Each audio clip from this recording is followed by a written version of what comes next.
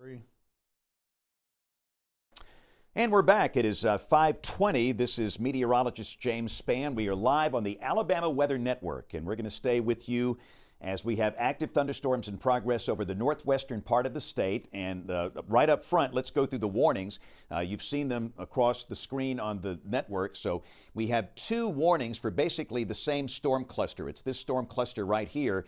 We have a severe thunderstorm warning that's in effect for the eastern half of Franklin County. This is for areas along and east of US 43, East Franklin back over to Russellville, and it includes a small part of Marion and Winston counties. This would include Hackleburg, Bear Creek, Haleyville, Ashridge here for this cluster of storms that is showing signs of producing some fairly strong winds.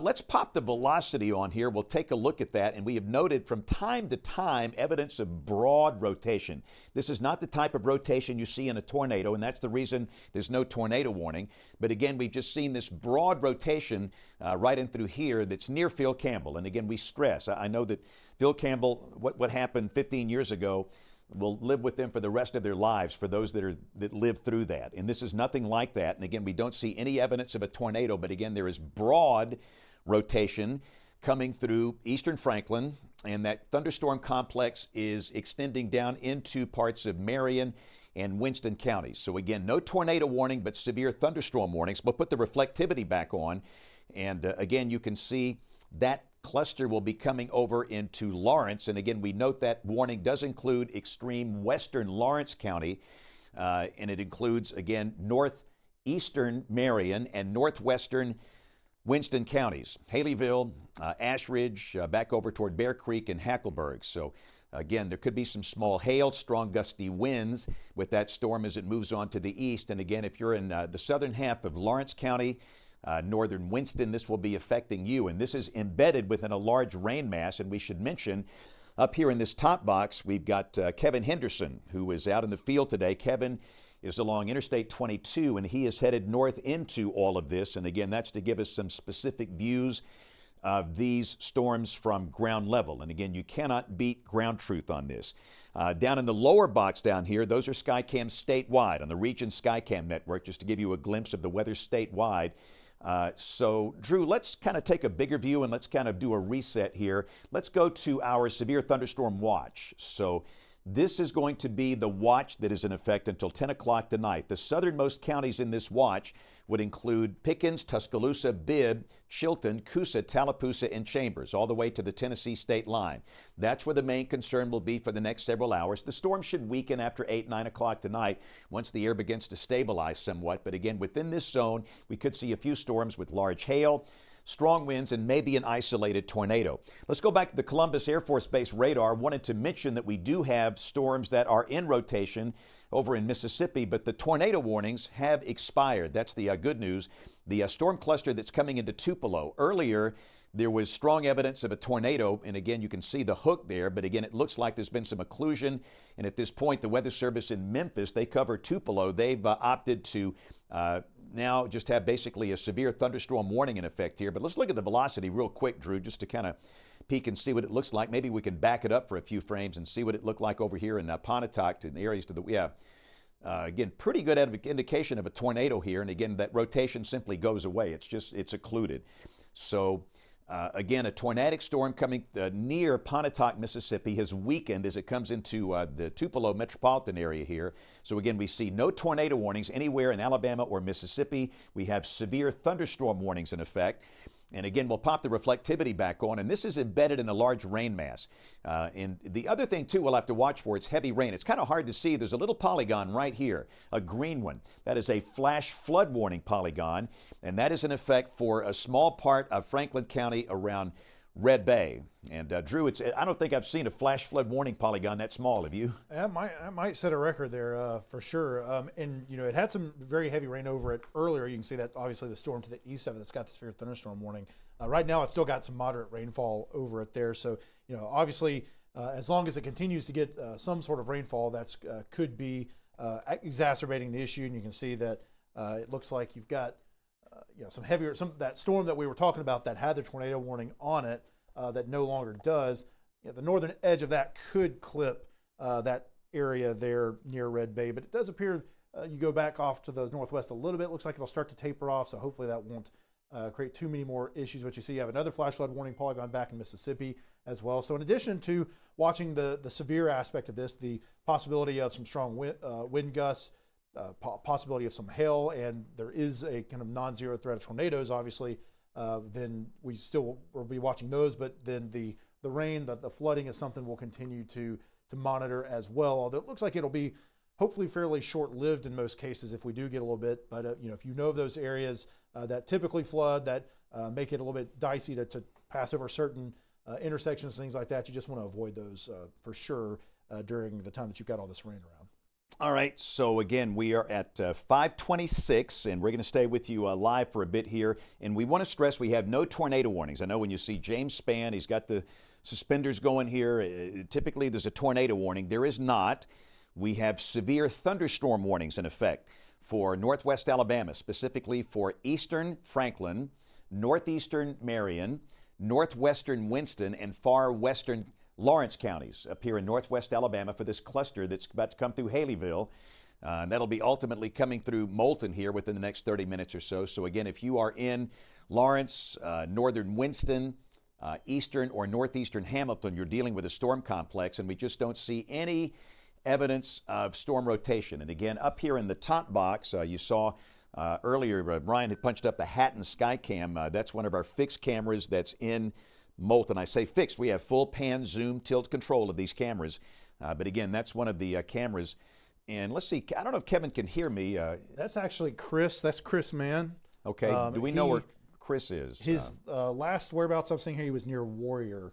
I know he was, I think, heading in the direction of Coleman, up on off. It looks like he's obviously off of 65 at this point. I don't know, Chris, are you able to hear us? I don't believe I'm not hearing him. Yeah, I'm not hearing him either. But again, we'll check his exact location here. But if we can, Ryan, go back to the Hatton Skycam. We'll put that up on that box here for just a second. This is in Lawrence County, about right here, kind of looking back into this. And again, you're just not going to see much. And again, we have no tornado threat at this point. We see no evidence of a tornado. It's just basically a lot of wind and rain. The lightning concentration is in this segment right here. It came through Phil Campbell. And again, it's come through Hackleburg. It's come through Phil Campbell. The risk of this storm from being severe, it's ended because the storm is now east of there. It's coming through Bear Creek and Phillips High School, and then next it's going to be coming right into Haleyville here. So again, for those of you in northwestern Winston and northeastern Marion, just be aware that this storm is packing quite a punch. We've really not heard of any specific damage today from these particular storms, which is certainly a good thing. And again, I'm seeing a lot of videos here. And Bill, are you monitoring the user-generated stuff that's coming in here? Okay, we'll let you take that here in a second because there's some pretty good stuff here. It looks like I'm seeing a lot of kind of minor flooding issues here, which is one of the things we're concerned about here. These are very, very efficient rain producers. The precipitable water values are extremely high.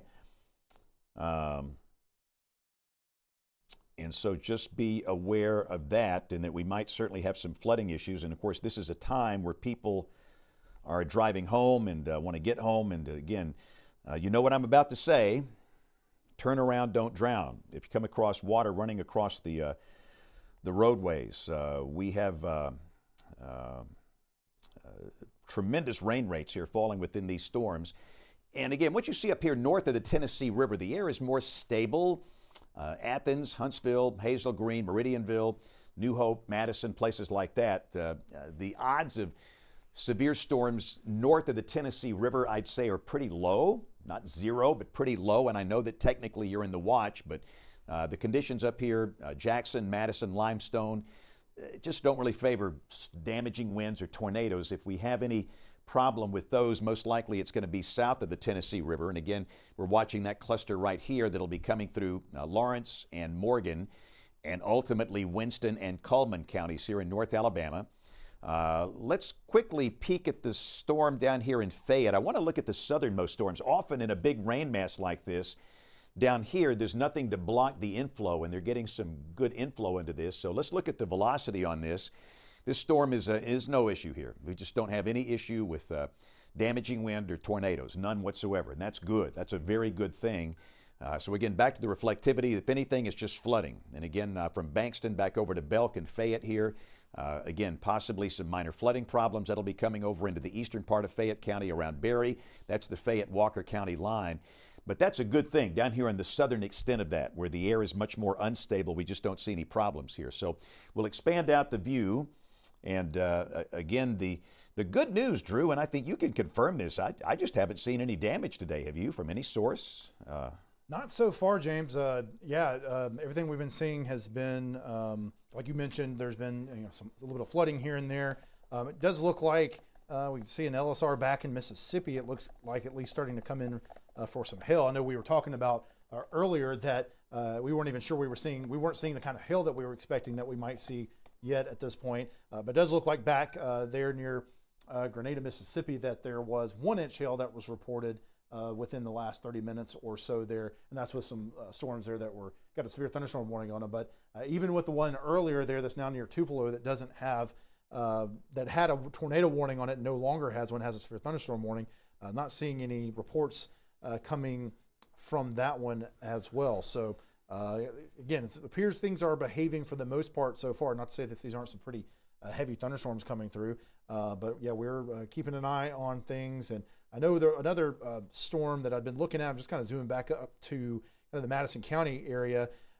This was coming through Decatur earlier. This one's got a good bit of lightning with it. It's moving into basically right along 565 now, moving towards the airport. I'll just click on the velocity real quick. Yeah, so it's got some broad rotation here. That's another one we'll need to watch as it's kind of heading in the general direction of Huntsville. But it's been trying to spin a bit. It's got a lot of lightning, but it hasn't been a tight rotation at this point, but still something that we'll be keeping an eye on there in Madison County.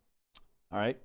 So again, that's a good catch by Drew. That little spot right there, that's along 565. And again, that's very close to Huntsville's airport, which you see down here, HSV. And that little segment will be coming into Huntsville.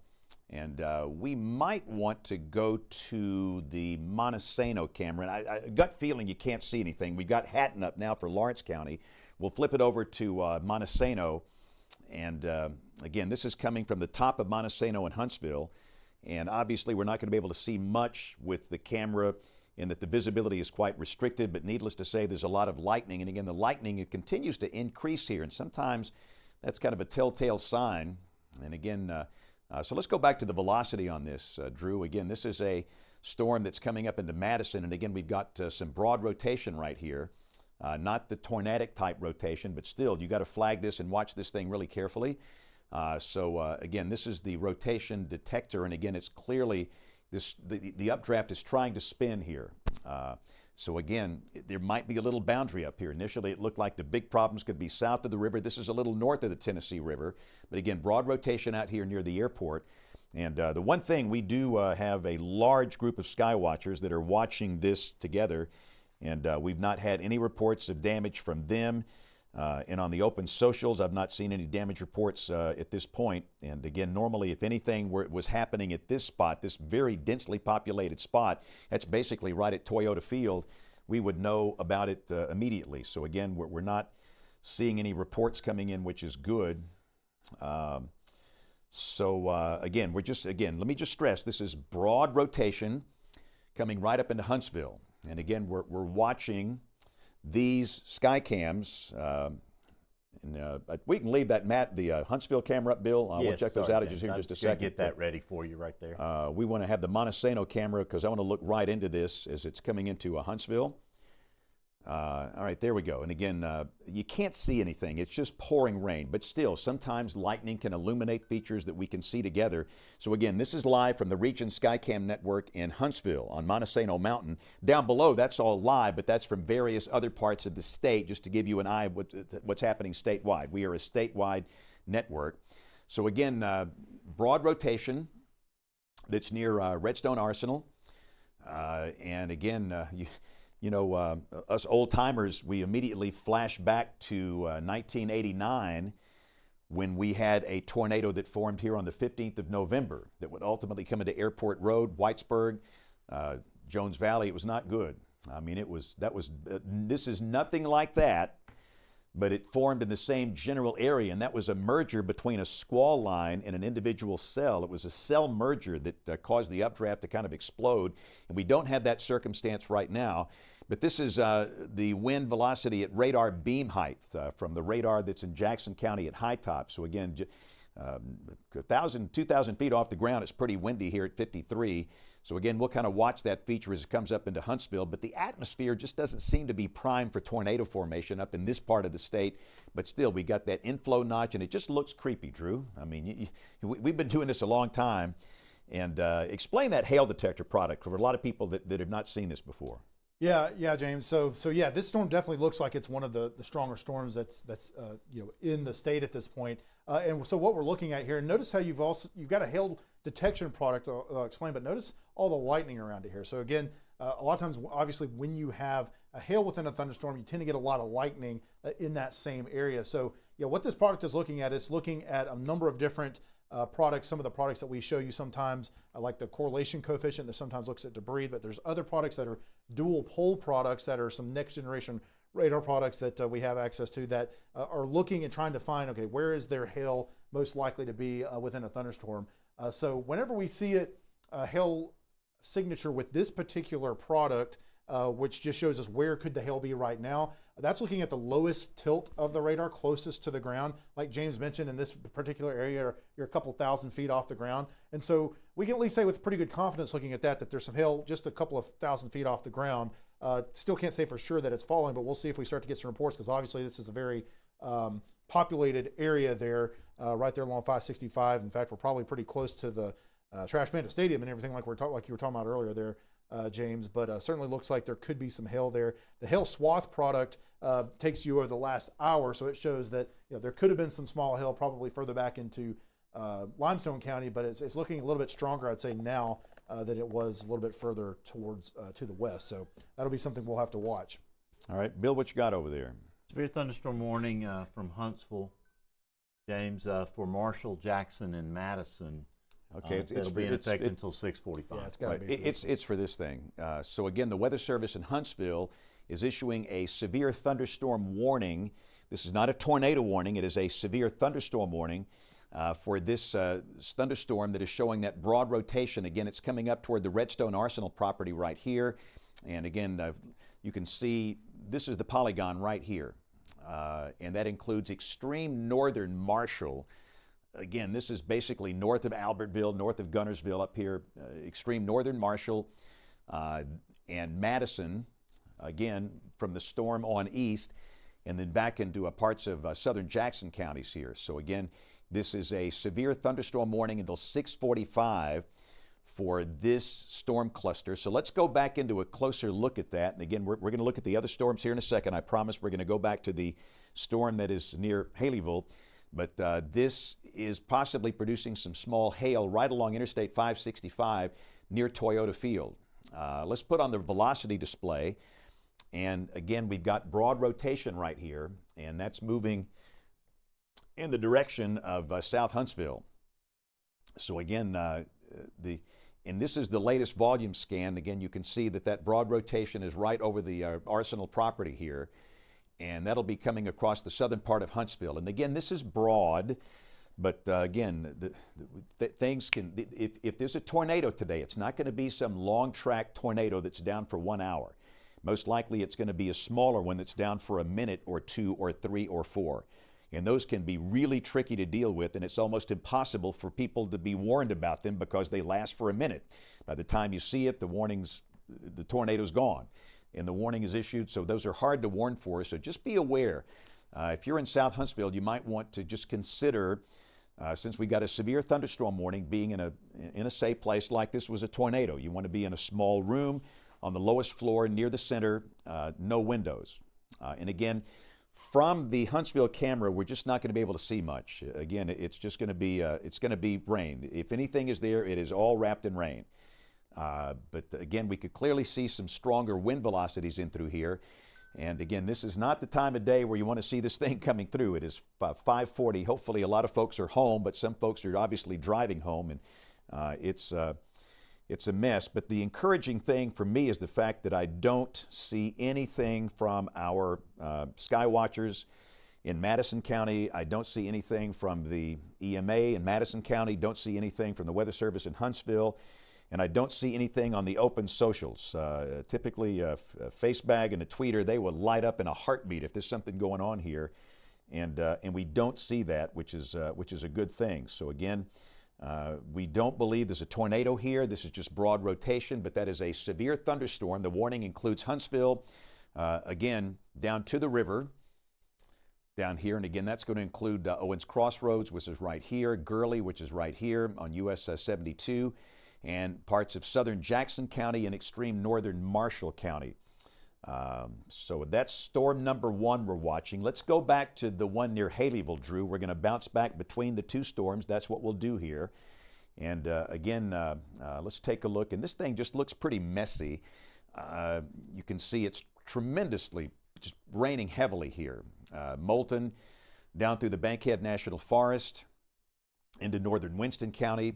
Haleyville back over to Ash Ridge. 278 is down here. This is Double Springs. Let's pop the velocity display on, which, and again, it's the same thing. There's just really, really, really broad rotation right here that is located off to the northeast of Haleyville.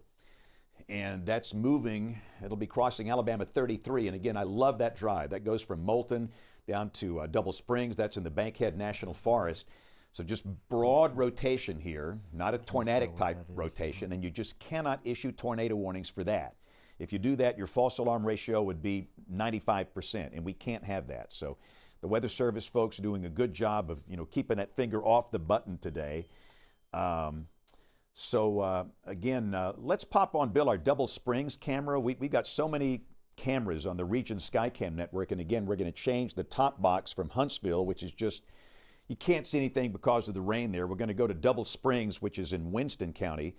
And again, that's what it looks like from there. And all these cameras are basically going to show the same thing. And we have multiple chasers in the field as well that are working this event today, and they're going to encounter the same thing. This is just a lot of rain. And our storms in this state are not the sexy kind of storms they have in Kansas and Oklahoma, where they're LP.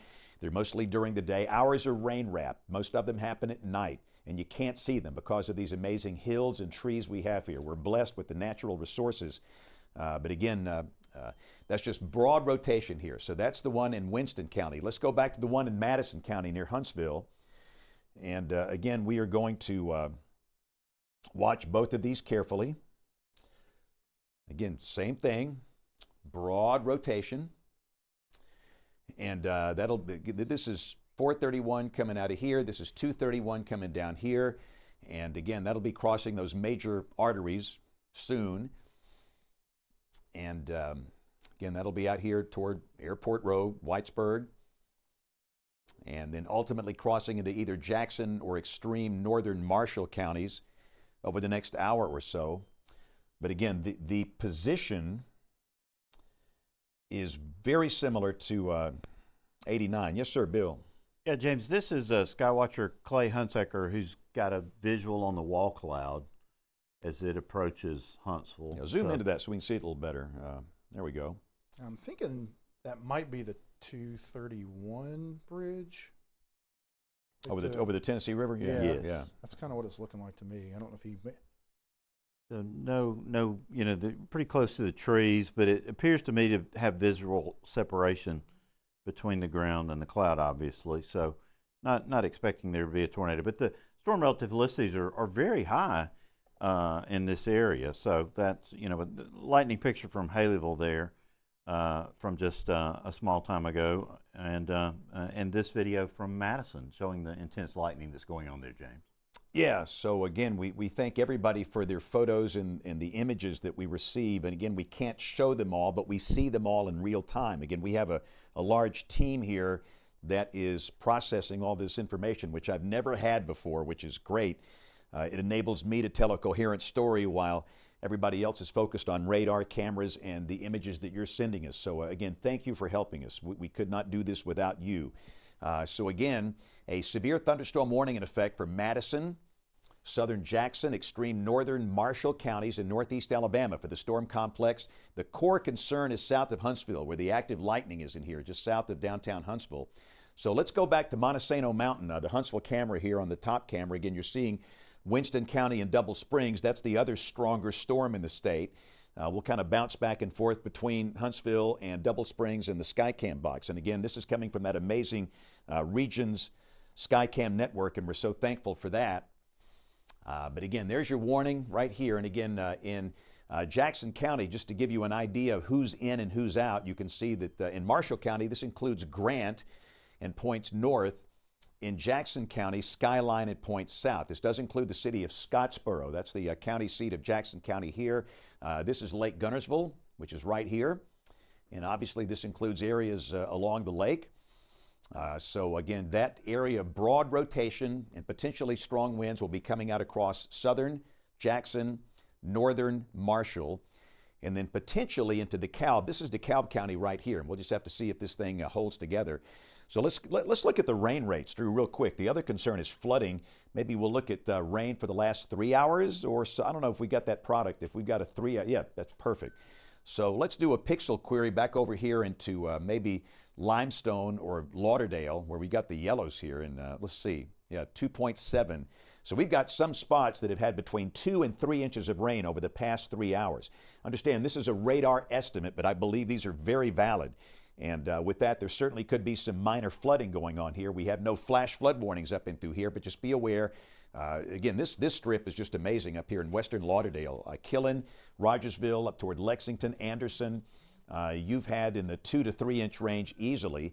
And again, much of Limestone County with about 2 inches. And again, these are very efficient rain producers. So that's one of the things we want to focus on here, is the fact that there could be some flooding issues. And again, these are rainfall rates, and it is just absolutely pouring. That's, goodness gracious, Drew. That's a lot of rain. People don't know how much rain that is. Imagine getting 4 inches of rain in or 5 inches of rain in 1 hour. So flooding is one concern we got to watch. Yeah, that's for sure, James. Yeah, I mean, of course, this would be, if this sat over that one spot for 1 hour, then you might end up with a total somewhere close to that. We are getting a little bit close to the radar. That might make it get a little bit higher than it might be really in truth. But again, yeah, that's some very heavy rain rates there that we're seeing, and it's been borne out by some of the flood warnings that we've seen around so far across the state. Again, kind of taking a look at the last 3 hour totals here and kind of zooming out. Let's kind of see where else we might have some little bullseyes. It looks like there's been some additional very heavy rain, over probably 2 inches in the last 3 hours. Further back towards the west in Mississippi, looks like as that moved further towards the east, it's maybe not rained quite as much, but again, we haven't had the rain from those here quite as long yet. But it certainly looks like that heavier band is further towards the north. And again, we really don't have, because we have very little going on further towards the south at this point, you don't have any issues with rain in those areas. But again, that'll be something we'll continue to watch with this. But actually, no, that's okay, never mind. I saw this hail core over here, but so this is interesting. This is showing a big hail core in the storm that's approaching the state line, but we're seeing this from the high top radar. So yes, there's hail in this storm, but as I put my cursor over that beam is about 18,000 feet off the ground. So that's definitely got a lot of hail in it, but that's at 18,000 feet. Just to kind of show you just a little lesson here, if we go back to the Columbus radar, still possible that we've got some hail there just looking at the high reflectivity there, but right at the Columbus radar, which is right there nearby, that's only about 1,000 feet off the ground. So it looks like there is some hail, but there's a good bit less there at the surface. So a little kind of unintentional radar analysis there. But certainly, we are at least starting to see some evidence of hail, especially not so much further to the north where you're kind of into this mass of rain, but certainly kind of in some of these storms a little bit further to the southwest that are kind of out in their own environment a little bit more. Looks like they have a little bit better chance to generate some hail that we might start to get some reports for, James. Yeah, seeing some reports here from Rogersville in Lauderdale County of flooding coming from downtown Rogersville. And Bill Murray, do you follow Rogersville Fire Department on Facebook? If not, you might want to do that and pull some of those images up to show some of the flooding. It's one of our concerns that's going on up in parts of Lauderdale County. And again, you can see why we've got some flooding issues here. And again, you head up toward Anderson up here, that's 2.8, 2.7 back toward Elgin. So tremendous amounts of rain falling today in parts of Lauderdale and Limestone counties. And it's still raining, just not as heavily. So again, that's the situation there. So let's go back to the radar and just kind of do a reset here. It's 5:50, and we're going to stay with this for a while. We've got Evan Chickvera back at 3340. Evan's going to handle the 6 o'clock weather on the television side, so we'll stay with you on the AWN side. South Alabama, you're quiet. A lot of people are asking about that. And again, we do note there is one supercell storm that is down below Jackson that is producing a possible tornado down Interstate 55. And notice we have a tornado warning polygon here. That's the only active tornado warning polygon, but that thing is sitting down there by itself. So again, while we don't expect the coverage of rain down here in South Alabama, understand there could be a few isolated severe storms, and we'll watch that thing carefully as that storm is moving in the general direction of Hattiesburg along Interstate 59. So again, we have one supercell storm now in South Mississippi. And again, we're watching these additional storms in northeast Mississippi. Now, thankfully, the air has been really worked over here. But one consideration, we had the time change yesterday. So we're back on daylight saving time, which means the sun goes down now at about 6:52 in the evening, an hour from now. So that's another hour where the sun is out, and that can help to increase instability. Once we get the sun down about 7 o'clock, that will help to stabilize the atmosphere, but that's a slow process. Just doesn't happen like that. We can certainly see some severe storms after 7 o'clock, but hopefully by 8, 9, 10 o'clock, most of the severe threat will be over at that point. So again, let's go back to storm number 1. This is going to be the broad rotation that's just south of Huntsville. And again, we've got the Montesano Mountain sky cam you see right here. We're watching it and we're just seeing a whole lot of rain. But again, that's the storm that's prompted the warning here. Maybe some small hail falling down the parkway just south of downtown Huntsville. And again, that'll be coming out here across 431 and US 72.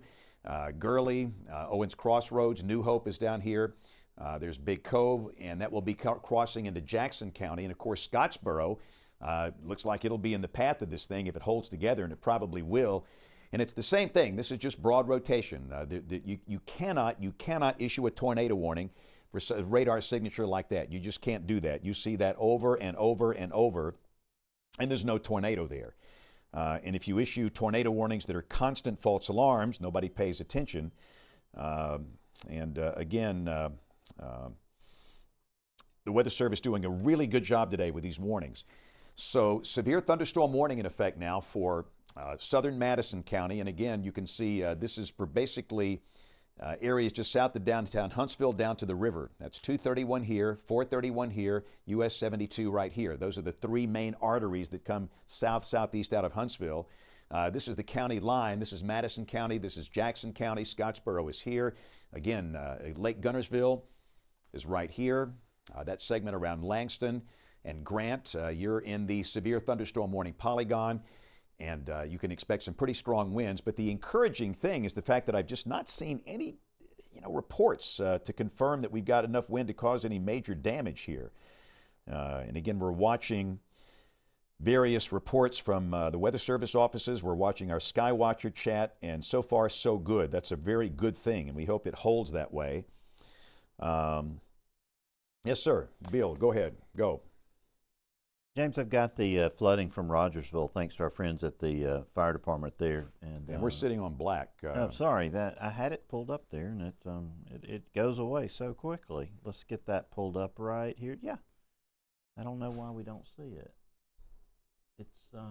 It's sharing, but I don't know. But anyway, I've got that. Let me undo it real quickly and do it again, but it's not showing up. I'll pop it up one more time. But we'll try it one more time, and if we can't get it, we'll go back to it here. Let's try it one more time. Let's see if it comes. We're still sitting in black. Yeah, I don't know, but I do have some reports. Our great Skywatcher Brian Falls reporting a tree down in Winston County, James, at the Pebble community, And that storm coming through Monroe County, Mississippi, near New Wren, definitely has golf ball size hail with it. Now, we don't have any reports on the ground yet, but the hail algorithm's tripping nearly 3-inch hail there, and the VIL on it is very, very impressive. It's starting to max out there. So that's going to be a storm that's going to get into West Alabama, into Lamar County, right. southwestern, Marion County eventually. So that's going to be one to watch. Try WEX 05 real quick, Ryan. Okay. I think we've lost connection with that particular source. We'll get one of the engineers to work on that. Anyway, having said all that, it is 5:55. We are working a day of rain and storms across Alabama. Some of the storms are severe. This is the first warning we have in effect, at least the northernmost warning. This is in effect for parts of southeastern Madison. This is for the storm that's just crossed over US 231. It's about to cross over 431. It'll be crossing 72. It'll be crossing 431 around New Hope and Owens Crossroads, US 72 around Gurley and Woodville, then ultimately affecting Scottsboro. One thing will promise tremendous amounts of rain with this. And a lot of lightning. Again, there's this concentration of higher lightning you can see right in through here, and often that represents an area where there could be some strong winds. So again, we'll watch that carefully as it comes through. Let's go down to the second storm we're working. This is going to be the one that's down in northern Winston County. Other than that, it's just a lot of rain up here. So we'll check the Winston County storm, and all these warnings have expired. Looks like, Drew, the warnings have gone off the board. Correct me if I'm wrong. I see no warnings here, so we have no warnings, and I think we can clearly say that while I know you've got loud thunder and lightning, the storms are clearly below severe limits. We'll pop on the velocity, and again, that little feature that we've been watching has just basically gone away. So again, it looks like the winds are below severe criteria. We don't have large hail that's 1 inch in diameter or greater. So again, at this point, all of the warnings have expired for Marion and Winston and Lawrence. So for those of you here, so let's look at a big view, and let's just look at all the warnings we have. I think we're down to one polygon in the state. And yeah, it's this one right here. That's the one that's just south of Huntsville, southeast of Huntsville. Everything else says there's a lot of rain. But let's cross the state line, and again, let's look at the storms that are coming out of northeastern Mississippi. We'll pop on the Columbus Air Force Base radar. And again, that could be some pretty meaningful hail right there. Drew, let's take a closer look at that storm near Amory, Mississippi. And yeah, that's some pretty big hail right there. Again, I don't know if we've got a hail swath or a hail product we can look at here. Yeah, the hail detector, and again, you can see that there's a very good chance that we've got large hail falling near Bigby, Mississippi. Amory is right here. Amory is part of the Golden Triangle in Mississippi. And again, that will be ultimately, if it holds together, crossing the Alabama-Mississippi state line and then moving into either Lamar or Marion or Franklin counties here. So we'll put the reflectivity back on. And again, that's a severe storm coming into Amory, Mississippi. Let's expand this out a little bit. There's Smithville right there. So there's your state line. And again, that's some really large hailfall. That was our main concern coming into this event, was large hail. And it sure looks like that segment is moving more to the southeast. And if that's the case, that would put that hail somewhere in Lamar County in about 20, 30 minutes from now. No evidence of any tornado activity here, but evidence of very large hail. So again, just be aware that we've got potential for some large hail that's coming into Lamar County, Alabama. So again, a reminder, what you're watching are the sky cams over here. We've got the Huntsville sky cam on the top. That's Montesano Mountain. And again, that heavier storm is passing south of downtown Huntsville. It's southeast of Huntsville now. And again, the other box, it is showing a rotation view of cameras across the state. These are all live views coming from the Region Skycam network, which is an amazing, dense network of cameras all across the state. If you're in Hamilton, Guin, Winfield, Brilliant, it's just pouring rain. But there's nothing severe. Remember, there's a very strict definition of what is a severe storm, what is not a severe storm. To be severe, only two things: large hail, damaging wind, 1 inch diameter hail, or 58 mile per hour winds or greater. And we just don't have that with any of the storms in Marion, Lamar at this point. The only warning we have in Alabama is the one that is up into the northeastern part of the state. So again, but we got to keep a close eye on that very large hail that could be crossing over into Lamar County. Highway 17 is right here, Sulligent here, Vernon here. But let's bounce back up north, Drew. That's what we do here. We bounce between storms. We're going to take a look at the one storm that is prompting the one warning in the state, and it's this one right here that is southeast of Huntsville. This thing has shown very broad rotation. The atmosphere is just not ripe for a tornado, and I think that's a really good thing, because if it happened to be ripe for a tornado, we might have one down, but we don't. We've had this broad rotation, and again, the broad rotation is coming out around Big Cove and Owens Crossroads. Again, this is Highway 431 south of Huntsville. The storm is now east of US 231. So again, it's about to cross 431, then it's going to be crossing US 72 in Jackson County around Paint Rock, Woodville, Gurley, and then moving in the general direction of Scottsboro. But again, we stress this is not a tornado warning. This is a severe thunderstorm warning that is in effect for the southeastern part of Madison County, southern Jackson County, and extreme northern Marshall County up in northeast Alabama. And that is the only warning we have in effect at this point. We just have that one active severe thunderstorm warning in effect, which is certainly a good thing. So now that we're at the top of the hour, let's just do a reset, Drew. Let's take a look at our watch, and we'll take a look at the severe thunderstorm watch that is in effect for the northern half of Alabama. The southernmost counties are Pickens, Tuscaloosa, Bibb, Chilton, Coosa, Tallapoosa, and Chambers, counties north. South Alabama, you might see a severe storm tonight. You might, but they should be more widely scattered or isolated. I would suggest a lot of places in South Alabama with no rain at all tonight. But if a storm does form, it could be strong. But the better chance of organized severe storms, the northern half of the state. And again, we stress this is a severe thunderstorm watch, not a tornado watch, which means that the tornado is not the primary threat here. There could be an isolated tornado. The greater concern, large hail and strong straight line winds. So again, that's for the northern half of the state. That is in effect until 10 o'clock tonight. So that's the situation there. Let's go back to the radar. And again, you can see that we've got a storm that is very strong with a lot of lightning. We've had very broad rotation coming through a very densely populated part of Huntsville, including Redstone Arsenal. If there was a tornado down, we would know. There is not one. There has not been one, and we don't expect one now. But there could be some strong straight line winds, maybe a little hail in this, certainly a chance of some flooding. And again, there's your polygon. You can see who's in and who's out. And again, that's the hail tracker, so there's clearly a chance of some hail within this, but also the chance of strong gusty winds, and that'll be coming out toward Lake Guntersville here, section here, and Scottsboro here. And I would imagine we might get a really cool view off that section Skycam that is in Jackson County, so we might want to throw that one up here on, let's see, what links do we have up here in the top one, Bill? That's links 3.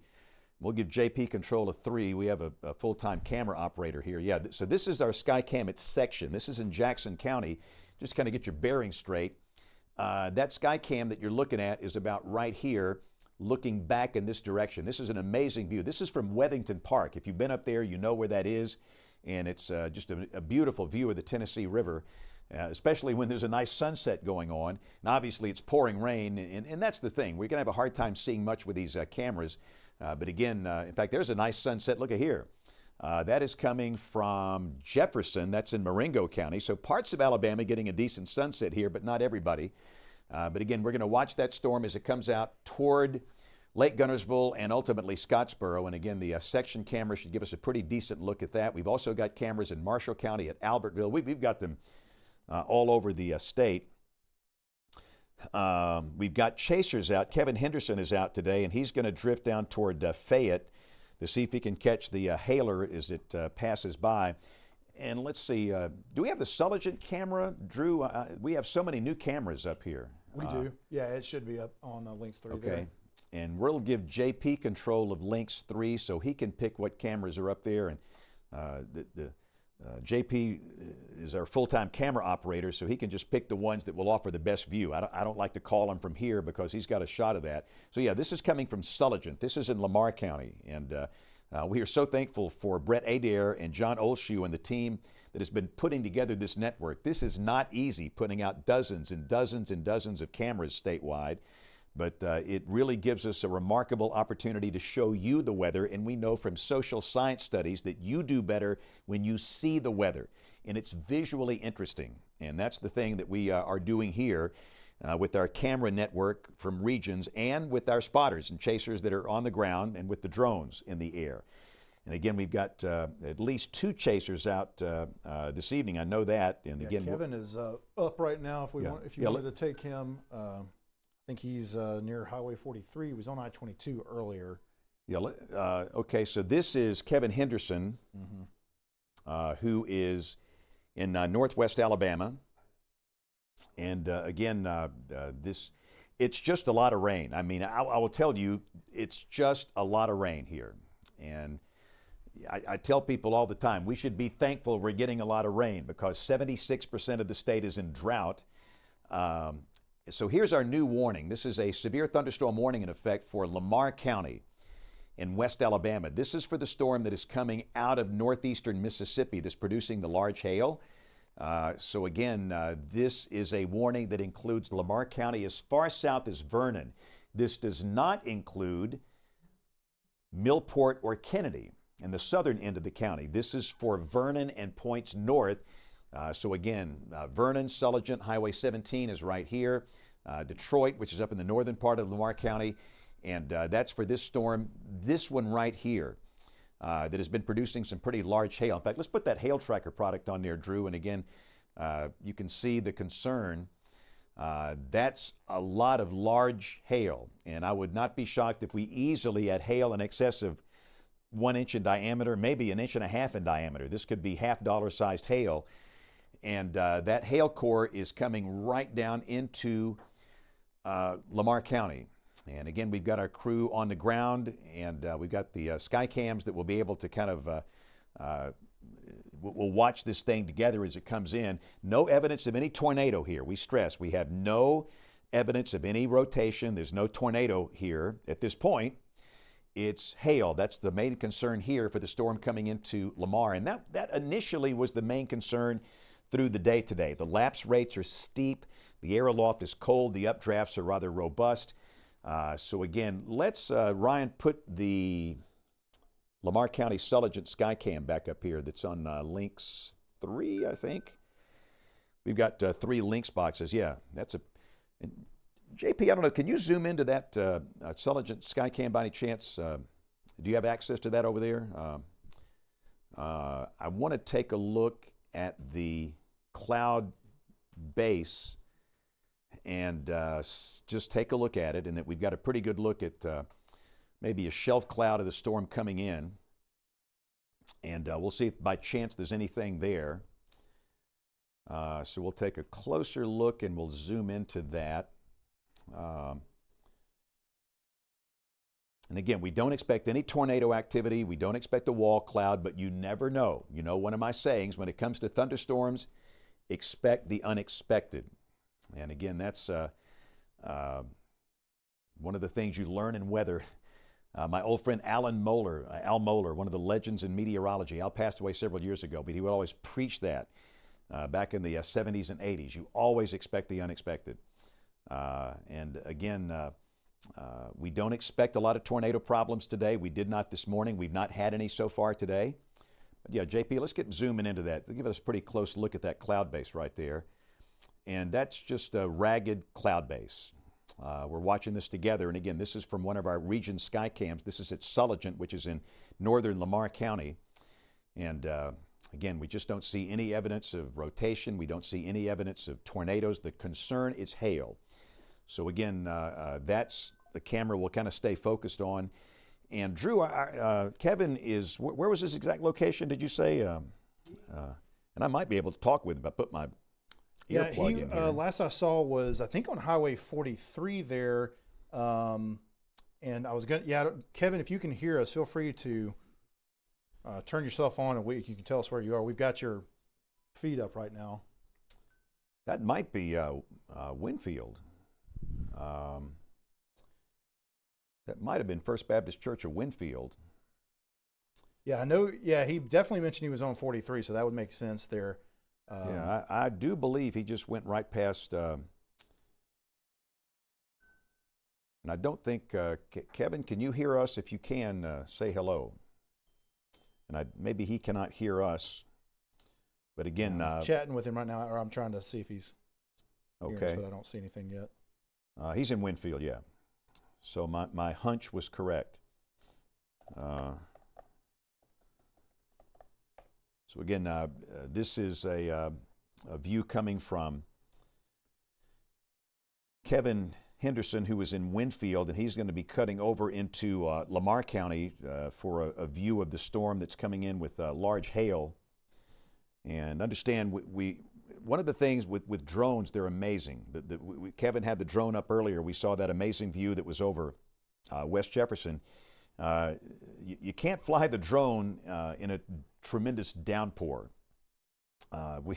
It's very hard to do that. One of the things that we will do here, we're going to be safe. We're not going to put anybody in harm's way. We're not going to do anything that's not safe with drones or traffic or anything else. Safety comes first here. And again, that's exactly the way that Kevin operates and all of our chasers operate. And generally speaking, chasers do a good job. You got a few that think they can run traffic lights and do all this stuff. That doesn't work for me. Here, they're going to obey the traffic laws and keep everybody safe, and that's the way it's going to work here. And again, Kevin is certainly in a position to do that. Let's go back up to. He was in Winfield, but I don't. Yeah, he was clearly in Winfield. About 27 people just told me he's in Winfield. Yeah. A lot of people are watching. So let's go back to Links 3 here. And JP, if you can zoom back out on that Celigent camera, we're just going to get a wide view of that. And again, this is in Lamar County. And let's tilt it up a little bit so we can get a little better sky view. And again, I know it's going to be gray. It's a day today. We're just going to see a lot of gray and a lot of rain. But again, this is a view of that storm coming in from our sky cam at Celigent in Lamar County. And the hail core, Drew, how's the hail core looking to you? It looks like it's not quite to the extent that it was earlier. You can see here, this was basically the area that had the hail core earlier. That's still back in Mississippi at this point. Kind of move it back just so you can kind of see the evolution of it. So yeah, just in the last 15 minutes or so, it was looking like that when we first looked at it there. But now you can see that hail core has come down quite a bit. Good chance what happened is that the hail fell to the ground at that point. So that's usually what's happening there, is that you're seeing the hail core collapse. And so now as it's approaching the radar site, I mean, the Columbus radar is about to take a direct hit from the storm. Hopefully it stays up, but that's a lot of lightning, and again, still potentially some hail trying to come in with that storm right on top of the radar. So hopefully we keep it as it heads on through there over the next few minutes. But yeah, the hail core on it looks like it's coming down. I'll go ahead and switch back over. Again, as we're getting closer to the radar, sometimes it can be harder to detect things. But yeah, you can certainly see with that hail detection product that as we move it through time up until the current time, it certainly starts to lose some of the integrity there of the hail product. So we'll see if it can start to rebuild a core here. It might be able to core. It may be able to cycle back up potentially, but at least right now, there's still plenty of lightning there for sure. So if you are in those areas, if you're in Celigent, you're getting really heavy rain right now already. But again, if you are in Lamar County, especially there right along the state line, you're going to be getting a lot of lightning and maybe still some small hail potentially coming up. But it certainly at least looks a little bit less imposing from that perspective than it did earlier. And still, as far as velocity is concerned, we're not seeing too much that's of too much concern at this point as far as any sort of velocity signatures. But it looks like some of those areas where you saw that heavier hail earlier, there is a little bit gustier winds there nearby. Again, could have seen a little bit of a downburst potentially as that hail came out of the storm there, James. Right, and let's mention too that the warning has expired for Madison, Jackson, and Northern Marshall and was not extended.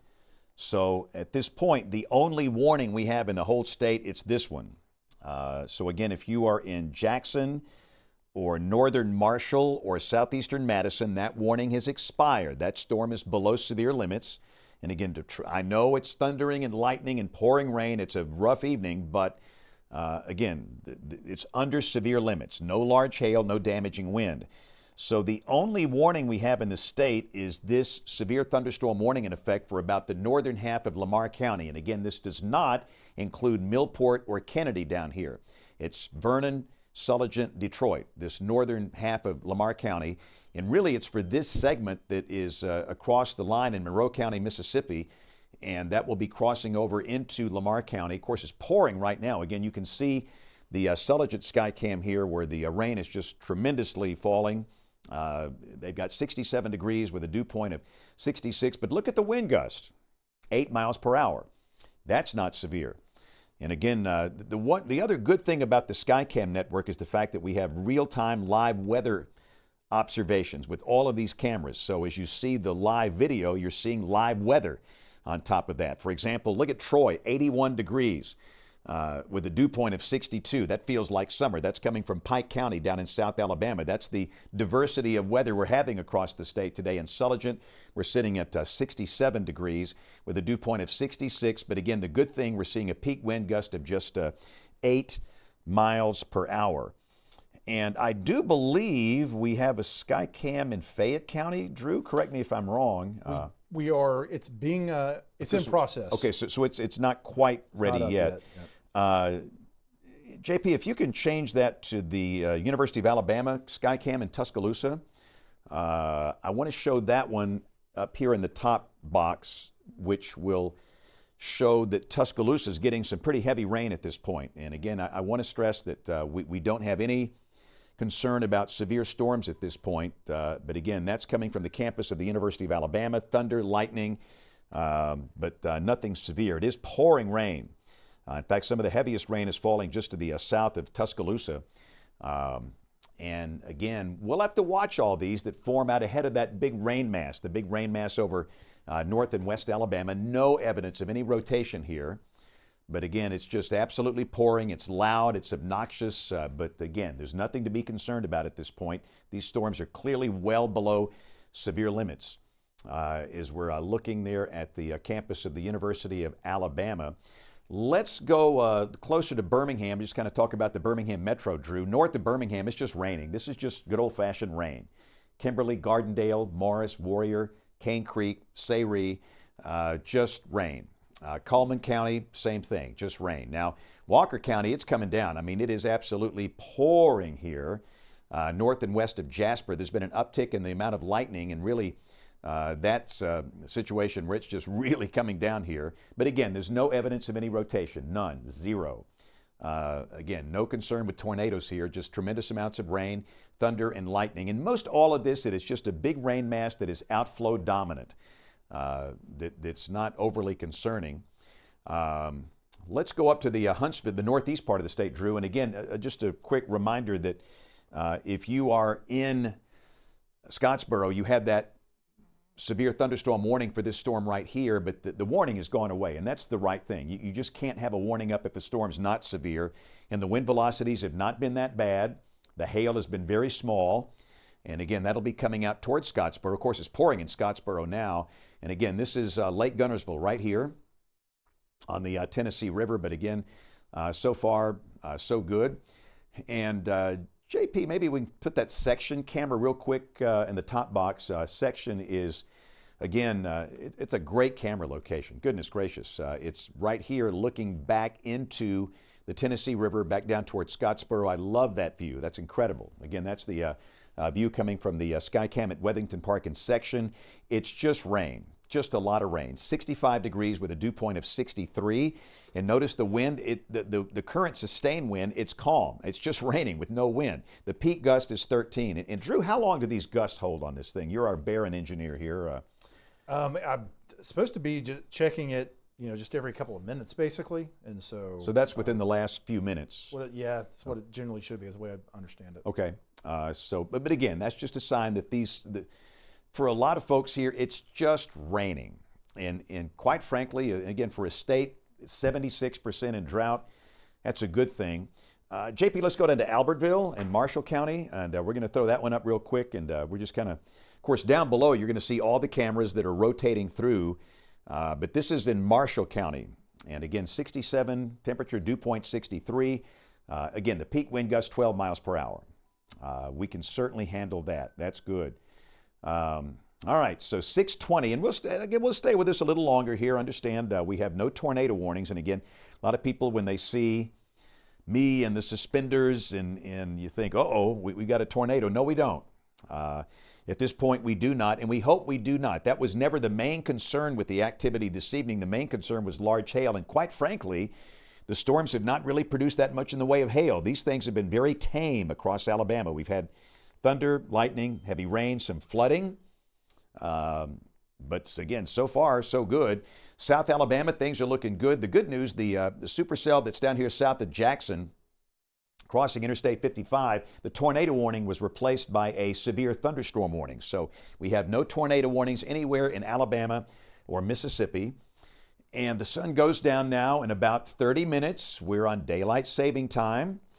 And once we get the sun down, the air cools and becomes a bit more stable, and this stuff will just settle down even more in coming hours. And the watch is in effect until 10. But it just looks like for the moment, we'll get away without too many major headaches here tonight. Keep in mind, as you look at this, we have another chance of severe storms Wednesday night. And that will be the next focus. But we really need to get this stuff out of here. Then we can focus on the Wednesday night threat.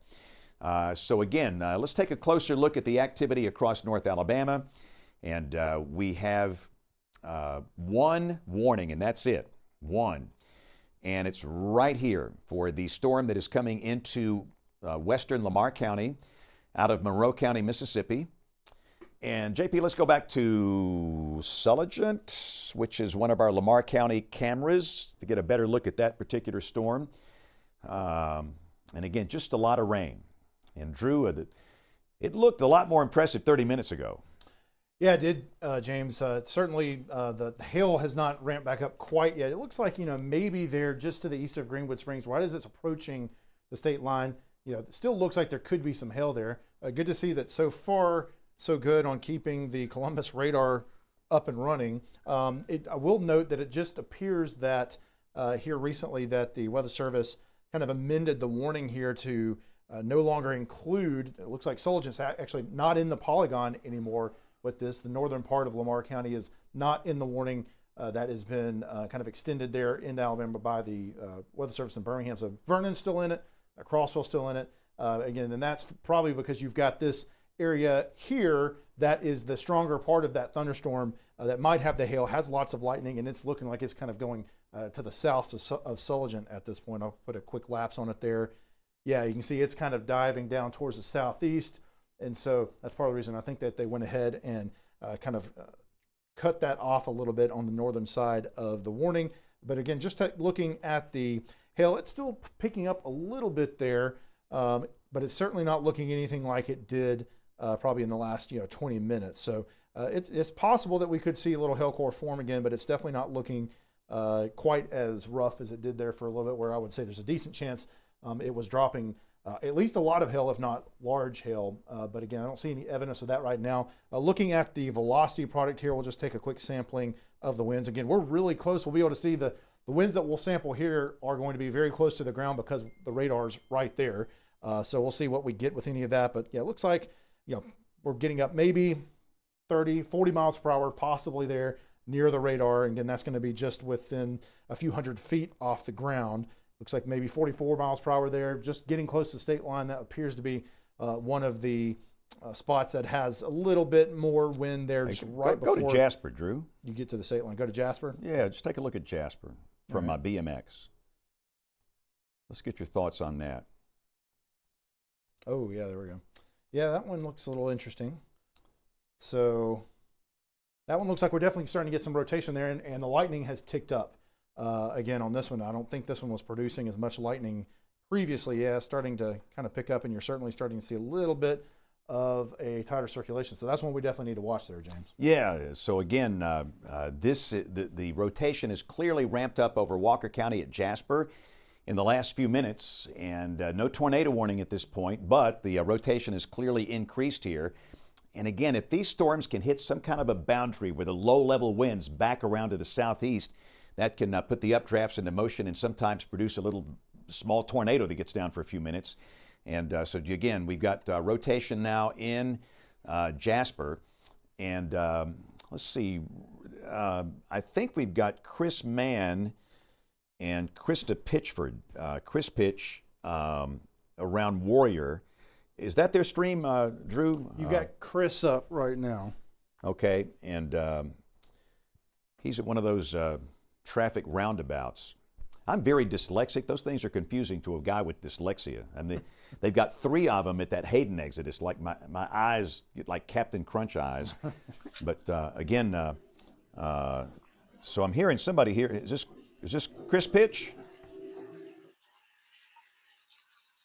I believe you're hearing Chris Mann. Oh, hey, Chris, where are you right now? I turned around leaving Warrior, headed southbound on 65. I'm going to post up at Kimberly and see if I can just stay south of that storm that you're eyeballing on the radar. Saw the broad rotation in Jasper, so I'm going to head down to Kimberly, stay south, and then post facing north-northwest. Okay, Chris, thank you. This by far is the most interesting storm of the moment in the state. Again, we've got the storm that is rotating at Jasper. Again, we have no warning at this point. Again, we'll watch it for a couple of volume scans and see if it tightens up. But again, this is a storm that is showing pretty good rotation at Jasper in Walker County.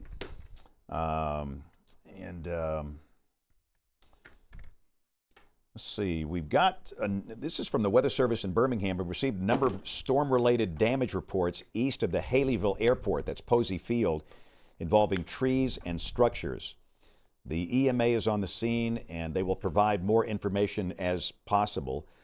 But that was along a Boeing arc that came through, and whether or not a small tornado formed, it's to be determined. So again, we've got reports of some structural damage now from Haleyville. And that's when we had that severe thunderstorm warning in effect earlier this afternoon. If you recall, we had a storm that was near Hackleburg, came through Bear Creek, came through Haleyville. Again, you can see that polygon right there. That's when that damage occurred. So again, reports of structural damage at just east of the airport in Haleyville involving trees and structures. And again, Winston County EMA is on the scene, and they will provide reports as they can. All right, so let's go back to our Jasper storm, and we'll take a look at the velocity display. Probably some small hail is falling north of that rotation up here between Jasper and Curry. And again, the circulation is now east of downtown Jasper. This is Highway 69. There's Boldo. That goes up toward Bugtussle. This is old US 78, which is now technically Alabama Highway 5. And there's Interstate 22 right down here. So that broad rotation in Jasper is just east of downtown Jasper that's moving to the east. And again, with every volume scan, we'll watch it with interest to see if this tightens up or if it goes away. But again, there's no formal warning in effect here, just something we're watching very carefully. And again, we're watching Chris Mann's live stream up in the top box, and he's going to be in a position to intercept this as it crosses over into Jefferson County, or maybe Western Blunt. We'll see where he winds up here. So again, we'll kind of watch that stream together. But that clearly is the most interesting rotational signature of the day. We've had a number of these over the afternoon hours. We've had this broad rotation from time to time. But again, that's clearly perhaps the most interesting one that we have seen so far. The lightning is ramped up a little bit here as well. And again, explain that product, Drew, this rotation detector. To kind of explain that for those that have not seen that before. Yeah, this product is a product our friends at Barron up in Huntsville, they basically take the velocity data and try to kind of massage it in a way that makes it a little bit easier to digest for non-meteorologists. So it's basically creating kind of a bullseye of where there's the potential for rotation, yes, but a lot of times it's also going to be, if you think about when we look at rotation, we're looking at inbound and outbound wind, so that we have wind coming in two different directions, and you kind of get this rotational effect that you're seeing in the radar coming in two different directions. Well, this basically, if you have really high wind velocity, so the wind speeds are high, and if you have those high wind speeds that are moving moving in opposite directions really close together in space, it creates a higher value of this product here. And so it can be triggered by rotation, by tornadoes, but it also can show effects when you have straight line winds as well, because you'll have a wind gradient usually with straight line winds too. So yeah, it's got multiple uses, but sometimes it can make it easy, a little bit easier in some cases to see through the noise of some noisy radar data and pick up on some features that we may want to watch as far as wind is concerned there, James. All right, so again, we just had a public report that came in through social media. Unreal lightning in Jasper and rapid rotation in Jasper. And again, that's with this right here, which what we're seeing here together. But he's reporting unreal lightning, and obviously it's popping. When you see all these little icons here so clustered together, that is a tremendous amount of lightning in a very short space here. But we've heard of no damage from this. And again, everybody's watching it very carefully, including the Weather Service in Birmingham. But I think if we would have a tornado, it would probably be, we get all kind of reports. And there was some damage in Jasper from Saturday, the storms that we worked Saturday evening. Some stronger winds, not tornadic winds, did some damage at Posey's, the hardware place at 269 and 69 in the southern part of Jasper Saturday. That was just strong thunderstorm winds. But again, we've heard of no damage with this in Walker County. And Bill, there's a pile of UGC videos and images, and if you want to show some of those, or if we got that fixed yet, Ryan, do we know? Okay. So again, Bill, when you're ready with that, just let us know. I've seen some flooding issues. I see all kind of images over here on the open socials here, so we'll get to those here in just a second. So again, we are at 6:31, and we are watching broad rotation. And Brian Falls, one of our sky watchers, he monitors the scanner traffic, and he says no reports from Walker 911, none, zero, which is a really good thing. And again, hopefully this just stays broad, no tornado, and it just goes on by. But again, that's one spot we're watching. Let's go back to our storm that is coming into Lamar very quickly, Drew, if we can. And I do believe that the warning is still there until 6:45. Correct me if I'm wrong. Yes, yep, 6:45. And again, they've trimmed the polygon down. And again, you can see that it's basically including Vernon and the southern part of Sulligent here for this storm here that is capable of producing some pretty good-sized hail. This produced some really large hail, like Toyota-sized hail back in Monroe County, Mississippi. It's weakened a little bit. The hail size is not as intense as it was earlier, but still this could produce some decent-sized hail coming down through Lamar County. And understand we've got another segment of very heavy rain here, but there's no evidence of rotation, none whatsoever.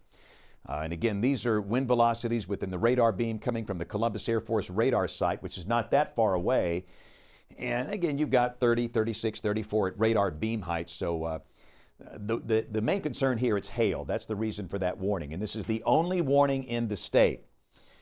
It's this one for central Lamar County, for this segment right here, for the storm that's coming down toward Vernon.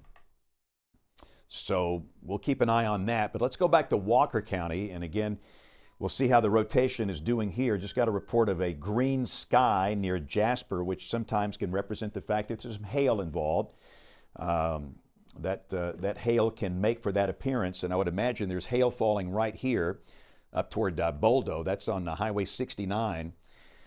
Yeah, so I think we probably have some hail falling in the northern part of this. Let's go back to the reflectivity, or I'm sorry, the velocity, and see what that looks like. And it's still very broad. Again, Drew's kind of backed it up, and you can see what it's looked like over the past couple of volume scans. And again, it has been broad for the entire duration of its life cycle through Walker County so far. We hope it stays that way. And again, just to get your bearings straight, that's Interstate 65 right here. So this is Interstate 65, broad rotation, kind of moving maybe south of due east, and if that's the case, it might wind up in northern Jefferson. This is Bagley, Sayre, Corner, Cane Creek, and Warrior here. These communities up in the northwestern part of Jefferson County. So Sipsey, Empire, Summerton, Dora. Drew, what's right here? What landmark would be right there? He's not going to say it. I'm afraid. I think I know where you're going, but just don't. I don't want to say. No, don't. We're not going to go there. You can just say the front part of it. You're only allowed to say it.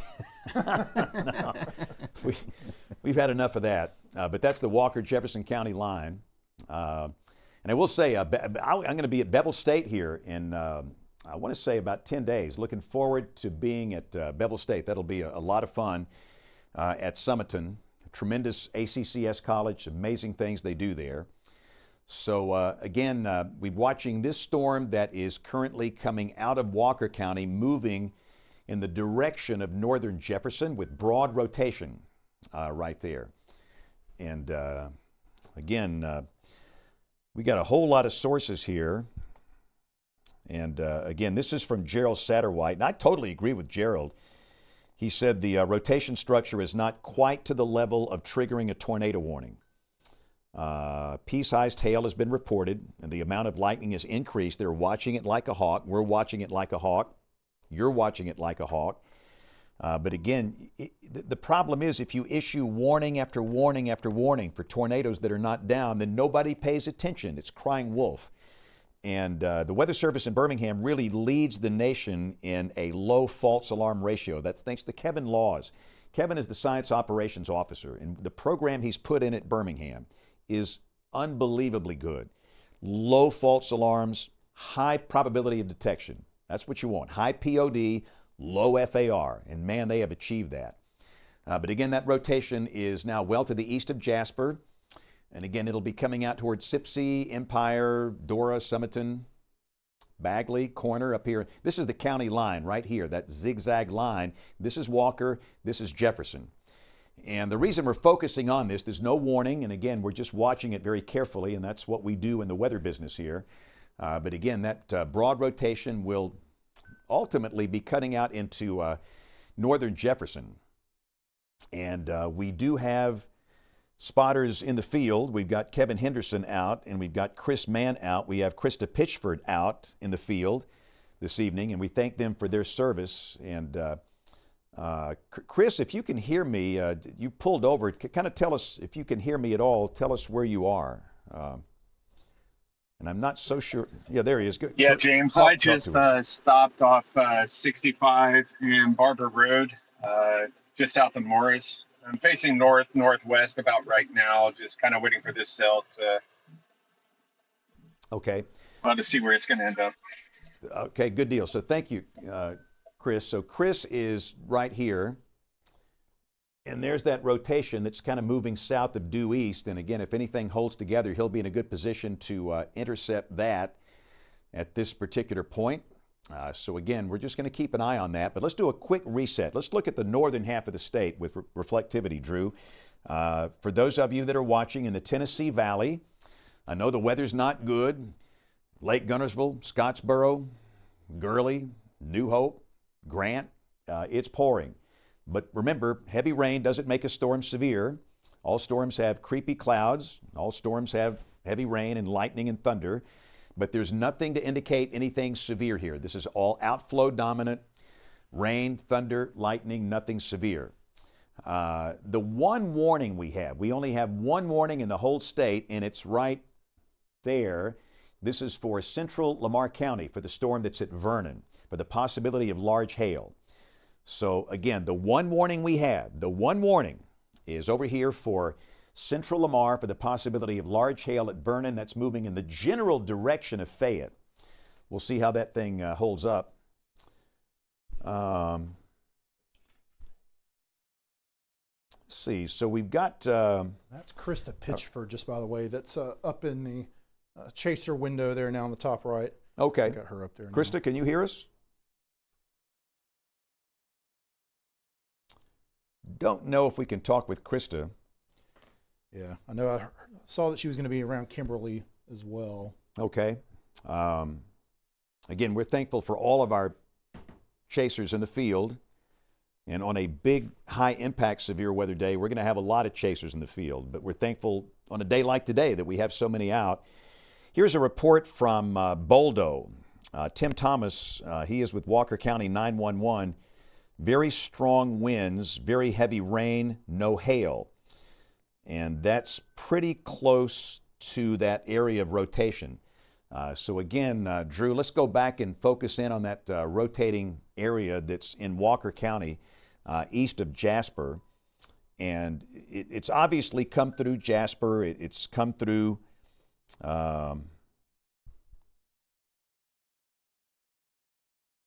the eastern part of Walker County. And again, you can see that the history of this thing, the wind velocities are not that extreme. You want to see the greens a little brighter, the reds a little brighter, but no doubt that the storm itself is spinning like a top. But that doesn't mean there's a tornado down. And again, that broad rotation is coming out in the vicinity of Sipsey and Empire. This is old US 78 right here. For old timers, this has always be US 78. Now it's technically Alabama Highway 5. When they built the new Corridor X, US 78 moved down here, which is now Interstate 22 in US 78. So technically that's Highway 5, but that's the old US 78 right there. And you can see that circulation is right on Highway 5. Cordova, Barton's Chapel right here. Argo, not the Argo in St. Clair County. This is the Argo in Walker County. And there's the river right there. And so far, so good with this.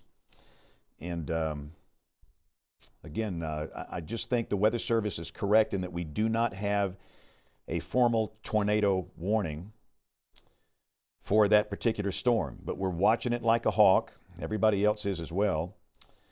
Can we go to Kevin's live stream? I noticed that it looks like he's, I want to say Kevin is near Fayette. Kevin, can you hear us? And if you can, where are you? Yeah, James, I can hear you. I am in Fayette. Okay, so you are in Fayette. Yes, correct. Right off of, what is this, Highway 43. Okay, US 43 in Fayette. Just north. Okay. A little on the north side. Okay. I have been in that Dollar General. If you want to learn about life, you go talk with people in a Dollar General. That's where they hang out. So again, yep, that's it. I have been there. And again, the weather is just horrible where Kevin is. But again, the storm that has prompted this warning in Lamar County will be coming over Kevin's location here soon. And again, we'll kind of see what that looks like. But again, you can just see it's just raining. For so many of you, it's just good old-fashioned rain. I mean, what you see is what you get. And the lightning will be picking up with that segment coming in from Lamar County. So Kevin's going to give us a walking tour there. That's good. Of the looks like the Exxon station, Dollar General. He's up there north of downtown Fayette, up toward the airport and the hospital in Bevel State, the Bevel State campus in Fayette. There's the McDonald's. Everybody knows where that is. We know exactly where he is right now. And again, Kevin is going to catch that line segment as it comes in from Lamar County on the ground in downtown Fayette. And again, we've got Krista Pitchford and Chris Mann. They're going to be intersecting this broad rotation coming out of Walker County. So, Drew, let's go back to the Walker County storm. And in every volume scan, we're greatly interested to see how this thing behaves. So we'll go back to the Birmingham radar and look at this storm that is approaching Sipsey and Empire. And it's still broad. That's not a tornado signature. Quite frankly, it looked a lot better coming through Jasper, but now it's much broader. So again, we have broad rotation. This is not a tornado signature, broad rotation around Barton's Chapel, Argo, along Highway 5. That'll be coming out towards Sipsey, Empire, and then crossing into either western Blount or northern Jefferson. This is the western boot heel of Blount County. Bill Murray, who used to live over here? Who lived up here? Right here where I'm pointing. He did morning television for 37 years. Country Boy Eddie, yeah. Eddie, of course, he passed away several years ago. The greats have passed away, but those people that paved the way for us, he was one of them. And Eddie was a great friend. Eddie Burns, he did a local country morning show for 37 years. And one of my memories was doing the Eddie show the morning after the blizzard of '93. For the first time ever, Eddie could not get in. He couldn't get out. And Bill Bolin and I hosted the Country Boy Eddie show. That was the worst hour of local television ever. It was really, really bad. Again, this is, we're watching in the top box, again, this is Kevin Henderson that is in Fayette. And the storm from Lamar County is going to be coming in. And we'll just kind of watch that together. We'll see what it looks like in Fayette. And obviously it's pouring rain. The weather is not good. But really there's a couple of heavier, this is not the storm that's in Lamar County. This is one that's out ahead of that. But so far everything just seems to be outflow dominant, which is really good. And the signature on the Sipsey Empire Cordova thing, it just looks like a wind thing as I'm looking at it here, Drew. I don't see any evidence of a tornado at this point. And if you excuse me, I've got to go start Weather Brains. I will let you take it for a couple of minutes, and I will be right back. We have too many programs going on at the same time here. So I'll be right back. Drew, the floor belongs to you, sir. All right, thanks, James. Yeah, we'll continue to watch things here. And as James has mentioned, thankfully, at this point, this particular storm here that has moved east of Jasper at this point and moving towards northwestern Jefferson County, it does not look as strong as it did earlier. We can even look at the lightning strikes here. So the lightning strikes, the number you see up here is the amount of lightning strikes that we're seeing in this camera view basically over the last 3 minutes. So as you can see, we move it back a little bit further, it's 49 strikes. So it looks like it topped out maybe probably about 20 minutes ago with 50 something strikes there as it was near Jasper. And then now if we go to current time, it's still 34 strikes in the last 3 minutes, but they also appear to be a little bit more spread out. They were more clustered around the core of the storm earlier. Now I'm seeing a few more just kind of in surrounding areas. So definitely the storm doesn't look like it's as wound up as it was previously, which we always like to see that. Looking at the reflectivity as well, it just doesn't look quite as strong. And I'd say it had a little bit more of a hail core to the north side of it near Boldo earlier. You still do have some high reflectivity there showing up. But it doesn't look probably quite as strong as it did previously. Looking at the hail swath here, and it's definitely still detecting some hail within the thunderstorm, and there could be some small hail falling here potentially, but don't see any evidence that it's going to be really large hail or maybe really large amounts of hail, which is what we saw with some of those storms that we were watching a week before last. Again, just taking a look here. Not necessarily seeing any reports from that particular storm here, just kind of scrolling through. And feel free, Bill, if you've got anything or if you've got any reports that you've seen. I can jump in anytime. Drew. Okay. We'll take a look at this a little bit more, then I'll let you kind of take a look at a few things here for a second. But yeah, this, again, not looking as suspicious as it's approaching northwestern Jefferson County at this point, but we will continue to monitor that here. Again, I'm just kind of switching through some of our different products here. Yeah, it doesn't look as strong in that rotation detector product that we looked at earlier as well. So those are all good signs as it's moving down towards Jefferson County. And again, this storm has not had a warning on it. It's had some special weather statements here and there, which is kind of the level below a warning when you've got a strong thunderstorm, but you don't actually have a severe criteria warning. Now looking back towards the west, it looks like we've got that warning expired there that was in Lamar County. So now it appears that the Weather Service has decided to not continue that warning further towards the east into Fayette County. But as we mentioned, of course, we've got Kevin Henderson, who's right there seeing that strong storm move through. And I think when we had his camera up earlier, you could see the wind kind of whipping through that gas station and some sheets of rain there and a few strikes of lightning. And again, looking at the lightning with this storm, it's looking like in the vicinity of this storm, it's about 30 strikes here in the last 30 minutes or so. We're going to kind of do a similar thing with this one. Let me switch our radar sights to something more appropriate. The closer one here. So yeah, previously you had a little bit more lightning with this storm as well. And again, this was the one that, if you recall a little while ago, back in Mississippi, had some big looking hail most likely that was falling back in Mississippi. Now, however, it's continued to maintain a lot less of a signature as far as hail is concerned. And so that's a good thing. But you definitely see plenty of heavy rain still, a good bit of lightning. Looking at the velocity, again, we don't see any necessarily severe level of velocity, but I'll do a few pixel queries of that real quick. We'll go ahead and just throw up our menu here. I can pull that up over here, just kind of do it right there on the touchscreen. So again, yeah, we've got maybe close to 40 miles per hour in a few spots there And again, this is probably a couple thousand feet off the ground at this point. So again, we don't necessarily expect to have the same level of winds there right at the surface. And it looks like now we've got Kevin's feed pulled up again in the top right, and still seeing a good bit of lightning there for sure. But it looks like the wind maybe has died down a little bit from what it was when the cell was just kind of moving into Fayette. And it looks like, again, that the heaviest winds there now have started to move to the east of Fayette at this point. Again, along 43 as it heads towards Bankston there. It looks like somewhere the heavier winds there are just to the east side of Fayette. Again, we'll just kind of cycle through some of our products here. And again, we don't see much on this product, on our shear product or our rotation detector product necessarily either.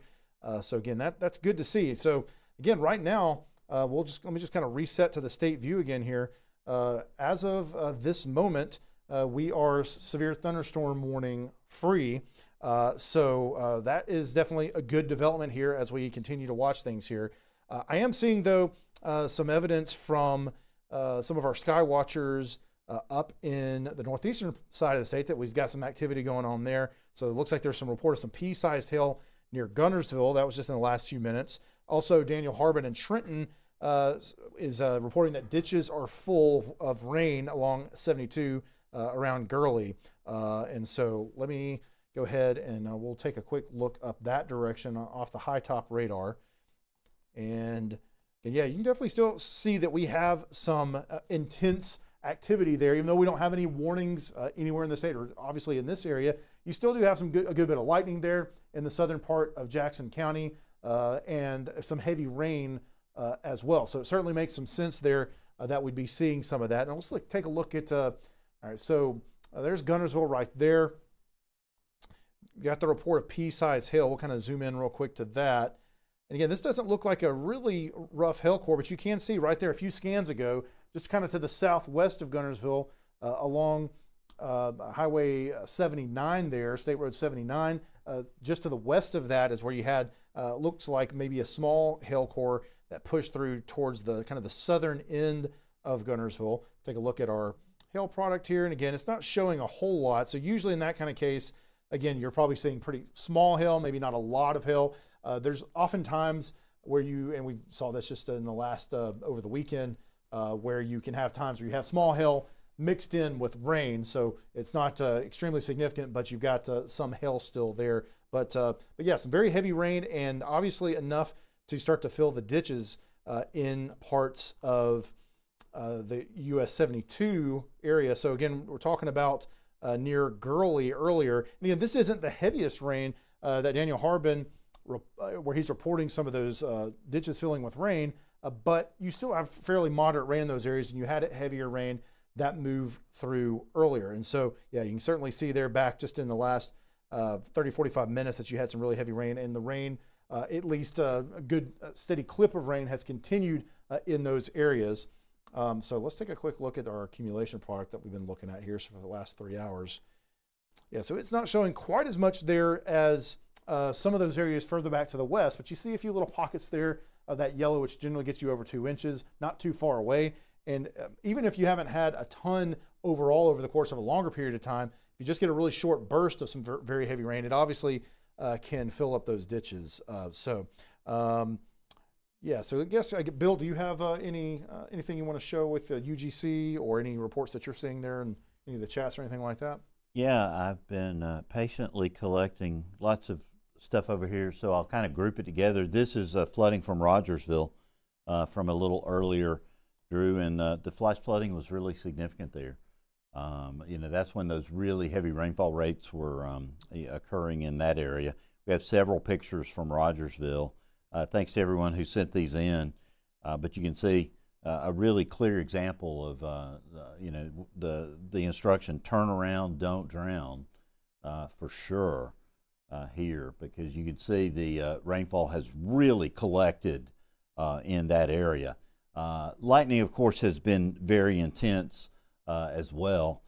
This image right here from Belk in Fayette County a little bit earlier today. And of course, we've had our share of creepy looking clouds. This is from Sulligent a little bit earlier when that strong storm was moving into Lamar County. That cloud right there was pretty impressive. Vanessa Sanchez in Tuscaloosa captured these images of the clouds as they were moving into the Northport area earlier. And Valerie Hughes caught this beautiful drone video just a few minutes ago as this storm was moving into the Tuscaloosa area. And very stunning video, but that kind of gives us an idea of what it looks like there. Beautiful structure on that storm. And this picture right here, you'll catch it. If you look real closely, a very impressive cloud-to-ground lightning strike occurs as she's recording that video. And then, you know, this video right here from Boldo in Walker County, just really intense lightning. You know, we were getting several reports of almost continuous lightning and very strong winds. But the good news is that Brian Falls, who's maintaining our scanner watch this afternoon and evening, was reporting no reports from Walker County 911 from weather-related calls. So that's important. As you know, we were watching that system just spin like a top as it moved through Walker County. Here's some flooding from Gewin in Marion County from just a little bit ago. That was showing some of the heavy rain in that area.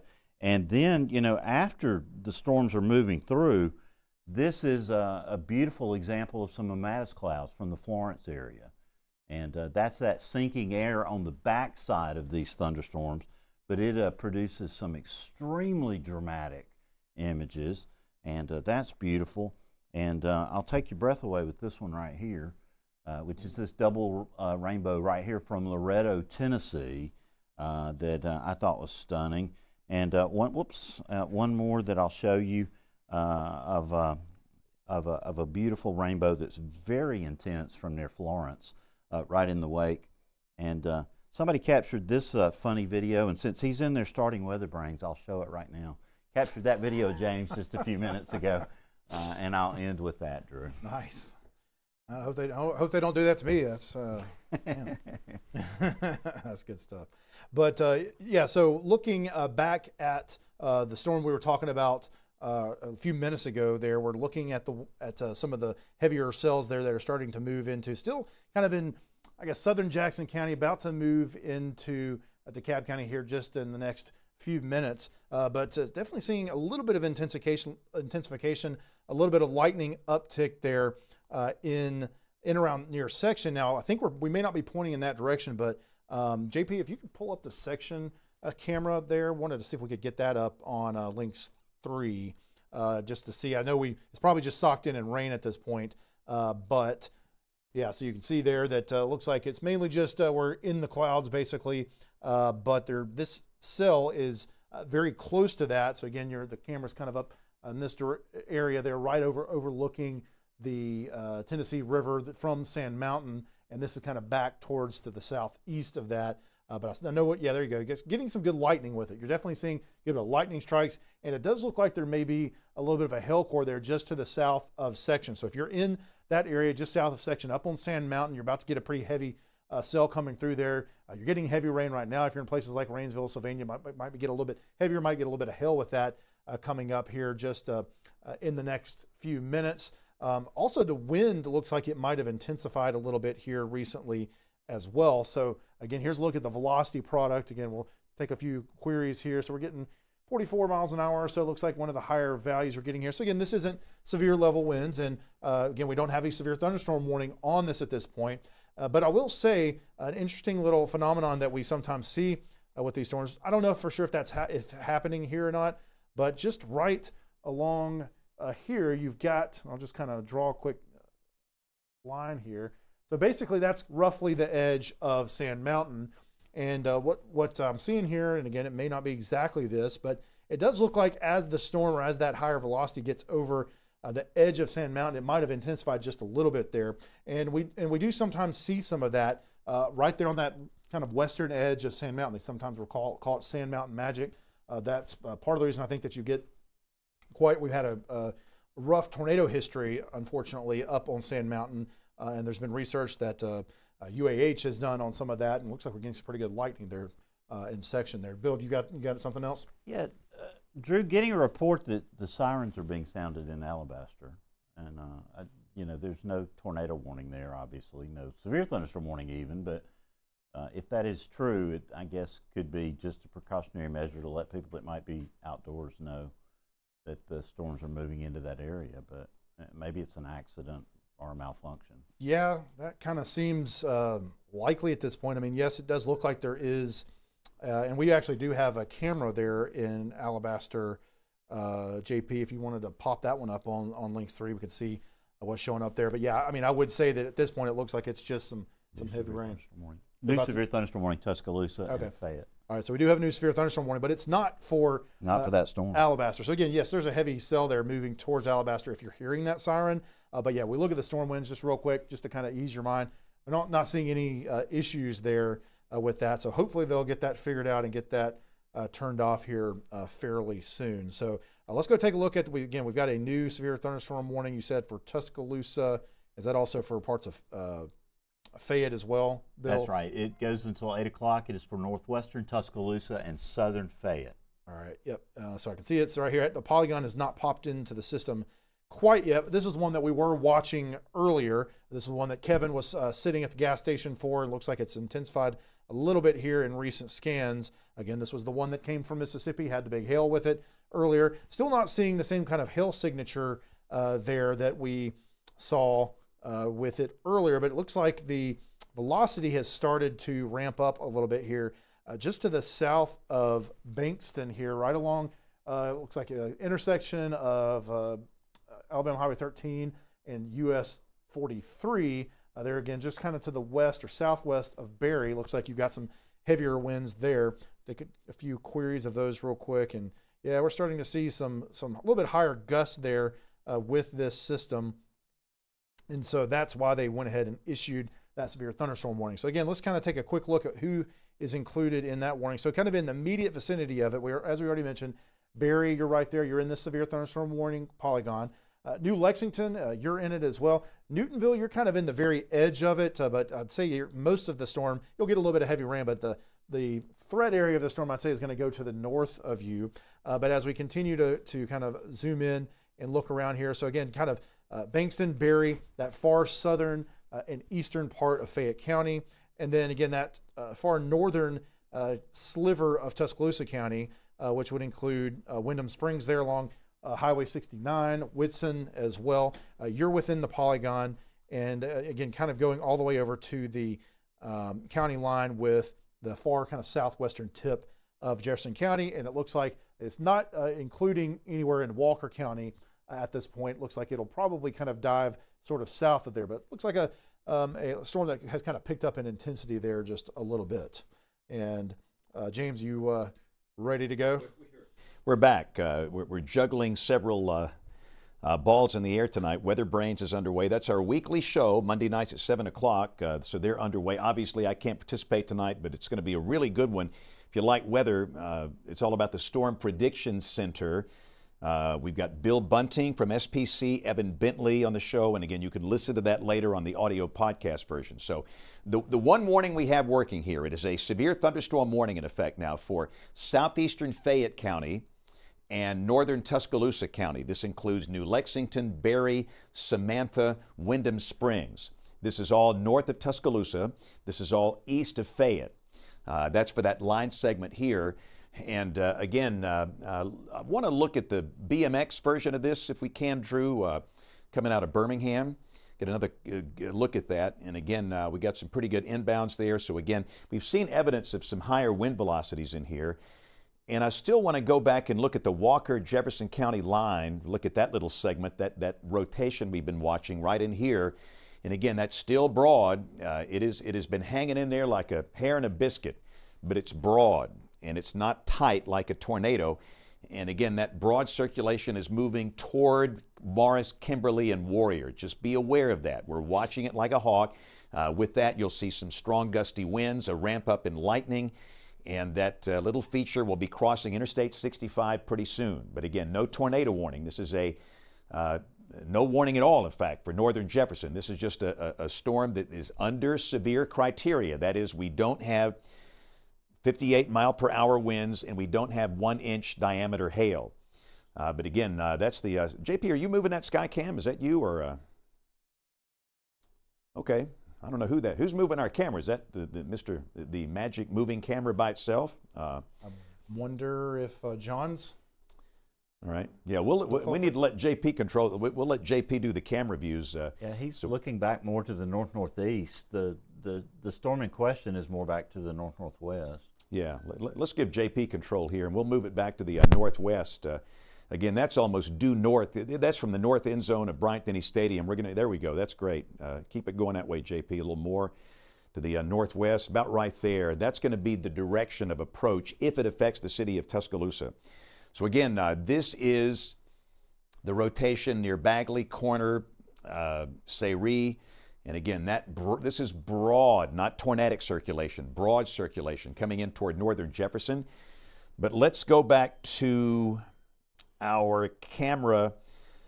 Let's go back to the storm on radar, Drew, that is prompting this warning. And I want to mention a few reports that have come in. I noticed, in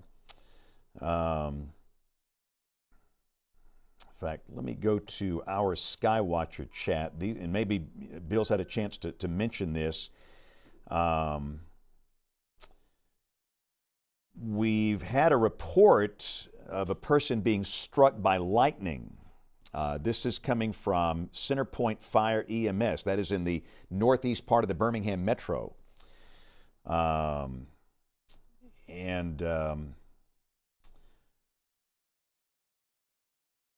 That happened about 6:45.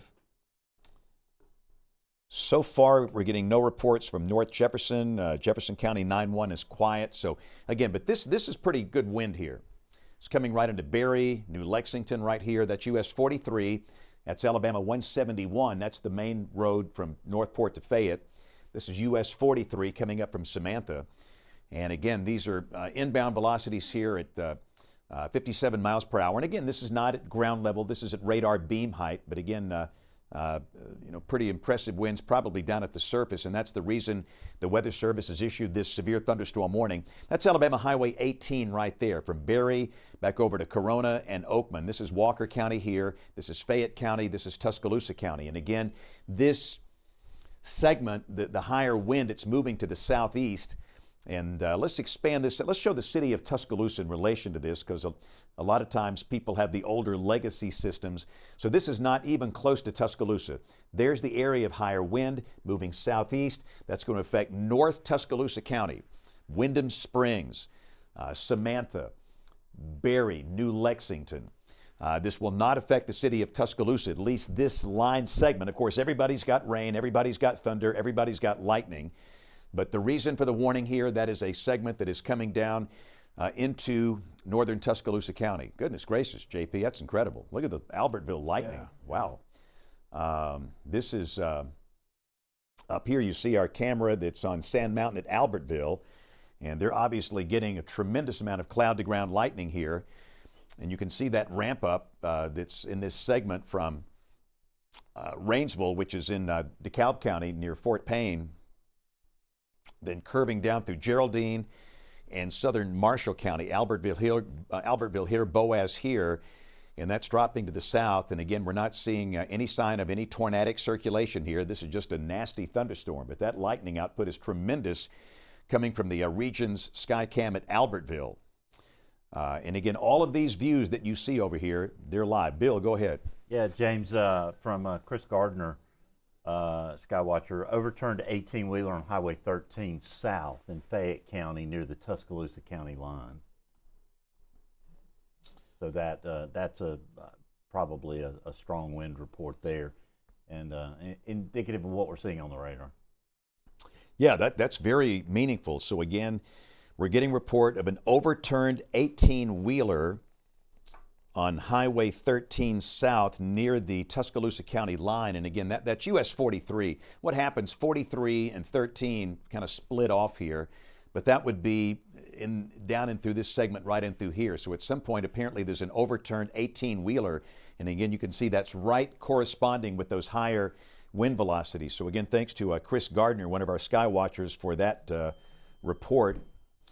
And again, we thank all of the sky watchers for the reports that have been coming in this evening. They are extremely helpful, and that it gives us a feel for what's happening out in the real world.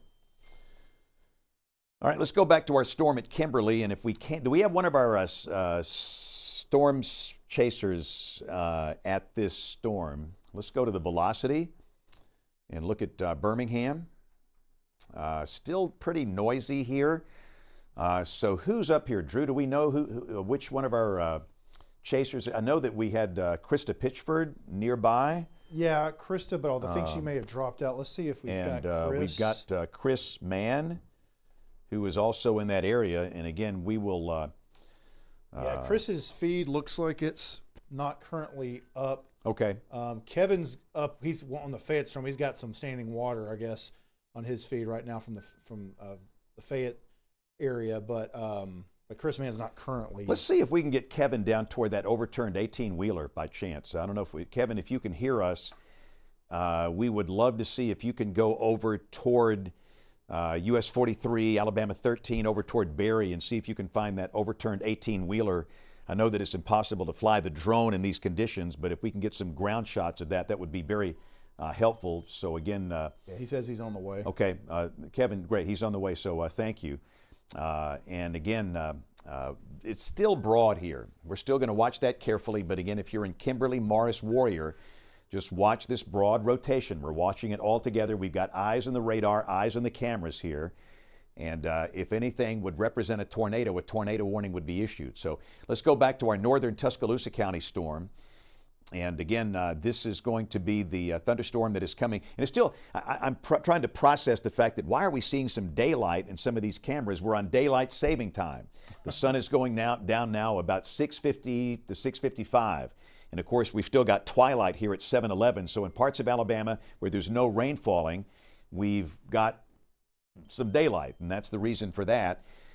So again, this is the line segment that is responsible for that, that has prompted the severe thunderstorm warning in effect for northern Tuscaloosa County, not the city of Tuscaloosa. This is this line segment with the stronger wind velocities. This is going to be passing well to the north of the city of Tuscaloosa. And again, that will be impacting Wyndham Springs along Highway 69. It's really passing north of Samantha. Samantha's down here. It's not in the polygon. This segment right in through here. And apparently it's got enough wind to blow over an 18-wheeler. That's some very strong winds. And again, you can see those bright greens, very strong wind velocity fields here coming down through northern Tuscaloosa County. And ultimately, of course, if that holds together, it's going to wind up moving into Jefferson County. This is Jefferson. This is Tuscaloosa. This is Walker. And again, that's the segment with the strong winds. And that'll be pushing its way down into western Jefferson County. Oak Grove here, Rock Creek, Sylvan Springs, McDonald Chapel, Pratt City, Edgewater, Adamsville, Graysville, West Jefferson, all these communities out here. Just be aware that you got a segment here that's really going to pack a punch if that thing holds together. The lightning output is increased, and it's shown signs of organization. And I have got to step into Studio B, Drew, for just 1 second, so I'll let you take it for just a minute here. So again, Drew, you take it for just a second, and I'll be right back. This won't take more than 30 seconds. Okay, thanks, James. Yeah, so we were looking, I was trying to get to, I don't know, Bill, if you're able to see which chasers we can get up there. It looks like Kevin has got some, yeah, okay. John's saying we need to try to switch up to Kevin if we can there on the OBS there. Bill, it looks like they're, yeah, you should be able to pull him. Yeah, there you go. JP, or not JP, sorry, Ryan. Oh, yeah, there we go. So we've got some flooding there, some street flooding there. And again, that is, that's around Fayette there with the Fayette. You still located near Fayette there, Kevin? Feel free to come on if you're there.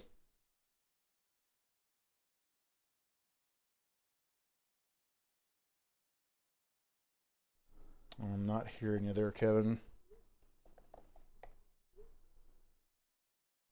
Okay, well, Kevin was, okay, so he was in the Fayette area there. Of course, you've got the warning that just, or the storm that has the warning on it that has moved it to the east of there, but that was where we had some street flooding showing up there with Kevin's feed there, James.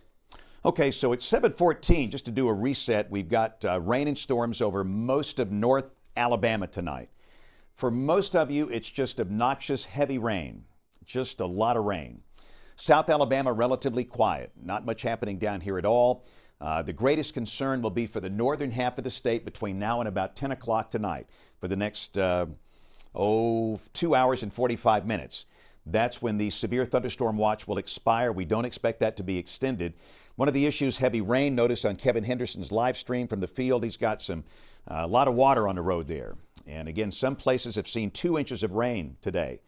And that's one issue. The other issue, it's strong winds. We've had evidence of strong winds in spots, enough to blow down trees and enough to, in some cases, to flip an 18-wheeler over. Berry Fire is on the way to that. And I see a note here from Brian Falls. Brian is one of our good scanner guys. He's saying that Blount County 911 is telling crews to stage on non-emergency calls due to weather. But let's go back to the Birmingham radar, Drew, and we'll take a look at the 2 areas of concern. One is what right here. This is what's prompted the warning for northern Tuscaloosa County. In this segment right here, we've got evidence of very strong straight line winds. And again, there's broad rotation here, but certainly very strong winds. And again, the winds enough to knock over an 18-wheeler. And Kevin Henderson is on the way to that. And again, looks like he's behind an ambulance now, but we'll be watching Kevin's stream as he moves to that spot. But 59 mile per hour inbound here. And Drew, explain that skit right there for those that don't know what that is. Yeah, James. So that's actually triggering on looking for rotation within the thunderstorm. So generally, it's going to trigger when it's seeing both the inbound. So you've got, again, the radar. The Birmingham radar is down towards the southeast.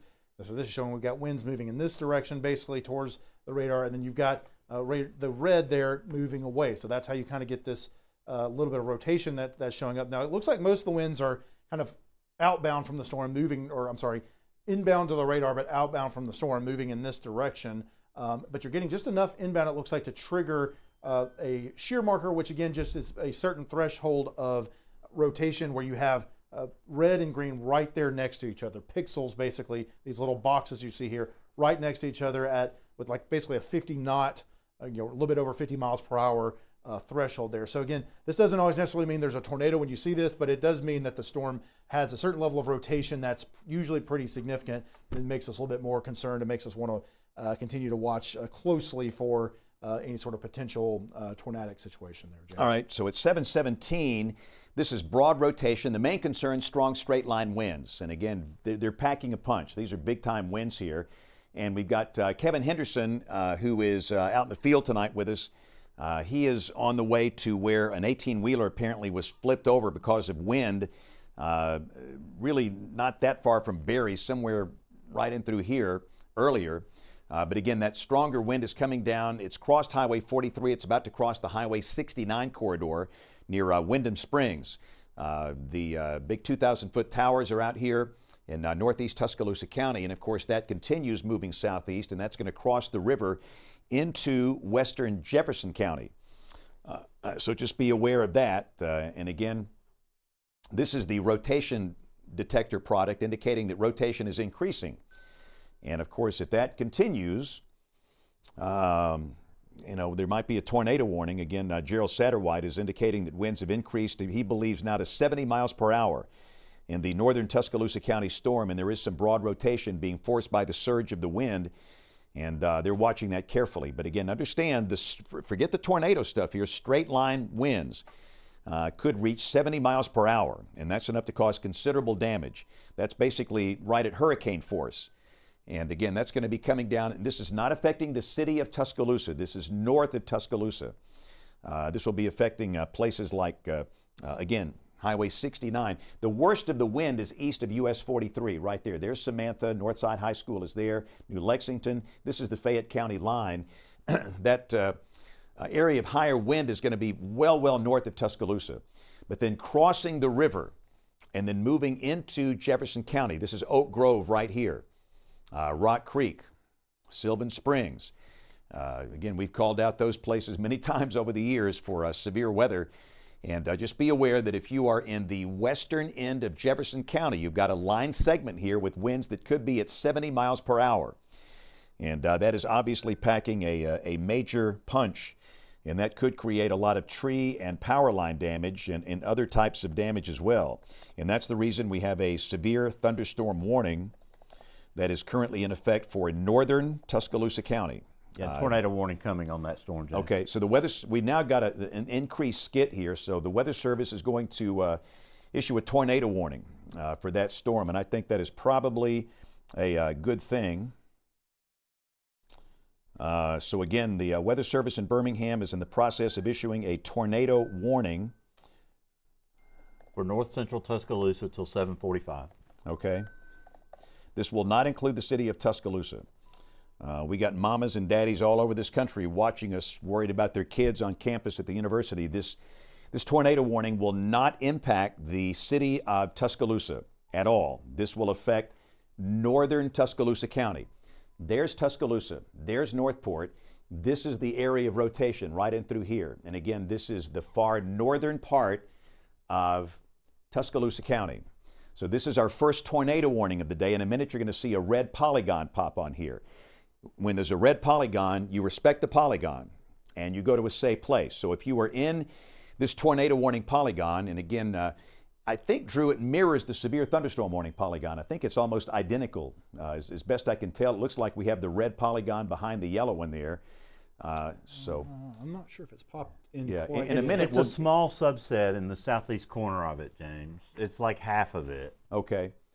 So again, it affects this part of Tuscaloosa County. Oh, yeah, there you're it right. is. There it is. There Okay. it is. I just turned off severe thunderstorm warning. Okay, thank you. There we go. So this is your tornado warning polygon. And again, the rotation is near these 2,000-foot towers. And if you live up there, you know where the towers are. And again, that's going to be ultimately crossing the river into Jefferson. So if it holds up, a tornado warning could be required for Jefferson County. So just watch carefully. But if you live in northeast Tuscaloosa County, along Highway 69 or points east to the river, we want you in a small room, hall, closet, bathroom, near the center of the house, lowest floor, away from windows. You should not be in a trailer. If you live in a trailer, you need to go to a nearby community shelter. Bill? 70 knot winds at 2,800 feet right there, James. Yeah, that's hurricane force. So we got hurricane force winds, whatever, whether it's straight line or tornado. So again, small room, lowest floor near the center, no windows. Helmet, if you've got one. Helmet, bike helmet, motorcycle helmet, football helmet, batting helmet. That's for everybody, not just kids, it's for adults. You can't be in a trailer to be safe in a tornado. You have to be in a shelter or a business that can serve as a shelter. And you've got to get there fast. You don't want to be in a car. A car is the worst place to be. A mobile home, worst place to be.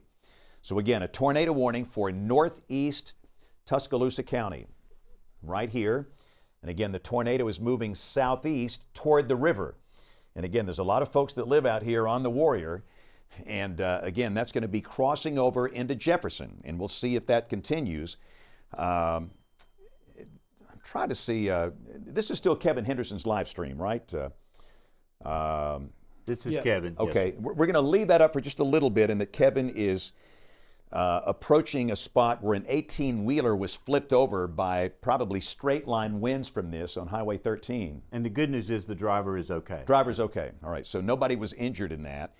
And again, Kevin will be on the scene of that here in just a matter of minutes. And again, the rotation detector is clearly showing rotation. Maybe not as vivid as it was a few minutes ago, but clearly there's evidence of strong winds here, strong straight line winds. What was that warning for, Bill? It's going to be a watch. They're canceling some watches. That's okay. all, James. All right, so that's just nothing new there. And we will watch this very carefully as it comes into Jefferson, but this will not affect the city of Tuscaloosa in any way. This one segment where there's potential for hurricane force winds or a tornado in through here. This tornado warning is far, far north of the city of Tuscaloosa. far, far north of Lake Tuscaloosa. This is Lake Tuscaloosa right here. It will be crossing the Warrior River. All you river rats. And that's what they call themselves. That's not a derogatory term. That's what they call themselves. Just be aware that that's going to be crossing the river and you need to be sheltered. And again, most people that are injured in tornadoes, it is involving blunt force trauma above the shoulders. And by putting on a simple helmet, that really mitigates your chance of being hurt badly. So helmet, we like for people to have hard-soled shoes in case you have to walk over a debris field. Your feet can be seriously injured and you don't even know that it's happening. And a little portable air horn is so good. If you need help and you can't vocalize your need for help, you can squeeze that and people can hear that. So again, we've got, let's look at North Jefferson real quick, Drew. We're going to bounce up there real quick. And that we've been watching this, and again, this thing came right through downtown Jasper, broad rotation, and it's tried to produce a tornado, and it just hasn't done it yet. But it looks like the rotation is tightening up again around Kimberly and Morris. Just wanted to show you that. There's no warning here, and again, it's broad, but the rotation is clearly increased, and again, that's coming out toward Palmerdale and Pinson. Again, this is the county line. This is Blount County. This is Jefferson County. Rimlap here, Palmerdale here, Trafford here. Just wanted to show you that. Again, there's no formal warning at this point, but the rotation seems to be a bit tighter. But let's go back to our one warning in the state. We have one tornado warning, and it's for extreme northeast Tuscaloosa County. For this line segment right here that is moving to the southeast, and that will take that into Jefferson. And if that thing continues, it could ultimately affect places like McCalla and maybe, let's expand it out a little bit. Let me just show you, like you follow this out, all right? McCalla is right here. That's 459. That's Interstate 5920. This is Bessemer. This is Lakeview. Again, that segment moving like this. So again, just if you're in McCalla, anywhere out here around McAdory High School, just watch it, okay? Hopefully it goes away. But it might not go away. And the best thing to do is just to be ready in case. And listen, if you live in a trailer, and if you live around Oak Grove, Rock Creek, you might want to go to a shelter now. I know there's no formal warning for Jefferson, but the one thing we have to do in the weather enterprise is to give you more time to get to a safe place. And if you live in a trailer.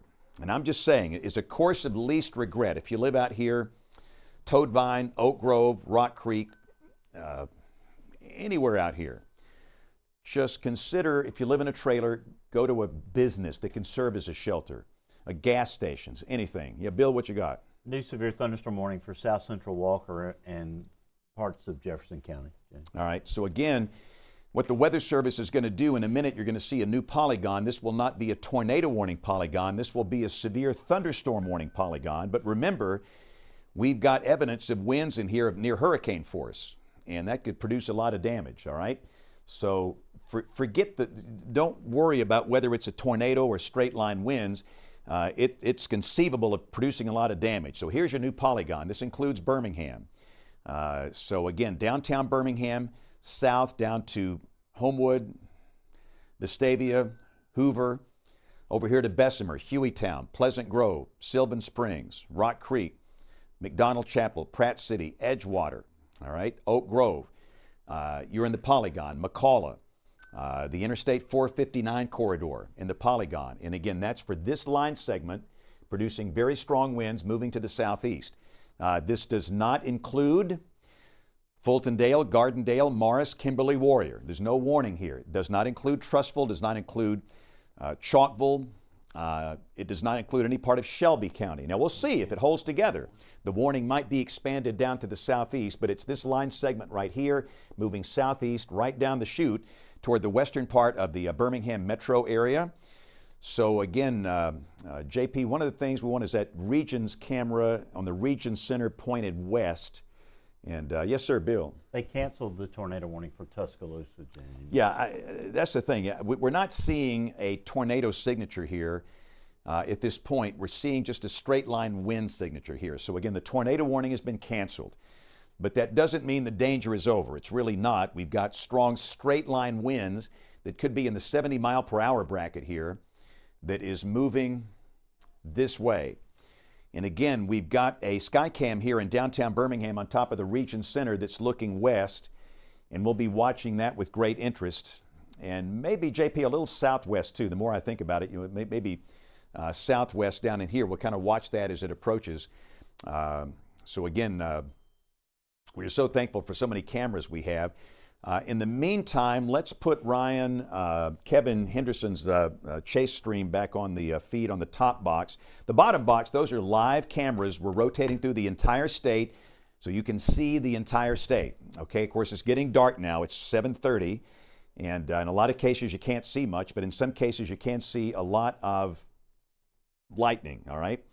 So again, James, yes, sir. I think that's Krista in the top right, and I believe she's heading towards Fairfield at this point, according to what John was saying. Okay, so again, this is Krista Pitchford. She is going to be moving into the western part of the Birmingham Metro to kind of intercept this storm as it drops in. So we'll be watching the sky cam from the Region Center Tower, our spotter on the field. And again, Kevin Henderson is on his way to check on the 18-wheeler that was overturned based on reports in Fayette County near Berry. So again, we're at 7:31, and we thank you for watching on ABC 3340 and the Alabama Weather Network. We are partners in this together, and we are working a severe thunderstorm warning. The tornado warning has been canceled. The warning is now a severe thunderstorm warning in effect for parts of southern Walker. Okay, this is for areas down here below Parish. This is toward Pumpkin Center and Good Springs in Walker County, down toward Birmingport, the Warrior River. And again, over here across into Jefferson County, that would include Oak Grove, Toadvine, Mud Creek, Rock Creek, Hueytown, Pleasant Grove, Fairfield, Midfield, Bessemer, McCalla, Mulga. Again, all of these communities are in the polygon. This is the northern edge of the polygon. Adamsville, no, you're not in it. West Jefferson, no. Fultondale, Gardendale, no, you're not in the polygon. The polygon for this includes downtown Birmingham, again, out here toward Mulga and Sylvan Springs and Point South. It includes Vestavia, Hoover, Homewood, Mountain Brook. It includes the Summit. And again, once this thing gets closer, we've got a wealth of cameras in the Birmingham Metro that we'll be looking at here. But again, the main concern right now, it's strong winds. There was a brief time where we had that good rotation signature, and that has gone away. Now it's a straight line wind event. And so, again, at this point, we're watching the Skywatcher feed, and we're so thankful for all of our Skywatchers. We have thousands of them across the state. Got a report of a tree down on US 31 in Hayden. But again, the big story, it's these straight line winds of 60 to 70 miles per hour right here, inbound into western Jefferson County. And that's enough to knock down trees and power lines and cause a significant amount of damage. And of course, if a tree comes down in your house, that is a big deal. But again, we're thankful that on the 18-wheeler in Fayette County that flipped, nobody was injured. That's the reports that we have received. We got a tree down on Jolly Drive from Marshall County 911 blocking the road. Some small hail in Morris, about dime size. These are all reports from our team of Skywatchers. We are thankful for them. Warrior Police reporting very heavy rain on I-65 northbound. Seeing a lot of images of some flooding in Fayette. If you watched Kevin Henderson's live stream earlier, you saw the flooding in progress in parts of Fayette. Here's a report from Fayette. Streets in Fayette are flooded from the hospital to Southside Chevron. And the rain continues to fall there.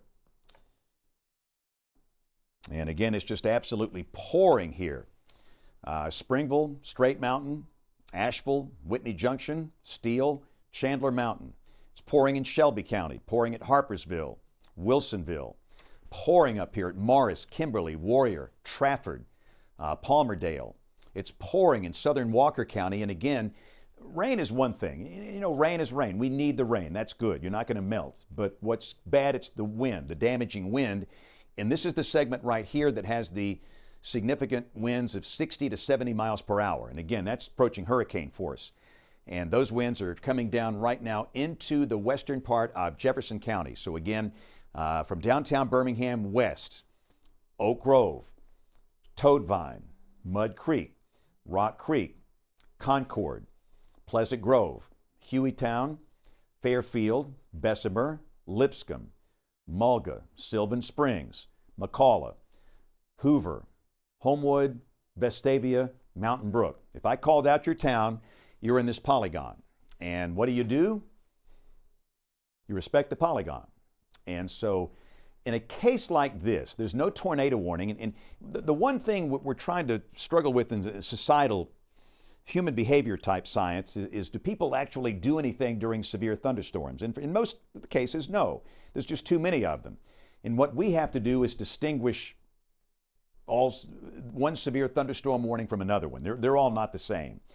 But I would recommend that if you're in the path of this line, you might want to be sheltered as if this were a tornado in this case. I'm not going to say that for most cases, but in this case, I think that's the right thing to do. Bill, go ahead. The Weather Service in Birmingham had to add a little extension on that severe thunderstorm warning on the southern end of the Tuscaloosa County warning, James, to account for the right movement of that thunderstorm. So it includes that storm that's northeast of Holt. Right. As it kind of moves southeast. So they kind of had to add a little extension on the southern end of it. And that makes good sense. So again, this would include Lakeview, and this is kind of coal country up in here. It's not densely populated, but people do live there. Kellerman and places like that. I called Kellerman before you got it on the screen. That was I know this state very well. But again, if you're out here in eastern Tuscaloosa County, this line segment will be clipping you. And again, we stress this does not include the city of Tuscaloosa. It does not. This is far eastern Tuscaloosa County, western Jefferson County. And again, that's the problem right there. And this has come through the river right now. And it's about to come on down into the western part of Jefferson County. So we thank everybody for their messages tonight. Seeing a lot of flooding reports. Scottsboro, some flooding here. Goodness gracious. We got a creek in the middle of Guin that I don't think is supposed to be a creek. If it's a creek, it's sure out of its banks. Let's see. Bill, are you getting all these? I got the report from Fayette, power lines and trees on apartments, a Fayette apartment complex. I do. I have some video of that, James. Yeah, if you would. If you can, let's rack that. We want to turn these UGCs as quick as we can, and that's from you, and it is so helpful to us. But it seems like a lot of the reports we're getting involve flooding. But again, the greatest concern right in through here, it's going to be strong straight line winds. And again, the polygon is right here. Eastern Tuscaloosa, western Jefferson, and again, there's your velocity, those bright, bright greens. That's the damaging wind, and that's going to be coming right into Oak Grove, Rock Creek. There's no tornado warning here, but again, I just think in this situation, the right thing to do is to treat this as if it were a tornado warning. I wouldn't want to be in a mobile home to ride this thing out. I just would not. Trailers are wonderful, safe, affordable housing. I mean, I wish I had a trailer when I was in 5th grade. But you can't stay there for some storm like this. And I think with these extreme winds, the right course of action would be to go to a shelter if you live in a trailer. If a tree comes down through a trailer, if the trailer gets airborne, that's no good. It's not good at all. I would just treat this like a tornado warning. And for a site-built house in here, you know the rules: small room, lowest floor, near the center, away from windows. This will not last long. It's going to come through quickly. All right, Bill, go. Yeah, new severe thunderstorm warning, James, for northern Calhoun, eastern Etowah, northeastern Cleburne, and Cherokee counties in northeast Alabama. We're getting, lots of, reports from there. First, James, you called for that, Fayette County report that we had, and so if we can take WEX 05 for a second, Ryan. Thank you, Bill. This is that video right there. A broken power pole and a power line down on an apartment complex there in Fayette County from a short time ago. And this is from Gadsden just from a few minutes ago. You can really see the wind blowing and the rain. This preceded the warning there just by a few minutes.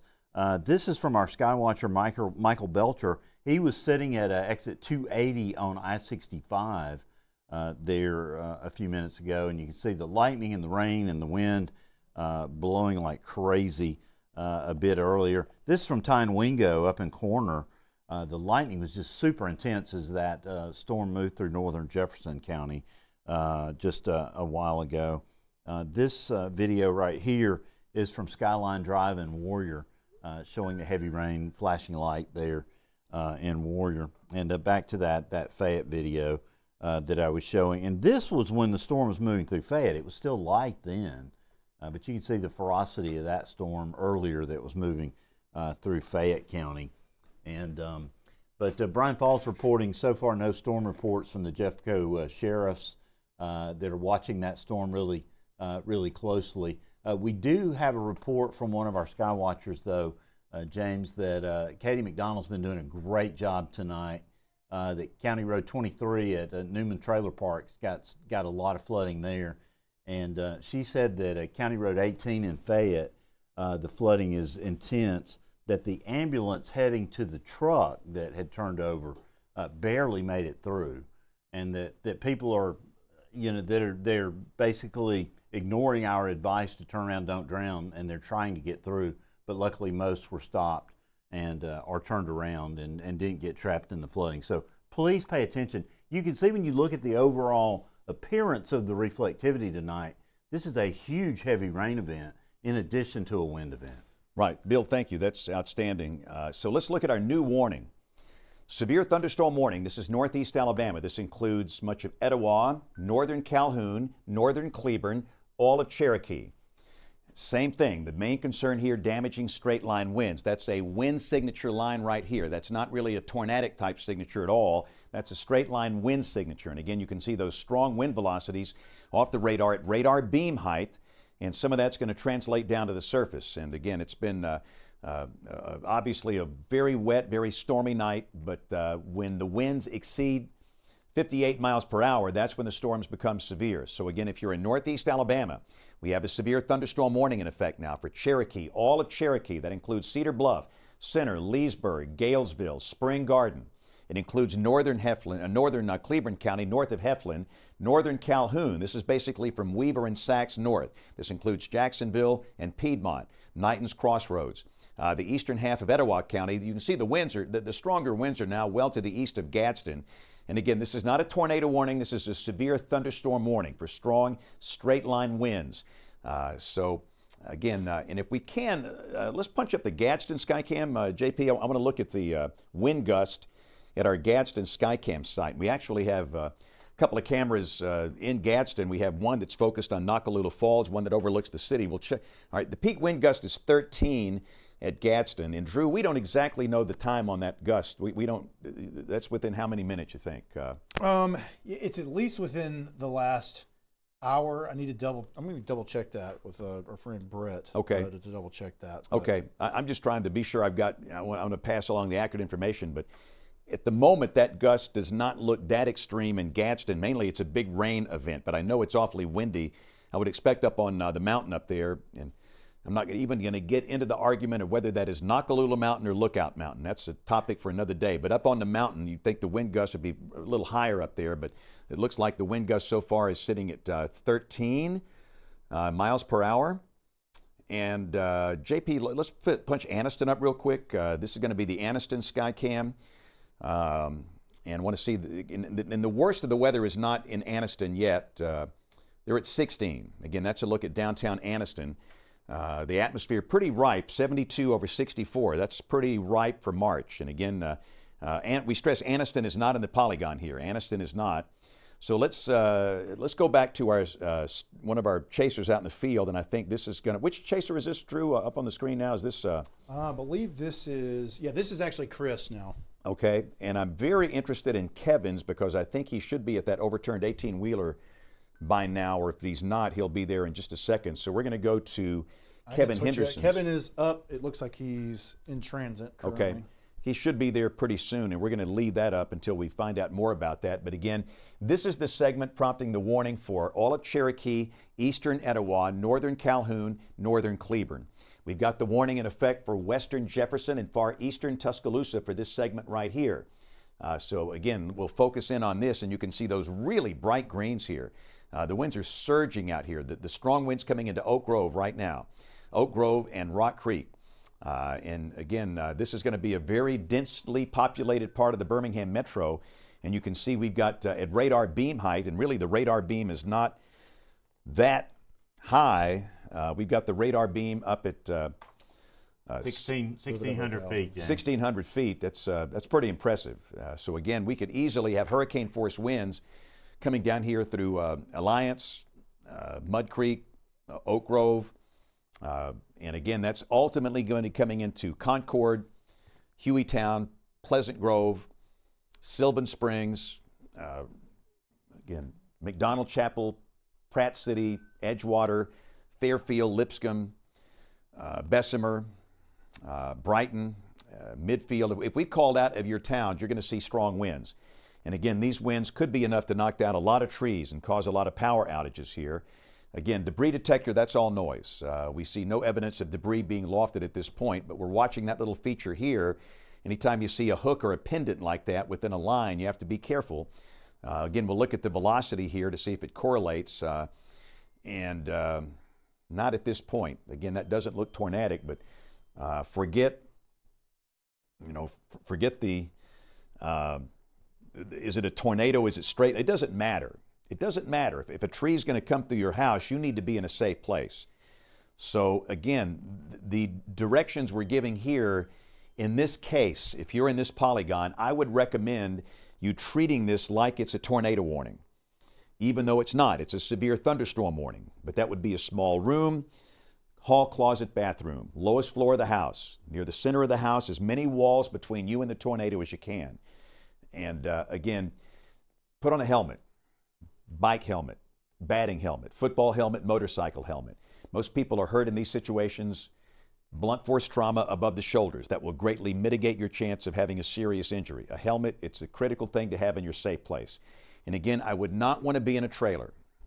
If there's a way to get to a gas station, a burger joint, something that's open that could serve as a shelter, and most of them will let you in and they'll take care of you. Alabama's a very good state. People, for all the bad things people say about this place, people are good, and they'll take care of you, and they'll let you in there.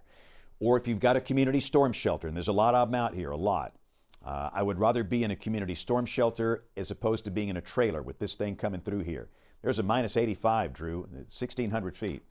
That's not good. Yeah, looks like it's still continuing to kind of ramp up a little bit there. So at a very minimum, even if it's not, like we've been saying, even if it's not a tornado, we're not in a tornado warning currently, but that kind of wind speed, again, that we're seeing that's just a little bit over 1,000 feet off the ground from what we're detecting from the radar there, is certainly going to be a problem, and it's likely doing some sort of damage at the ground, likely knocking some trees down and things like that. You can see it's now moved further down towards the southeast, just to the, just right through Mud Creek basically at this point. Also kind of, again, go back to the rotation detector, also we'll sometimes refer to it as shear rate.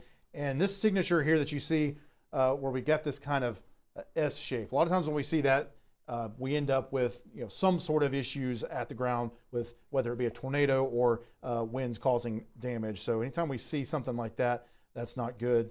So definitely this is looking like a very dangerous part of this thunderstorm, and it's heading in the general direction of the really not too far away from the 459-20 interchange on the southwest side of the Birmingham Metro near McAdory and McCalla and Bessemer. So again, if you're in these areas that we've been talking about, it'd be good to go ahead and take shelter and treat it like a tornado warning, given what we're seeing on the radar. Yeah, and again, that's the advice here. And tell you what, Brian, if you can pop up that, we got the Hoover Skycam. I just wanted to show the lightning from this storm coming in.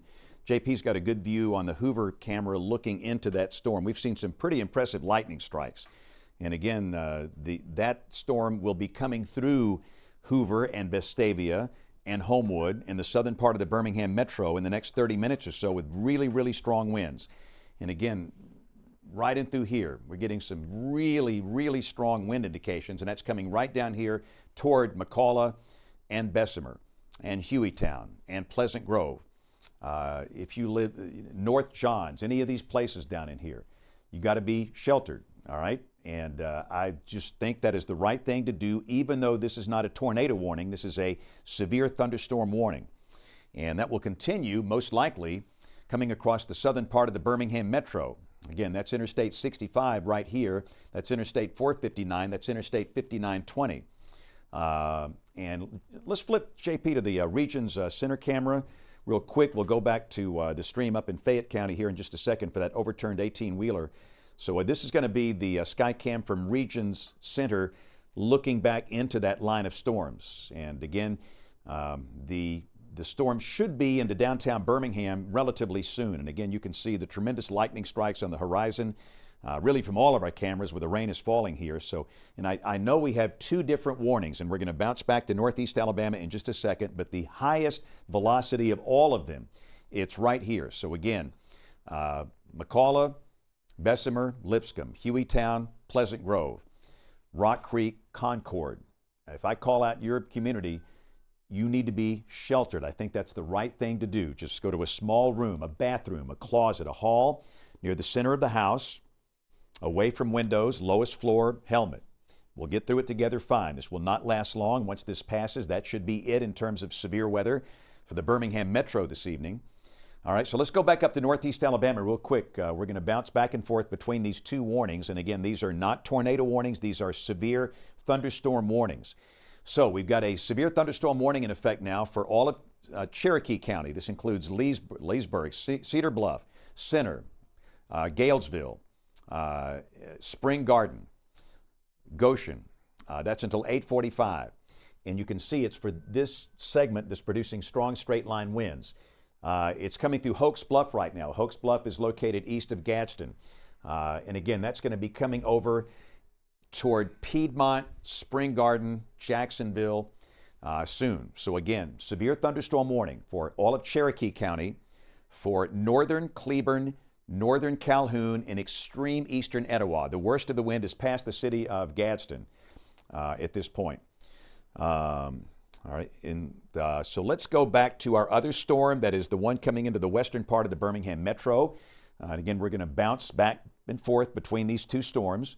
And I know for a lot of you, it's raining where you are. You've got thunder and lightning. But again, the focus we do here, it's on the storms that are dangerous in terms of wind, in terms of large hail. We don't expect any large hail here, but wind is the main concern. And again, you can see that peak inbound is sitting at 81 miles per hour. And that's at radar beam height, but the radar beam is not that far off the ground. This is the radar coming from the Shelby County Airport, not that far away. Yes, sir? Just 1,200 feet, James. 1,200 feet. So again, that's...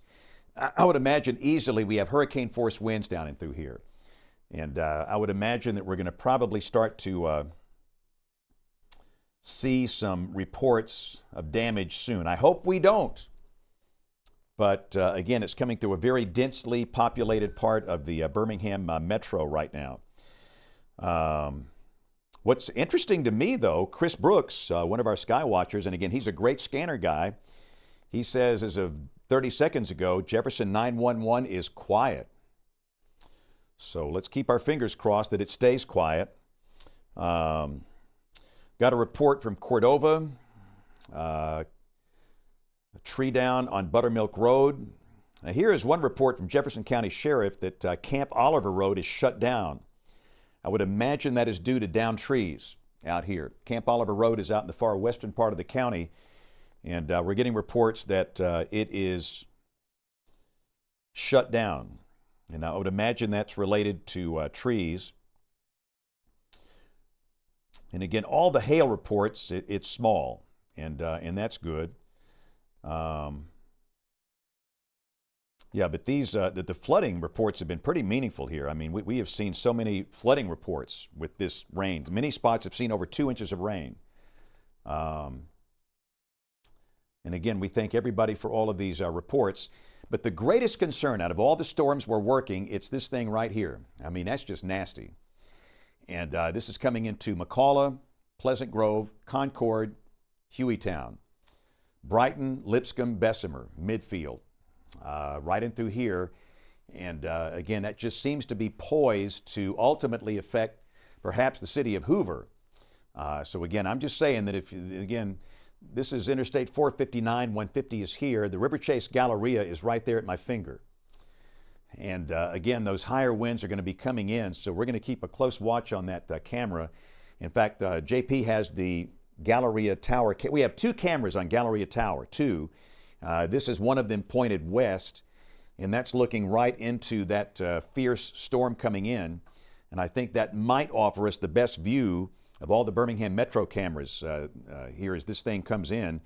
So again, we'll kind of stay focused on that. And let's see, in terms of the chasers, we're going to have Chris Mann. He's going to be in Bessemer. And if we can get Chris's stream up real quick, Drew. We had it up. Looks like he may be. Okay, he might be down right now. Have some service issues currently, but all right. Hopefully he'll pop back in there. Is that Kevin up here now? I can pull. Actually, you know what? All right, Chris is back up. That is Chris. Okay, so. And he's supposed to be nearing Bessemer, from what I understand. Okay, so this is Chris Mann, who is going to be intercepting the storm right in through here. Again, you can see those hurricane force winds here. Chris's live stream will be right in through here. Chris, where are you right now? Hey, James, I'm right at 2059 and 459 and right at the rotation. Okay. So he is closer to McCalla down in this region right here, which really is a safer place to be. You want to be down here kind of looking back into this. But again, if you're in Concord, Hueytown, Bessemer, I would stay sheltered until this thing passes. We are going to probably see a lot of reports here in the next few minutes from the public concerning this. So I'm seeing some power flash stuff here. And again, in addition to this, we have the other warning in northeast Alabama. We have a tree down on Hugh Daniel Drive in Hoover that is reported to be cleared now. So they went down, Hoover police cleared that quickly. Virginia Mines, Hueytown, heavy wind. He is right there at it. This is from Joshua Hinton. Joshua is one of our sky watchers. And that's exactly what we expect. And now we're getting a shear marker, a skid here, Drew, and that represents just potential for some rotation. But again, at this point, it's not that critical whether it's a tornado or straight line winds. Both can cause very meaningful damage in this kind of situation that we've got going on here tonight. So again, we're watching very strong, fierce winds coming into the western part of the Birmingham Metro. Let's expand this out a little bit. Let me just kind of show you where this is in relation to downtown Birmingham. Downtown Birmingham is here. This is your highest wind velocities right in here, that surge. And again, that's going to be coming right into Bessemer, Midfield, Lipscomb, Brighton, Hueytown, Fairfield, Powderly, places like that in the southwest part of Birmingham. And those stronger winds will likely translate over to the US 31 I-65 corridor. First, it's going to be coming through Shannon, the Oxmoor Valley, Ross Bridge, and then coming up on top of Shades Mountain, affecting, again, I-65 US 31, Homewood, Vestavia, Hoover. And if it stays intact, it could affect parts of northern Shelby County. I'm just saying, if you are in northern Shelby, you might want to keep a really close eye on this, and that this will likely be coming through here. Got a severe thunderstorm warning. Bill, what do we have here? Is that new severe thunderstorm warning for Shelby County now? Okay. Still 9 o'clock. That makes sense. So what the Weather Service is doing, they're expanding the warning now to include much of Shelby County. Again, for very strong winds right in here that will be coming down through western Jefferson County, moving into Shelby County. So again, just to get your bearings straight, that's US Highway 280 right here. The summit right here, that's Interstate 459. Inverness, Greystone, Highland Lakes, the mountain is right here. Chelsea is right here. The whole 280 corridor in Shelby County, you're in the polygon. I-65 down to Alabaster. The warning does not include Calera. It does include Alabaster and Columbiana and points north. So again, Helena, Pelham, Alabaster, along I-65 US 31, along the 280 corridor, Inverness, Highland Lakes, and Chelsea, then down to Harpersville. And that's for these fierce winds that are coming down the pike. So again, that's your new warning that is currently in effect. Just got a report from the scanner, 2059 at 4:59, Jefferson County reporting possible rotation. All right, so this is our, oh, there we go. All right, so this is live from Fayette County. And this is the 18-wheeler that has overturned. Kevin Henderson, by chance, can you hear me? I don't know if Kevin can hear me or not.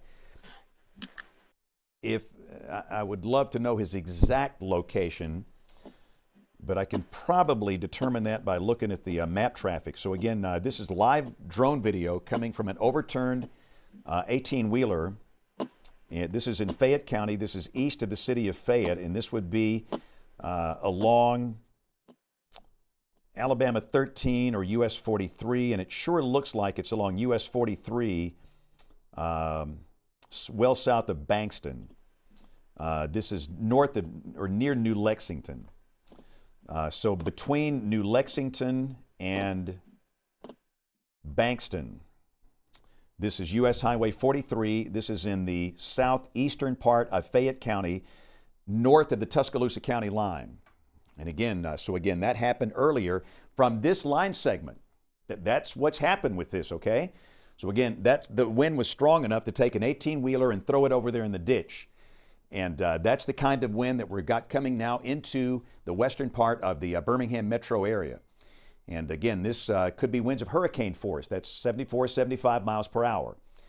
Based on what we're seeing here, not specifically looking at a tornado here, but again, based on these winds, this could knock down a whole lot of trees and power lines. We are thankful that nobody was injured here in this 18-wheeler.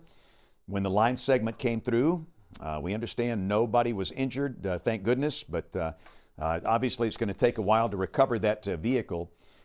Bill, what you got? In the Weather Service chat, one of the good chasers is reporting power flashes to his south towards McCalla. He's at the 18th, 19th Street exit in Bessemer, James. Okay. And again, we're going to leave Kevin's shot up here. Then we're going to go to Chris Mann in just a second. Let's leave Kevin's up for the time he's live to look at this overturned 18-wheeler in Fayette County. But we've got Chris Mann, who is down here in this general area near this. And again, we're getting reports of power flashes. And I tell you what I want to do. I would like at this point, let's see, Ryan, can you route into the lower box links 3, the Hoover? Yes, thank you. Yeah, look at that. You see that? I can't tell if that was a power flash or a lightning strike, but this is from Galleria Tower looking back into that line of severe storms. So we're going to leave Kevin's stream up. That's the overturned 18-wheeler in Fayette County from this line of storms. And down below that, that's our Skycam, the Region Skycam at Hoover on Galleria Tower, watching the inbound part of this. And again, that camera is located right here and looking right back into this thing, the belly of the beast, if you will. And again, this is going to be sweeping out across the Oxmoor Valley. That includes Shannon and Ross Bridge. You're next. And from there, it's going to be crossing US 31. That would be Hoover, Vestavia, Homewood. From there, Mountain Brook and the 280 corridor. But these warnings, these severe thunderstorm warnings include Pelham, Helena, Alabaster. It includes Hoover. It includes Inverness, Greystone, Highland Lakes. It includes Chelsea. And again, not everybody will see hurricane force winds. Not everybody will see that, but some of you will. And if you're in these polygons, the idea is to treat this as if it were a tornado warning. And I know it's inconvenient. It's a school night. It's 8:03 here on 8:04 on a Monday night. But in my opinion, the right thing to do is just treat this like a tornado warning. We don't want anybody hurt. That's our goal. We get through this with nobody injured. That's a win for all of us, okay?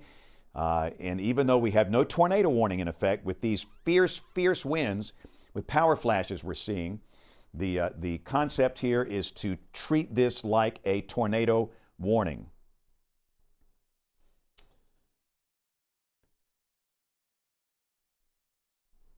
All right, so 8:04, and let's go quickly to Northeast Alabama. Drew, I know we've got another area that we're watching. We have the other warning for Northeast Alabama, and this is for that segment right here.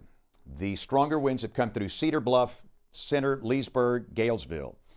They're approaching Spring Garden. The stronger winds are about to come into Jacksonville, Piedmont, which is right here. The stronger winds basically in Piedmont right now. The stronger winds will be sweeping through northern Cleburne counties. The concern for the heavier winds here north of Heflin, north of Fruithurst, north of Edwardsville. But again, very strong winds are represented here coming through parts of Cherokee, northern Calhoun, northern Cleburne counties. That is a severe thunderstorm warning. The wind velocities are not as high here. They're not. So again, I'm not calling this to treat this like a tornado warning, but if you do, that's fine. There's no damage. There's no harm in that. There's nothing wrong with that at all. But again, the wind velocities here, not as extreme as the velocities we're seeing in the western part of the Birmingham metro. But I just wanted to show you that. Once again, a severe thunderstorm warning in effect now for the southeastern part of Cherokee County, northern Cleburne, northern Calhoun, Piedmont, Jacksonville, Spring Garden. Just be aware of that. Let's go back to the Birmingham metro. Let's see. Getting a lot of traffic, obviously, in. And we thank all of our sky watchers again because you are helping us tremendously. Traffic lights out in Bessemer on 19th Street. Many in Bessemer reporting extremely heavy rain, strong winds, frequent cloud-to-ground lightning. And again, we're seeing that lightning on the Galleria Tower Skycam. Bill, what you got? Yeah, Ryan Carty in the Weather Service chat reporting power flashes in front of his position on the Hueytown side of 2059 2 minutes ago, and a new severe thunderstorm warning for northern Pickens. Okay, and we'll check out the Pickens County warning in just a minute. But again, this is going to be pretty tough. And what I want to do is quickly flip from Kevin to Chris Mann, who is in Bessemer. And again, we're going to change our chaser box over to Chris. And Chris, can you hear us? Where are you and what do you have there?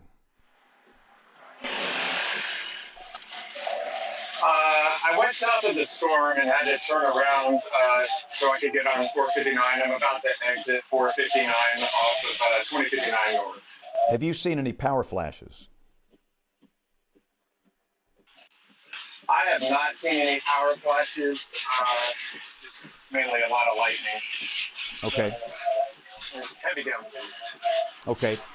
Thank you. So let's go back to our Fayette drone shot if we can, Drew. This will be from Kevin Henderson, who is flying over an overturned 18-wheeler. This is in Fayette County, north of the Tuscaloosa County line. This is north of New Lexington, south of Bankston. And this happened with this line segment, the same line segment right here. That's what it did, okay? And that's coming through the western part of the Birmingham metro. We've got power flashes. And again, we're watching it live with our Hoover Galleria Tower Skycam focused in on this. That gives us the better view right here. And again, that'll be coming into Hoover and Vestavia and Homewood. And ultimately, Pelham, Helena, Alabaster. The winds might not be as bad down here in the southern end of this, but you get up into this core right here, that 459 corridor, Hoover back up toward Vestavia, Homewood, could be a pretty rough ride.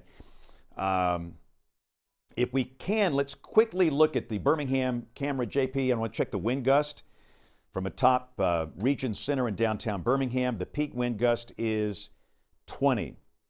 And I really think the stronger winds are going to be south of downtown Birmingham. So let's go back to the Galleria Tower camera. And again, we're going to stay with that, and that gives us the best view of this incoming line of severe storms that could possibly produce hurricane-force winds. So let's go back to Pickens County really quick. We've got a lot of things going on here. We have a new warning for Pickens. And again, we've got a tornado warning now, Drew, in effect for Lowndes County, Mississippi. And that storm is in the process of moving over into Pickens. And this is, again, a skit that represents rotation here. So if you are in Pickens County, again, this is US 82 right here. Ethelsville, Coal Fire, McShann, Reform is right over here. Just be aware that we've got rotation, got a good inflow notch. Large hail most likely is falling here. Large hail. That's just east of Columbus, Mississippi, and potentially a tornado just southeast of Columbus. And that has prompted a severe thunderstorm warning for Pickens County. So again, those of you in Pickens County, let's expand this out a little bit, Drew. I want to show Reform. So here's the polygon. Gordo is here, Reform is here, Carrollton is here. This is your severe thunderstorm warning polygon. This includes US 82, again, from Reform west. It does include Carrollton. It does not include Pickensville. It does not include Aliceville. But just be aware, we've got a tornado warning now for parts of Lowndes County, Mississippi, the eastern part of Lowndes County, Mississippi. And that storm is about to cross over into Pickens County. At the moment, the Weather Service in Birmingham, they're not issuing a tornado warning here. But I would imagine that is being considered. Bill, what you got? Large severe thunderstorm warning for the eastern, well, really for everything from Jefferson over through Talladega, Calhoun, down through Shelby, St. Clair, over to Cleburne and Clay. Let's look at that real quick. Let's go back over to the eastern side of the state. So, yeah, this is going to be a whopper of a polygon here. Goodness. The Weather Service in Birmingham is issuing a severe thunderstorm warning for the same thunderstorm complex, extending all the way to Leeds, Pell City, Anniston, Heflin, the whole I-20 corridor. So again, we have a severe thunderstorm warning. This includes northern Clay, northern Talladega, southern Calhoun, southern Cleburne, areas not in this first warning up here.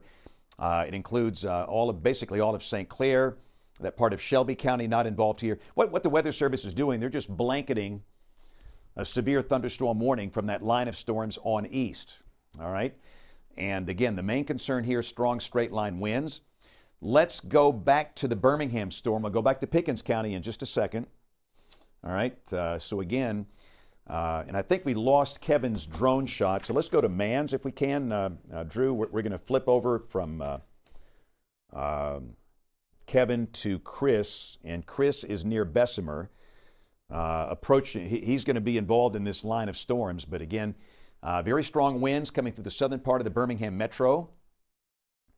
The stronger winds have arrived in downtown Birmingham. They'll be coming through Homewood, Vestavia, Hoover, Pelham, Alabaster, Helena very shortly. The velocities have come down a little bit. That's good. Instead of seeing those 81, 82, 83 mile per hour winds, now they're down in the middle 50s, but the radar beam is a little lower here. But again, this is a pretty good representation of what you're going to see down at the ground. So on the positive side, the winds have come down a bit, but still it's enough to cause damage here. So again, with the velocities coming down a little bit, I would say that we could probably go back to a base type severe thunderstorm warning here where you don't have to take the exact tornado precautions. But again, as a course of least regret, until this thing passes, you might want to stay in just a small room in your house. Just watch your phone, sit in the hall, wait for this thing to pass. Closet, just some good small room, lowest floor near the center, and watch us. That's the one thing about us. You can watch us across social media, however, and we'll let you know when the danger is ended. And the danger is ended if you're in Oak Grove, Rock Creek. It's all well to the east of you. And again, this is it. Once this thing passes, that's it from this particular storm segment. But again, those heavier winds are coming right into Hoover. We're watching the anemometer over here on our Hoover Skycam on top of Galleria Tower. So far, the peak wind gust is 20, but that could change quickly because that line is just not quite there.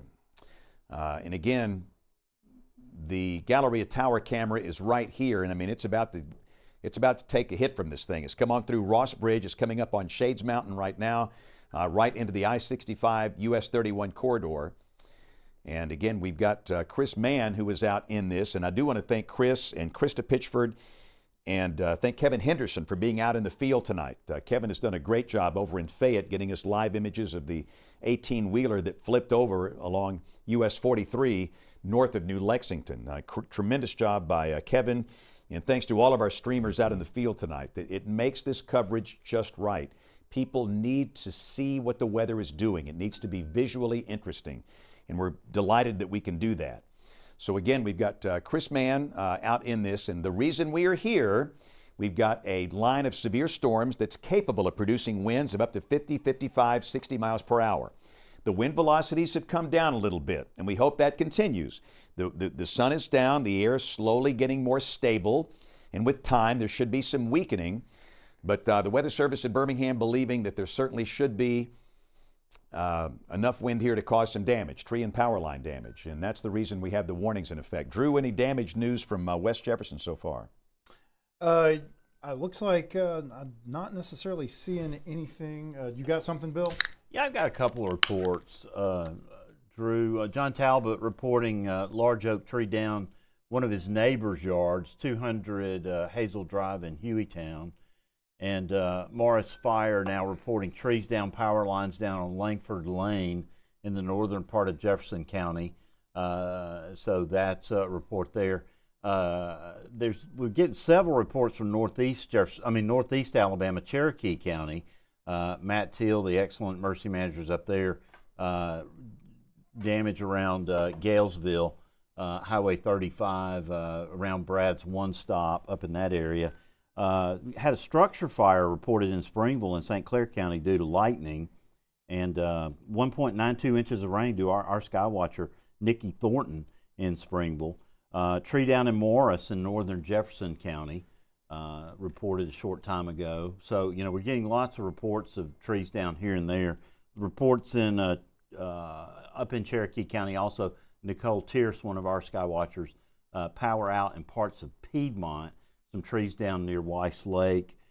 Chris Brooks, one of our outstanding skywatchers and scanner operators, reporting several trees down western Jefferson County. Concord Fire reporting 2 down trees there. Another near Mud Creek Road and Groundhog Road. And Brian Falls reporting that all the Jefferson County sheriff's deputies in that area were sent to shelter for a time when the storms were rolling through. Joey Amberson reporting out in the Oxmoor Valley that when the storms passed through his area in the Oxmoor Valley that the storms were not too bad. So that's good. Nicole Tierce also reporting a tree down up in Blanche in Cherokee County. So, busy night, but so far no huge catastrophic reports, and let's keep it that way. Yeah, that is good. And we've heard of no injuries so far despite trees and lines being down. And if we can really quickly look at a power outage map, Drew, from you, I think that would be very interesting for me just to see what that looks like. These are going to be power outages across the state. We've now got, we can zoom in a little bit. This is going to be 2,000 people without power in Jefferson, 1,000 people without power in Blount. The numbers are not that bad, actually, in Fayette and Walker, considering what they've gone through tonight. 600 outages in Fayette, 400 in Walker County. But again, the numbers are really ramping up in Jefferson. And Ryan, can you hear that on the air, that noise I'm hearing by any chance, or is that just me in my ear? Okay. All right, I'm going to turn that down. But again, I just wanted to show a quick glimpse of the power outages we have in progress across the state. And let's see. Let me get a number really quickly while we're looking at that statewide. I can give you a very specific number. So our current outages are at 9,777 statewide. So we're almost at 10,000 without power statewide. And the numbers are ramping up. So let's go back to the radar. Let's go to our Pickens County storm very quickly.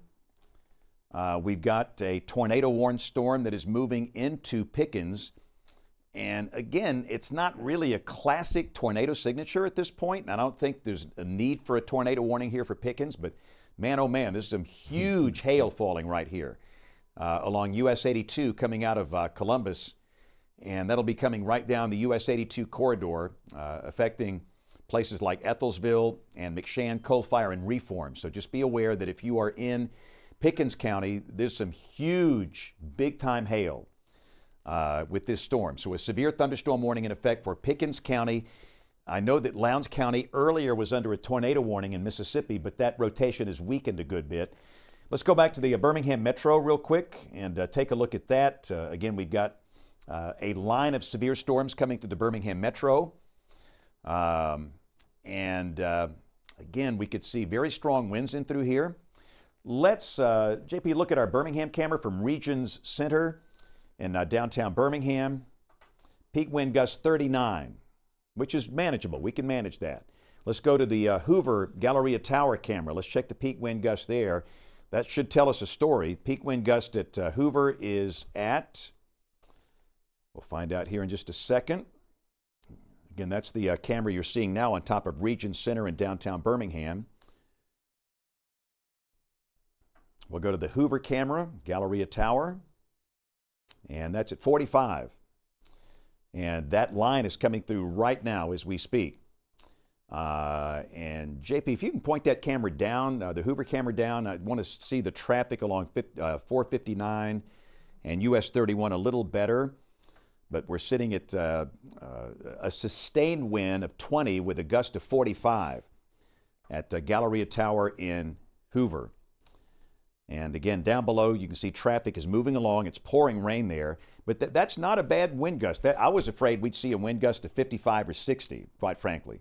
So that's manageable. And I think that's a sign the wind velocities have indeed come down in this line. But they still could be enough to knock down trees and power lines. No doubt about that. But again, at the Galleria Tower, we're seeing a gust of 45, and I think that's in line with the radar estimates here. That's within the radar beam, which is about 1,000 feet off the ground.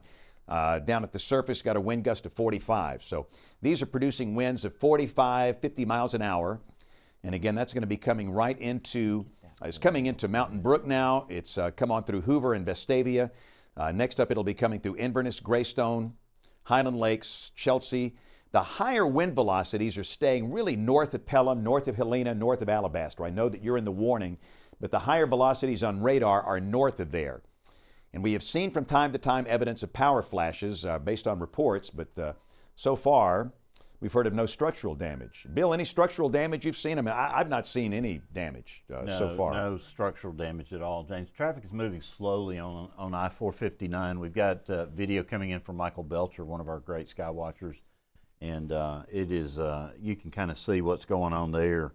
Don't want you driving out in this heavy rain right now, but if you, the traffic is moving for sure. And let me make sure that I'm getting it on the air here. And it should be on WEX 05 if you want to take it real quick.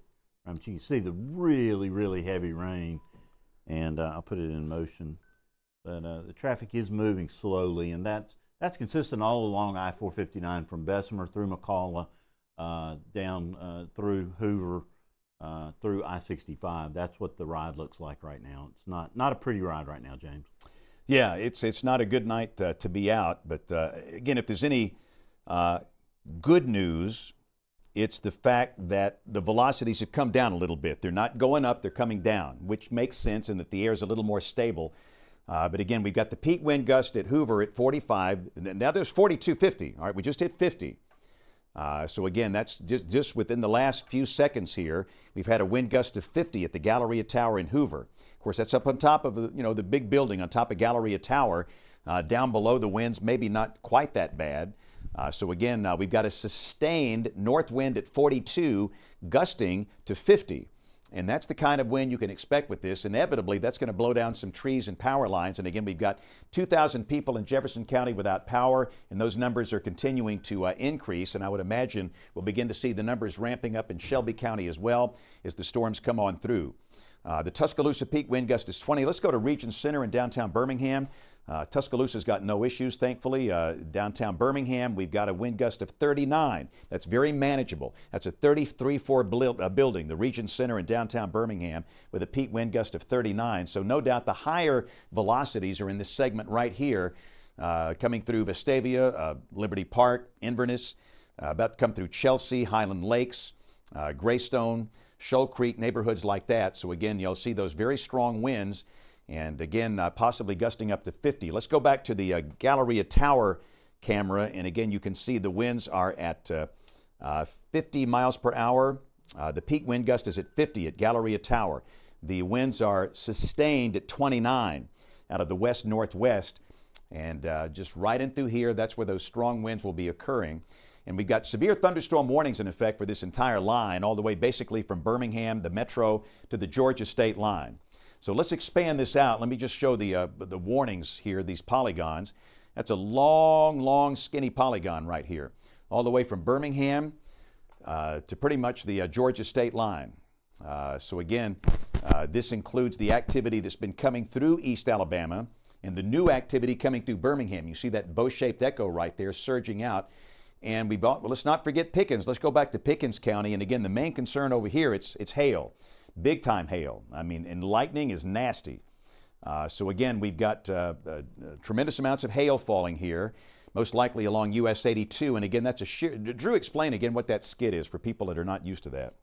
Yeah, so that's basically, again, showing that there is some rotation within the first couple of tilts of the storm. So usually kind of lowest to the ground as far as where the radar is able to detect. Now we're looking at the Columbus radar. So we're looking at just, about 1,800 or so feet off the ground that it's showing some rotation. We'll take a look at the velocity signature. I will say that this, the velocity with this has been definitely pretty messy and kind of a little bit harder to decipher compared to what it sometimes looks like. So it definitely had some noise going on there.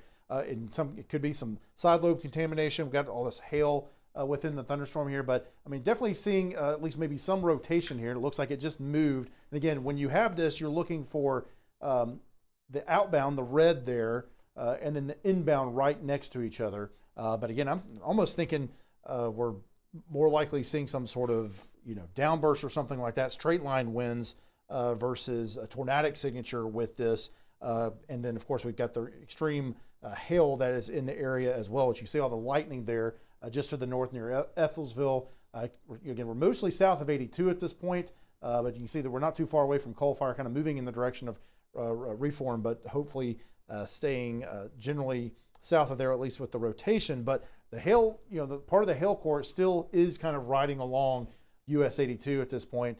So it's still possible that you could get some big hail in those areas further towards the east. All right. What you got, Bill? Flash flood warning for Jefferson, southwestern St. Clair, and central Shelby. All right. And I should mention, we're looking now at our Grandview Medical Center Skycam, where they've had a peak wind gust of 55 miles per hour. Grandview Medical Center is on US 280 just south of Birmingham. So again, we've got a gust of 50 at the Galleria Tower, 55 at Grandview Medical Center. That's representative of the winds that we're seeing in these storms tonight. So again, peak wind gusts 55 at Grandview Medical Center on US 280 in Birmingham. JP, thanks for catching that. Out of curiosity, let's go to Bald Rock real quick and let's see what that looks like. Bald Rock is in St. Clair County. This is a Skycam between Leeds and Pell City, and really the winds have not reached there yet. They're at 25. So let's go back to Grandview. And again, this is along the 280 corridor where we've got winds peaking there at 55 miles per hour. And that shot is looking north toward the summit from Grandview Medical Center. And again, Drew, if we can pull up the power outage map real quick just to get an update here, that would be very helpful. Wow, they're really ramping up. I've got 16,000 people now, 16,100 with no power. Jefferson County, 3,500. Cullman, 1,500. 1,000 Blunt, 1,000 Etowah. These are power outages.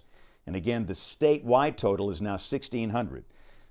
So again, that shows that we've got some pretty fierce winds, a lot of trees coming down, a lot of power lines coming down in through here.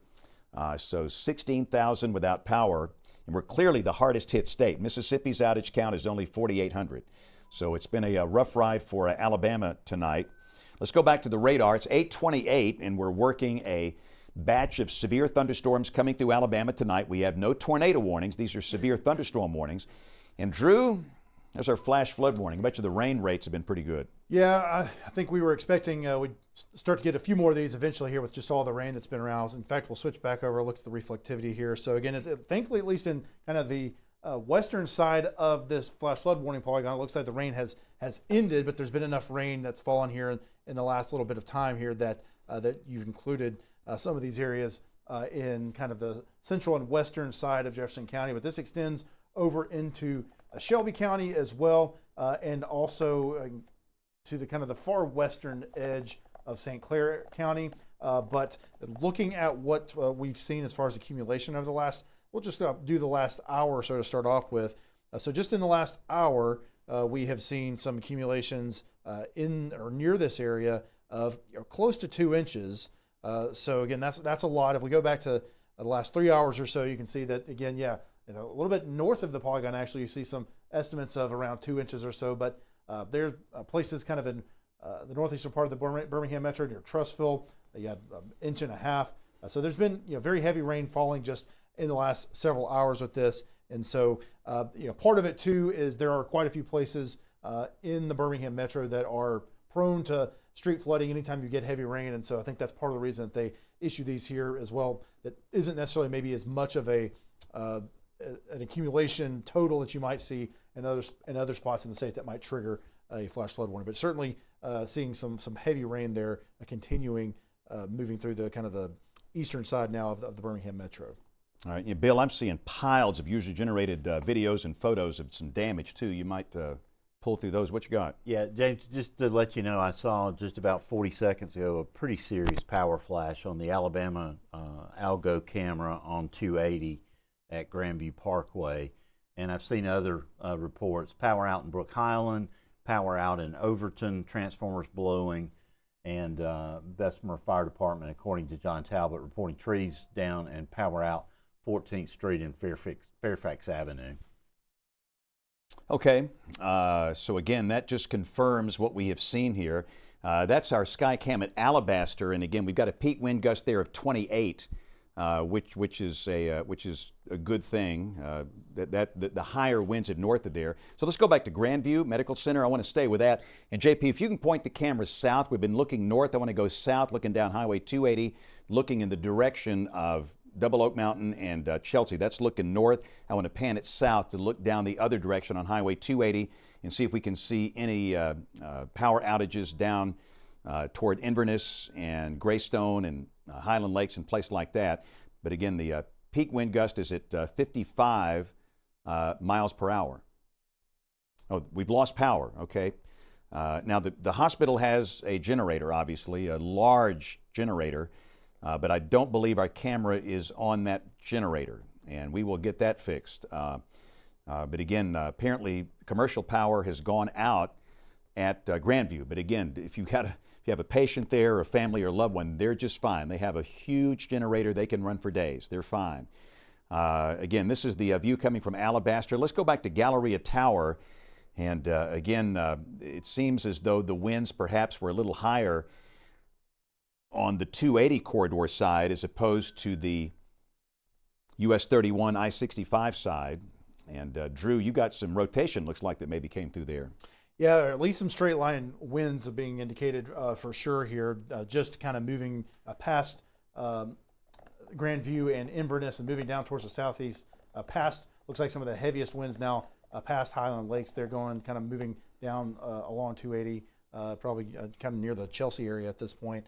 And again, just looking at the velocities, you're not seeing necessarily anything quite as extreme as what we were seeing earlier. So that's good. And again, we're not too far away from the radar. We're just a few hundred feet off the ground at this point, and we're seeing 40, 50 miles per hour. I'll just kind of move it back here to see if it looked like it was, it looked like it was maybe a little bit higher, a little bit earlier, right as it was kind of passing through there near where the camera is at Grandview.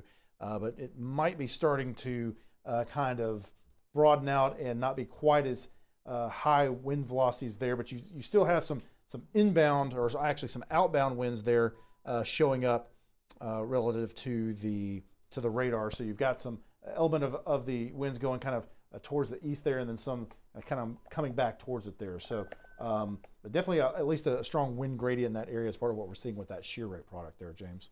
Okay, so it's 8:33, and again, I know we've been here for a long time, but we just thought we would walk you through this. Again, the nice thing about what we do here is that we don't have to worry about cutting off programs. We are the program, and we can stay on here as long as we want to.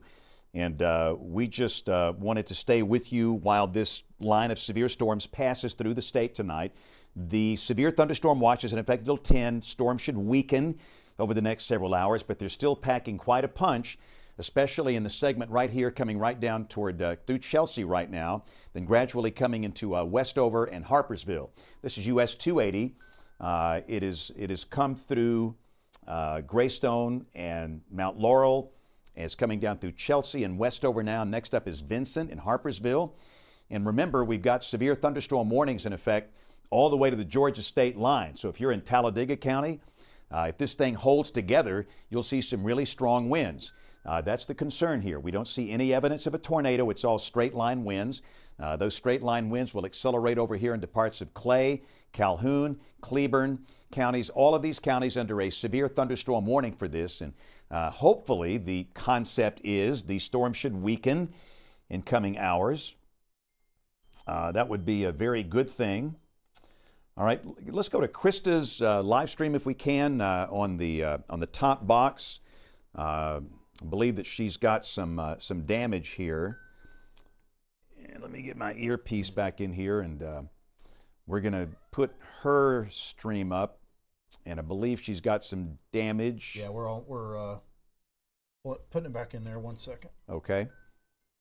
And we've got All right, she's up now. And again, we have a new severe thunderstorm warning downstream. Again, this will be for southern Talladega County. What the Weather Service is doing is issuing a new warning for that bow-shaped line here down through here. So this will include southern Talladega County. So again, this includes Childersburg, Sycamore, Sylacauga, places like that, south of Talladega. And really and truly, I think the higher wind velocities could stay easily south of Interstate 20, south of Pell City, and maybe even south of Talladega. But again, that's the nastiness right there. I mean, that's nasty. Very strong winds. So Chris Pitch, can you hear me? This is James. I don't know if she can hear me or not in the field. She might not have the ability to speak with us, and I would love to know where she is. And it looks like we do have some kind of damage there. It's like Morris. I'm seeing in the chat there that she's in Morris. Okay, so this is in northern Jefferson County. And if you recall, we had that very well-defined broad circulation coming through there with evidence of strong winds. These are down power lines at Morris. And again, this is coming from Krista's live feed, who's one of our streamers in the field tonight. And again, thanks to everybody that's been out in the field. Listen, we've got the easiest job in the world. We are in a safe, dry studio. I'm standing in front of a green wall. The hard part's their crew out in the field. But that's what's going to make this operation different. The people we have in the field that will let you see what's going on here. And we are so thankful for that. Bill, go ahead. Yeah, James, let me make sure that I'm getting my images up to WEX 05 here real quick, and I think I am. So, Ryan, if you can take that. This is damage from the area up northern Jefferson County around Corner and Bagley, which is up there where Krista is tonight, and shows some damage there in that area. And this is from Cedar Bluff from a little bit earlier, lightning from Brownsboro. But what I want to show you is this right here, which is a power line down in Corner. That's pretty significant power pole down, and pretty impressive picture there. And James, this was from Fairview in Coleman County from a little bit earlier when those storms rolled through there. A gas station, a Wavaho gas station, the awning, the canopy over the pumps took a pretty good hit there, and the fire department on the scene.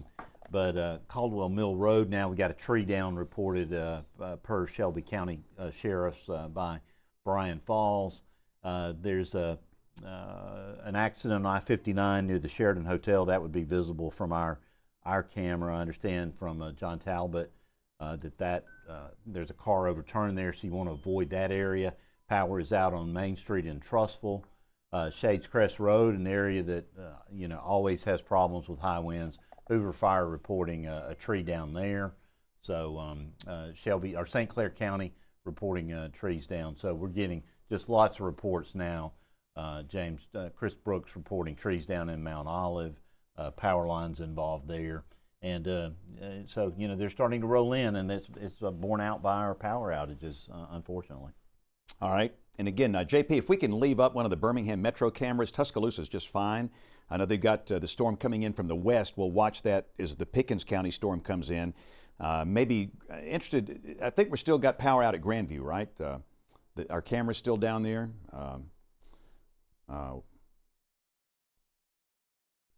Let's see, do we have power or I think we do. We do. Up, it yeah, looks like. we do. Okay. So power is, the commercial power is back at Grandview Medical Center. And again, they've had a peak wind gust of 55, and this is what many people have experienced. So Pickens County, all right. So we've got broad rotation south of US 82. We got a severe thunderstorm warning in effect here. And again, the good news, the intensity of the hail seems to have decreased, but again, there's evidence of rotation right in through here, just south of Reform. So again, for those of you in Pickens County, be aware that there is broad rotation. We're not saying there's a tornado down here. Most all the damage we've had tonight, it's straight line winds, to our knowledge. But again, we're watching broad rotation. Let's put the velocity display back on here. And again, that's very broad. The colors are not that hot, not that bright, so the velocities are not excessively high. And we've seen a lot of signatures like this tonight where the atmosphere is trying to drop a tornado, but it's just having a hard time doing that. Thank goodness that the wind dynamics are just not that favorable for tornadoes. We knew going in there might be one or two, an isolated tornado or two, but again, so far we've had mostly straight line wind damage, which is bad enough. So again, here's your warnings, okay? So let's leave this up for a second here. We've got a severe thunderstorm warning for parts of Pickens County. Severe thunderstorm warnings in effect for parts of Shelby, Talladega, Clay, Cleburne, Calhoun, and extreme southeastern Cherokee County, parts of St. Clair, and extreme eastern Jefferson. That's in advance of this line of storms that has been producing a lot of tree and power line damage. You saw the images coming in from Bill, and again, thanks to everybody for taking the time to send the images in to us. It's critical that we see that. We thank you so much. We can't show it all, but we see it all, our team here in real time, and it really helps us assess the situation. So thank you for your reports. And again, these storms, let's put the reflectivity back on. This is velocity. Again, that kind of tells the biggest story. We've got the line segment here in Pickens. We have the line segment here east of Birmingham that's going to be moving out of Shelby, coming into Talladega. A line segment here in parts of Cleburne and Randolph counties. Here, really here and here. And again, all of these should be weakening with time. The severe thunderstorm watch is scheduled to expire in 1 hour and 18 minutes at 10 o'clock. And hopefully after that, we don't have any more watches or warnings, but we'll keep a close eye on these things. Certainly everything should be winding down by 11 o'clock or midnight. And tomorrow should be a quiet day. That's the good news. We expect basically a dry day. The next round of storms will be Wednesday night. And those could pack a punch as well. But we've got to get through this, and then we can focus on Wednesday. This is like football here. You take it one storm system at a time. One storm system at a time. So again, one line of storms east of Birmingham. That'll be coming into Pell City, Cropwell, Childersburg, Talladega, Sylacauga, Sycamore. It'll be coming into Harpersville and Vincent. And basically coming into Vincent right now. This trailing segment back here, I don't think we have any really strong winds here. And then we're watching that one rogue storm out here in Pickens County.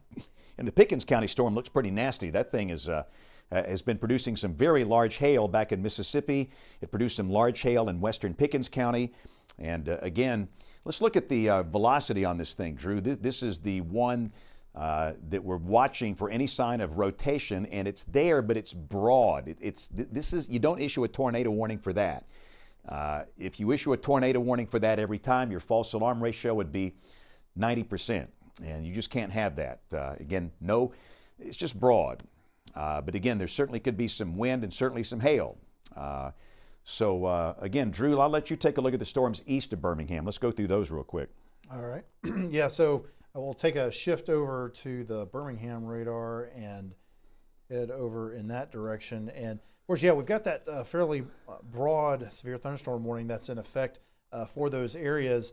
However, thankfully at this point, things are not looking quite as rough in those areas. You know, Pell City, Talladega, places like that. Heflin, Anniston. Things are not looking too bad there. Of course, you've still got moderate rain falling in those areas, but really not looking too bad in a good portion of that area that they've kind of got that large warning for. So I guess we'll see.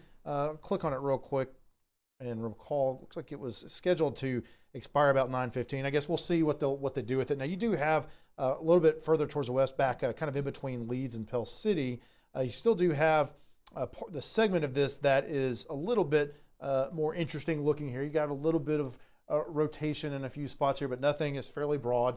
Doesn't look like anything too concerning at this point. We'll just kind of click through some of the other products. And so, yeah, I mean, we're getting a little bit of spin there, but it doesn't look like anything super threatening. Our rotation detector just shows a little bit there, but not a whole lot. And as we move back further towards the southwest, this is the part of this storm that we've been the most concerned about, that moved through parts of Jefferson County and Shelby County and along 280 there, and it's now moving kind of in the vicinity there of Wilsonville, heading towards Childersburg. So 231 here fairly soon. You'll see that, or 280, I'm sorry. You'll pretty soon see that coming through Childersburg here. But again, the velocities are not what they were. We'll just take a few samples here. And we're, just a few hundred feet off the ground. So, I mean, we're still expecting we're going to see gusty winds in this area, but it's not looking quite to the level of, we were seeing hurricane force probably winds earlier within the last hour or so. So yeah, especially towards the east. Let's go a little bit further over towards Cleburne County here. You got Heflin and Ranburne. And again, the velocity in these areas just doesn't look exactly like it did earlier. There's still going to be some gusty winds there, but it's not looking quite to the same level. Again, we'll just take a few queries. Looks like some 50-mile-per-hour winds there are possible just to the east of Delta.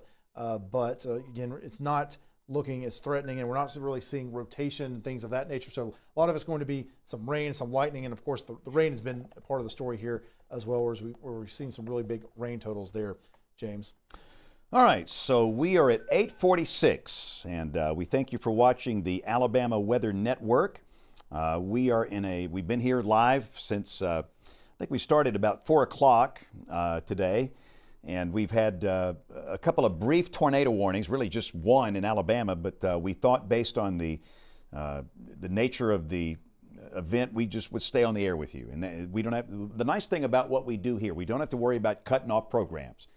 Don't fuss at me, we've not cut off anything. The only thing we've cut off, it's the Alabama Weather Network. So we are who we are here, and it makes it so easy for us to do this. And I've got the resources and the people, and it's just a marvelous thing. And we just thought we'd stay with you for a while, and that the storms have been very, very active, and they produced a lot of wind damage and a lot of problems across the state. But the good thing about it, we've heard of no injuries, and that's a win. Whenever we can say we've had no injuries, that is a win. South Alabama, people have been saying, what's going on? You're not talking about us. It's because there's nothing happening there. Tennessee Valley, Florence, Huntsville, Shoals, you're good. I mean, everything is now south of there. The risk of severe storms is clearly ended here. And really just the main concern, it's going to be this little strip of activity for the next hour or so. The storms in Mississippi should be weakening. And again, really after 10 o'clock, I don't think we have any big problems, as everything should begin to wind down. And again, we'll go back to Bill with some of the damage reports here in a minute, getting a lot of images and videos from you, and we are so thankful for that. And again, just some tremendous images we'll get with Bill here in just a second. But so this is where we stand now. And again, we're watching the various sky cams here. And let's see. Let's look at Bald Rock, JP. That's going to be right here. That's going to be pretty close. Let's leave that camera up there for a few minutes and let's kind of see what happens. Bald Rock is next in line. This is between Leeds and Pell City. And I would not want to be up on that mountain. If you ever drive Interstate 20 between Leeds and Pell City, you look up and you see those communication towers up there. That's where this camera is located, Bald Rock Mountain. And again, it's between US 411 and Interstate 20. You can see the mountain from both highways. And it's a great vantage point. And again, so many of our events like this happen at night where you just can't see anything, but man, you can see that lightning. But the beautiful thing about the sky cams, we've got the weather data in real time. This is not coming from an observation point that was taken an hour away. What you see over here, that's live. Notice in Hoover, the peak wind gusts there at 50 at Galleria Tower. Bald Rock so far 25. But the storms are just coming into Bald Rock, and I would imagine that peak wind gust will be going up pretty quickly in the next 5 minutes or so. But this arcing band of storms is going to be coming through ultimately Pell City, Lincoln, Talladega, Childersburg, Sylacauga, Sycamore, Waldo. You ever been to Waldo, Drew? I don't think Where's I have. Waldo? Where's Waldo? But again, that will ultimately come on to the east. That'll be coming through parts of Clay County, Randolph County, Cleburne County. And again, with this, the main concern, strong, damaging straight line winds. The velocities have come down a little bit from where they were about, 15, 20, 30 minutes ago. But there's still enough in here to produce some down trees and power lines. But clearly the velocities are down. Notice how the bright shades of green are just slowly fading away, and that's the weakening trend that we've expected. And when you see the bright greens coming down to the darker greens, that means the storms are slowly coming down in intensity. And again, just maybe once we get past 9:15 or 9:30, we'll have no more warnings for tonight. But the wind is nothing like it was earlier coming through that 280 corridor in the Birmingham metro. So again, that's the case, and we think that will continue to be the case. Let's see, JP got 25 still at Bald Rock, watching our Skycam here. And I think if that's the peak wind gust at Bald Rock, these things have really come down in intensity. But I still think the higher wind velocity are just west of there. So again, we'll keep a close eye on that. But boy, the lightning is fierce. That's one thing for sure. Again, to show you where the Bald Rock camera is, it's like right here. My finger is at Bald Rock. And again, that's the camera location, and that is in the polygon. This is the northern extent. It's basically on the northern edge of the polygon. And again, in St. Clair County, the warning does not include Asheville, does not include Odenville. It includes Moody, Pell City. Over here in Talladega County, this includes Lincoln and Point South. And this is one polygon. There's another one farther south down here that includes Winterboro and Sycamore and Childersburg and Sylacauga and all these places down here. So again, severe thunderstorm warnings blanket the area east of that line, but the good news we can report is that the wind velocities have come way down. And that's a good thing. And I noticed that the Weather Service continues to update the warnings, and they keep bringing the winds down. Initially, the winds were forecast as high as 70. Now they've got it as high as 60.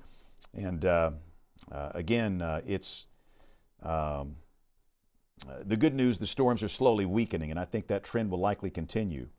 You see that note, Bill? I'm about 10 minutes from Waldo. Y'all should put a camera on the old fire tower on Horns Mountain. You could see forever. I would love to have a Waldo Skycam. That would be outstanding. And we've got so many cameras now, it's like I lose track of how many we have online now. But again, up in the top box, you're seeing the statewide cameras just looping through, so you can see statewide conditions. Bottom camera, that's the Region Skycam at Bald Rock Mountain. And again, this is right in the line of fire here, if you will. The storm's coming through, but it just looks like the worst of the wind could be south of there, maybe a bit south of Bald Rock Mountains. So again, right in through here, Childersburg, ultimately Talladega, ultimately Sylacauga, Columbiana, very strong winds, a lot of rain, but no tornadoes. And the good news, we have not had any major tornado issues tonight. Let's see here. Everybody's griping at me about TV stations cutting off programmings. We haven't cut off anything. We have nothing to cut off. It's just habit, James. That's right. The people just get. I get the hate mail no matter what. It's just, yeah. If only you could walk a mile in my shoes in a normal day, you wouldn't believe it. And remember, you can't hurt my feelings because You have no feelings left to hurt. that's right. There are none left. All right, 8:53. And Bill, I'll let you gather in more of these user-generated content from our viewers. Yeah, this is just such an honor to get to do, James. Wexo 5 has some images, and I want to thank our newest team member, James, Emily Kirk, who's joined us from the University of Georgia. She given up her spring break to be with us this week. She'll be with us in the summer. But Emily's been helping to curate a lot of content tonight. And this is her first day on the job. So this is like J.B. Elliott, James, back in when he joined the National Weather Service, or would have been the U.S. Weather Bureau back then. He walked right into a severe weather situation. So did Emily. But this is trees down in Inverness tonight, and we're getting lots of reports of trees down in Hoover and Vestavia as that core of strong winds moved across. And you know, we're getting lots of reports. Chris Brook, our other great scanner monitors, I'd call them scanner jockeys. Brian Falls gave me the approval to say that. But Ridge Drive in Vestavia, Countrywood Lane, those are some of the places. James, your lessons are paying off. Yes, yes. And I think you should, just as an homage, put your Regions bicycle helmet on before this night is over. I need to. When things calm down. This image from earlier was from a lightning tree that was struck near Atwood, and so I've got a real surprise for you when we leave WEXO 5. This is our great sky watcher. She's a legacy. Valerie Hughes. She captured the storm as it was coming out of Pickens County, and that storm is still quite strong. The Weather Service in Birmingham issuing a new downstream severe thunderstorm warning along US 82. So I want to make sure our friends in Pickens County are still continuing to monitor that storm. This is flooding right here, James, in Inverness, and it's actually getting high enough to get near, getting into people's cars. So that's kind of scary. This is some storm damage tonight from Nance's Creek up in North Alabama. Pine tree fell and damaged a home there. And so you see some of the photographs of that. And here's a home that was struck by lightning in Gunnersville. This storm has packed some punch, James, across the state of Alabama today. And I hope it's not indicative of what we're going to deal with this spring in the state in this severe weather season we're right in the middle of. So what do you think? This is a bad look for an old man. It's a bad look. You kind of look like something from what was the game we used to play on the Nintendo? Yoshi? Yeah. Yeah. The best part is it doesn't key out. No. We tested this helmet to be sure that it doesn't key out. Putting a bicycle helmet on an old man is like putting lipstick on a hog. It's a bad look. But no, in all seriousness, this kind of helmet will protect you. And look, too many people have died on my watch. They have. And in so many cases, the treating physicians have said that if they would have had on a bicycle helmet, they'd be alive today. A motorcycle helmet, a batting helmet, a football helmet. It's a big deal. So as part of your severe weather plan and your safe place, you want to have a helmet for everybody. And again, it's not just for kids. Every life is precious. Every single life is precious. So that's why we consider these to be very important. All right, so we're watching our storm in Pickens County. And the Weather Service, hello, just got a sticker off my helmet here. They have issued a severe thunderstorm warning to the Tuscaloosa County line. And again, there's no evidence of a tornado. This is broad. We have seen this over and over and over again tonight. Broad rotation, not tornadic. But that storm could be producing some pretty strong winds, and that's moving into Tuscaloosa County. Now, the air has been really worked over here, and I'm hoping that will help this to weaken in coming minutes and hours. And that's the reason the Weather Service did not extend this into Tuscaloosa County because, again, there's been so much rain, so much thunder, so much stuff going on here. But let's go to the, JP's a step ahead of me. That's the University of Alabama Skycam looking into this, okay? So from here, we're looking back into that, and you see the lightning back on the horizon. This is the Skycam that is on the north end zone at the Bryant-Denny Stadium in Tuscaloosa. And it's got a great view of the periphery looking back off to the west. And again, there's a lot of lightning, needless to say here, and that'll be crossing into western Tuscaloosa County. Places like Elrod, Buell out here. You'll be dealing with that soon. It could produce some pretty strong gusty winds. And if it holds together, it could wind up affecting the city of Tuscaloosa. You know, the first storm that stirred up the big ruckus, the one that came through and knocked down all the trees and caused so much problems, that was north of Tuscaloosa. That came through the far northern part of the county. It overturned an 18-wheeler in Fayette County. If you watched our coverage, you saw the live drone video from Kevin Henderson. That missed the city of Tuscaloosa. That was far, far north of there. This is a storm that could affect the city if it holds together.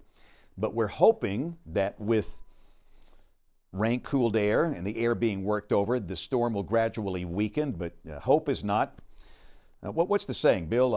Hope is not a plan. That's right. Hope is not a plan. Hope is not a plan. You have to plan for a storm that would maintain its strength, and hopefully we can report back soon that this thing is slowly dissipating. Also, James is going to mention Kevin in the top right. He's in Tuscaloosa, I believe, now. Okay. And he's about to put his drone up, apparently.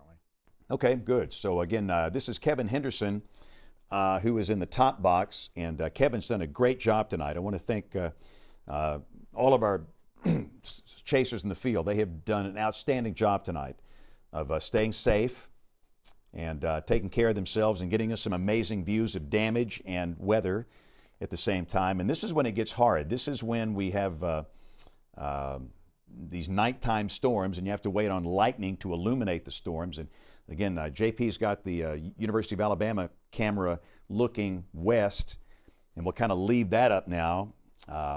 Although, let's look at Anniston real quick, JP. Bald Rock. Let's do Bald Rock first. I just want to look at that real quick. And let's see what the peak wind gust is. And again, that will give us a clue as to how our storms are behaving. Still 25, that's good. Let's go to Anniston. Let's check our peak wind gust in downtown Anniston. And let's see, 48. All right, so in downtown Anniston, we have had a peak wind gust of 48 miles per hour with this batch of storms that came through earlier. That's on to the east. But again, that's the kind of wind that you've experienced tonight.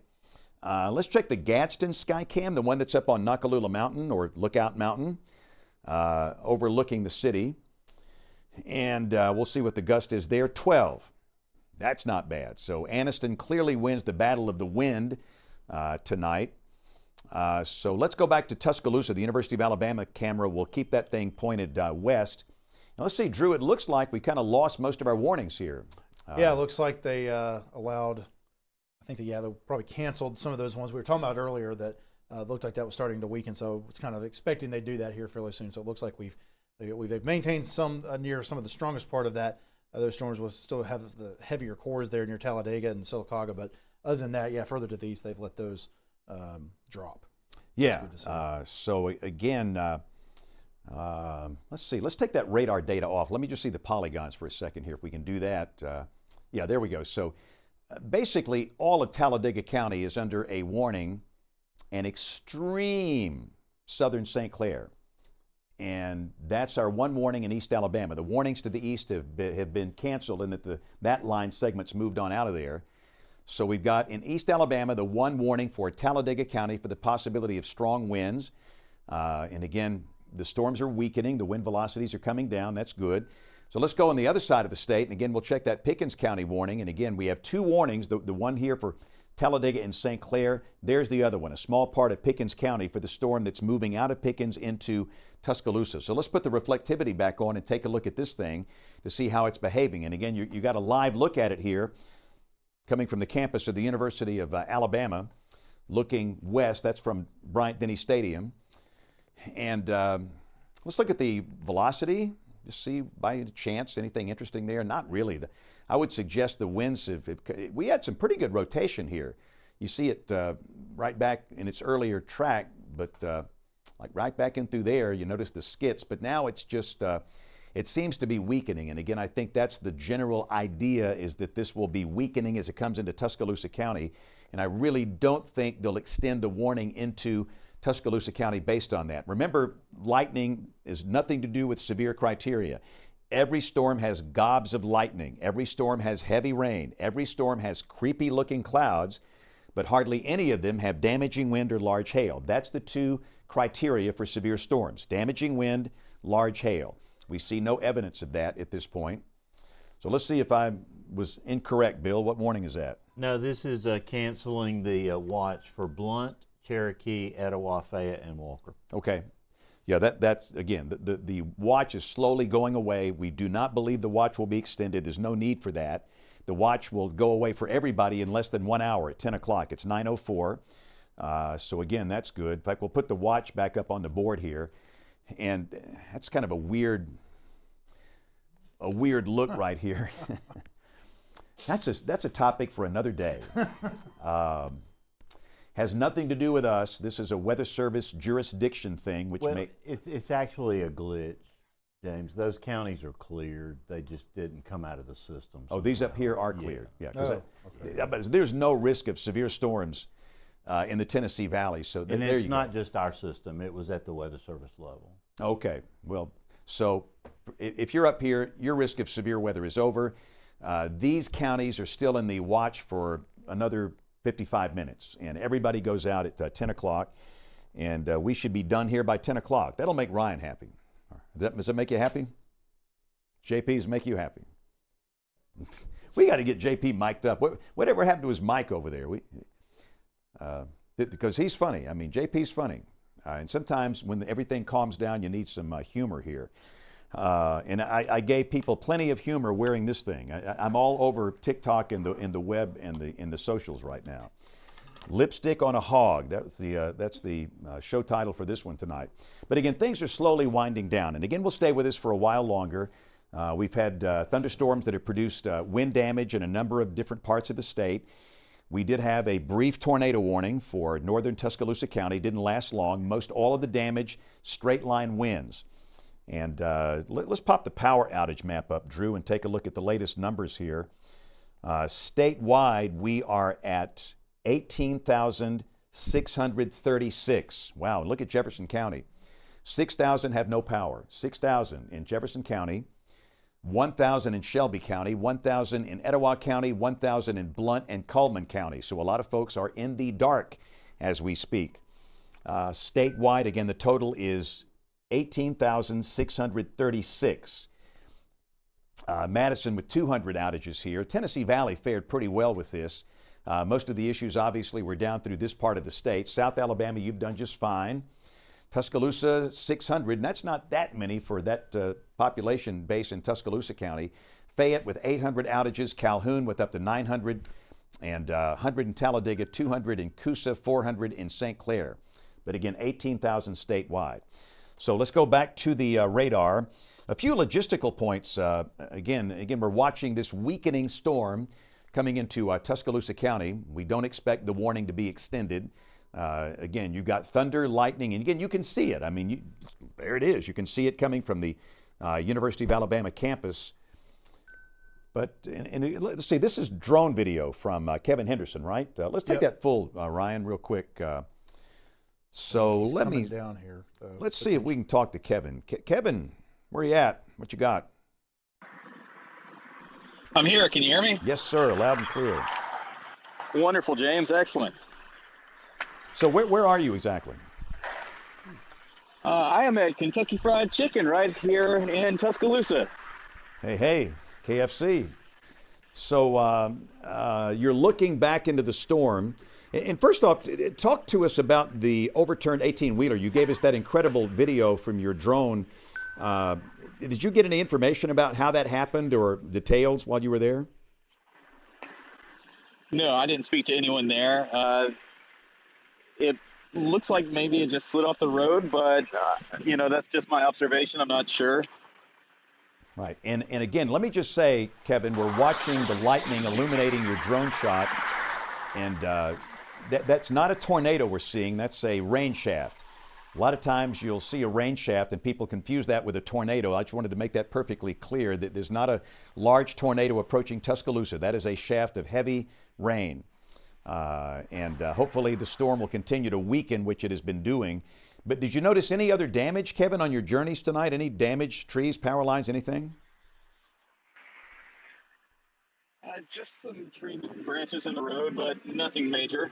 Okay, well, that's good. But your work is just tremendous, and we thank you so much for giving us this shot from Tuscaloosa. Again, this is Kevin Henderson. He's one of the best drone operators in the country, and we're honored that he's working with us.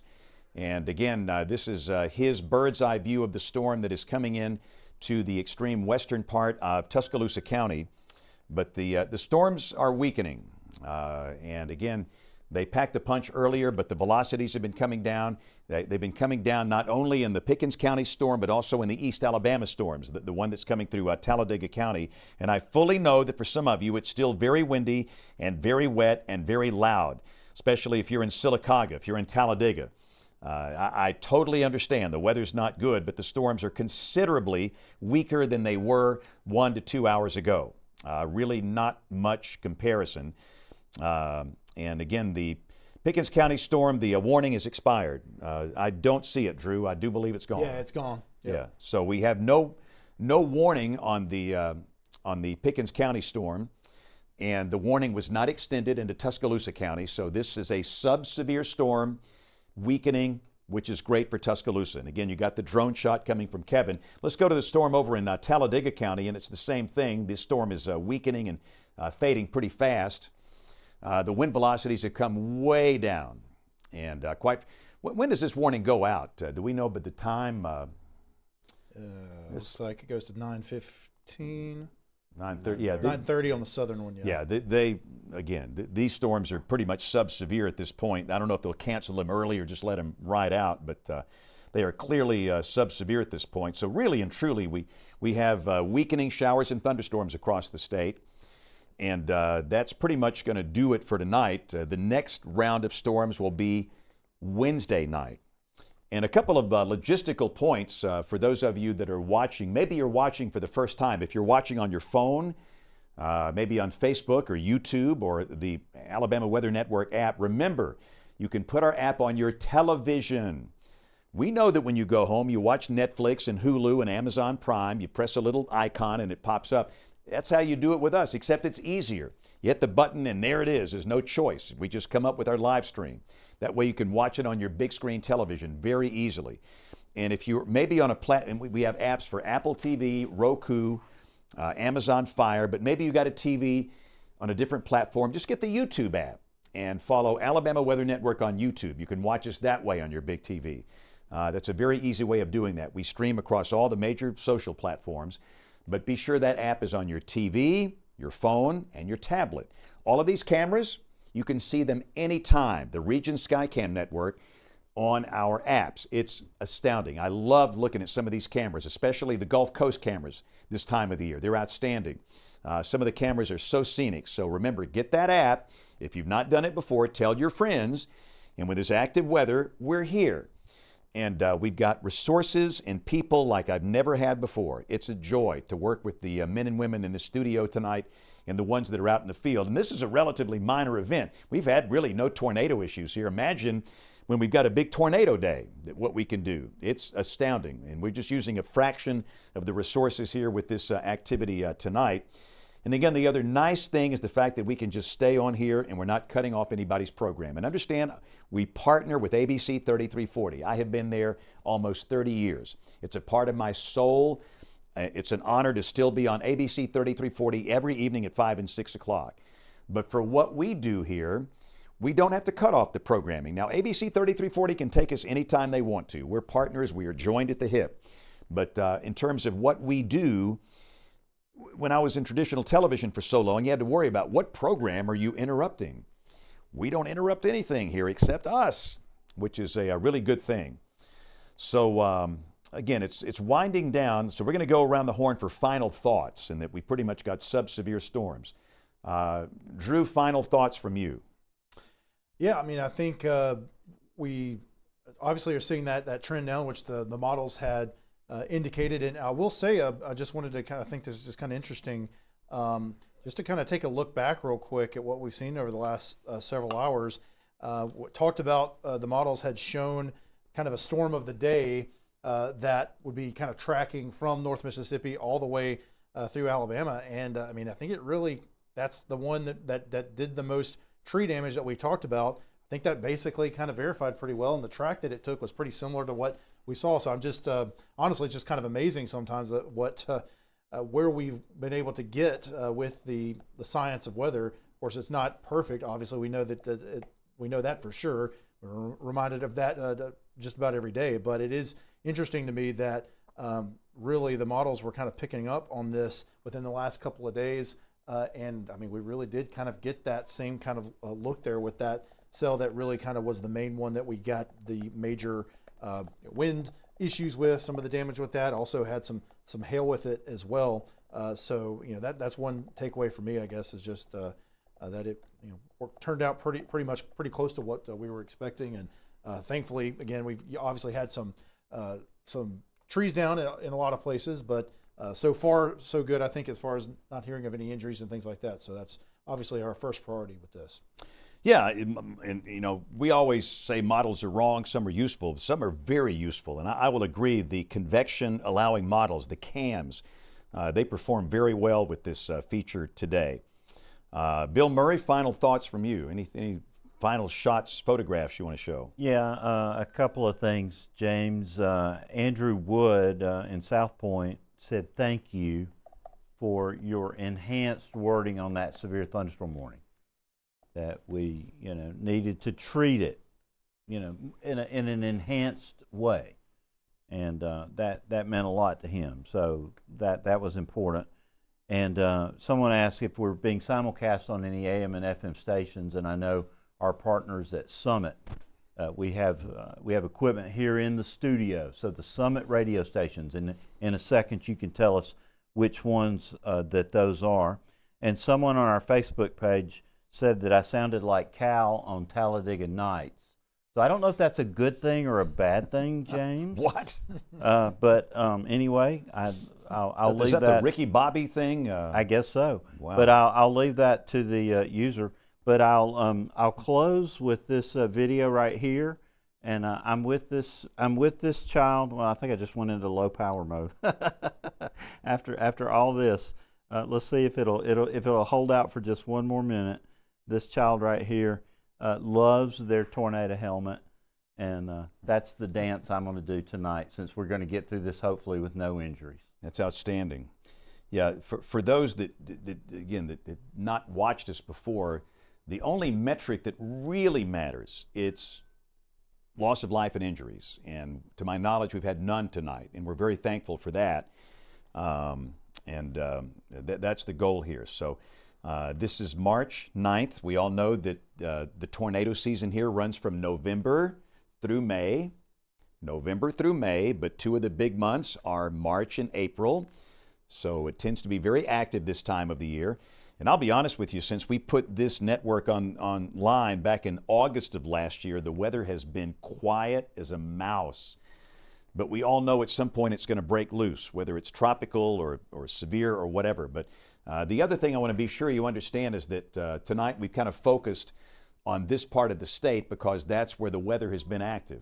We cover, it doesn't matter what county you live in, you're covered the same, with the same level of professionalism, equipment, resources. It doesn't matter. Let's say you live in Wilcox County. Let's say you live in Camden. Doesn't matter. We've got your back. Let's say you live in, I don't know, pick a town. How about Andalusia? We've got your back. We've got you covered. You live in, I don't know, Seal. You live in Waterloo. Whatever. We've got you covered. And it doesn't matter what weather service domain you're in, doesn't matter what TV market you're in. We've got all 67 Alabama counties covered, and we will continue to do this every time we have active weather. And again, the commitment is to be live during tornado warnings. We're not going to be live during every severe thunderstorm warning. That's, again, not all severe thunderstorm warnings are the same. We just believe that the ones tonight were high-end warnings that required some additional long coverage. But again, the storms have weakened. We don't expect any additional severe weather tonight. And the next time we'll be live, most likely, look at that lightning. Again, lightning doesn't make a storm severe. That's the storm in western Tuscaloosa County. But most likely the next time we'll be live will be Wednesday night. Same crew. And again, we'll have everybody in the field, and we'll be ready for that as well. So on behalf of everybody in this room, our big staff here, our staff in the field, thank you for trusting us. Thank you for watching us. I'm James Spann. This has been live coverage from the Alabama. Live, statewide, 24/7. It's the Alabama Weather Network.